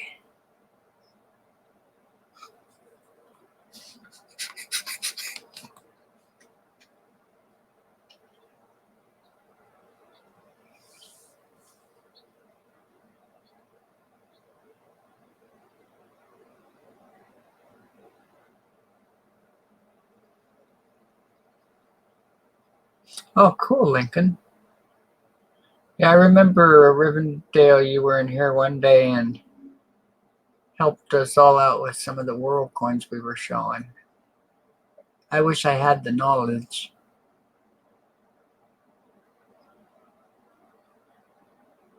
But yeah, pretty nice coin.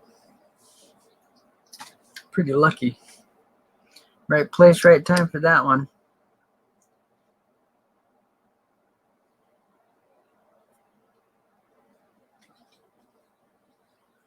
Yeah, I figured you were a world coin guy because of your knowledge, but and I have a bunch of half cent, well, not a bunch. I just have several half cents and some large cents from 1800 and up. And in fact, I think I have one that's 1799. Couldn't find it the last time I looked, though, but I have a pretty big collection, so that's not unusual. So Lincoln's gonna do a trade for some of my Ikes. So hold on just a second, guys. Oh, you know what? It's 7 o'clock. I need to get ready for my little grandson coming in. Grandsons are coming today. So my little 1 and 3-year-olds. So thanks for stopping in, Rivendell and Lincoln. We'll talk soon. Yeah, thank you guys.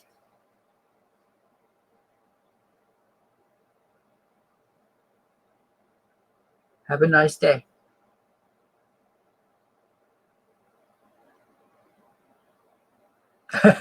Hey, that's what I was just saying, Rivendell. Take it easy. Bye-bye. Thanks for stopping in. Have a nice day, Lincoln. We'll chat later.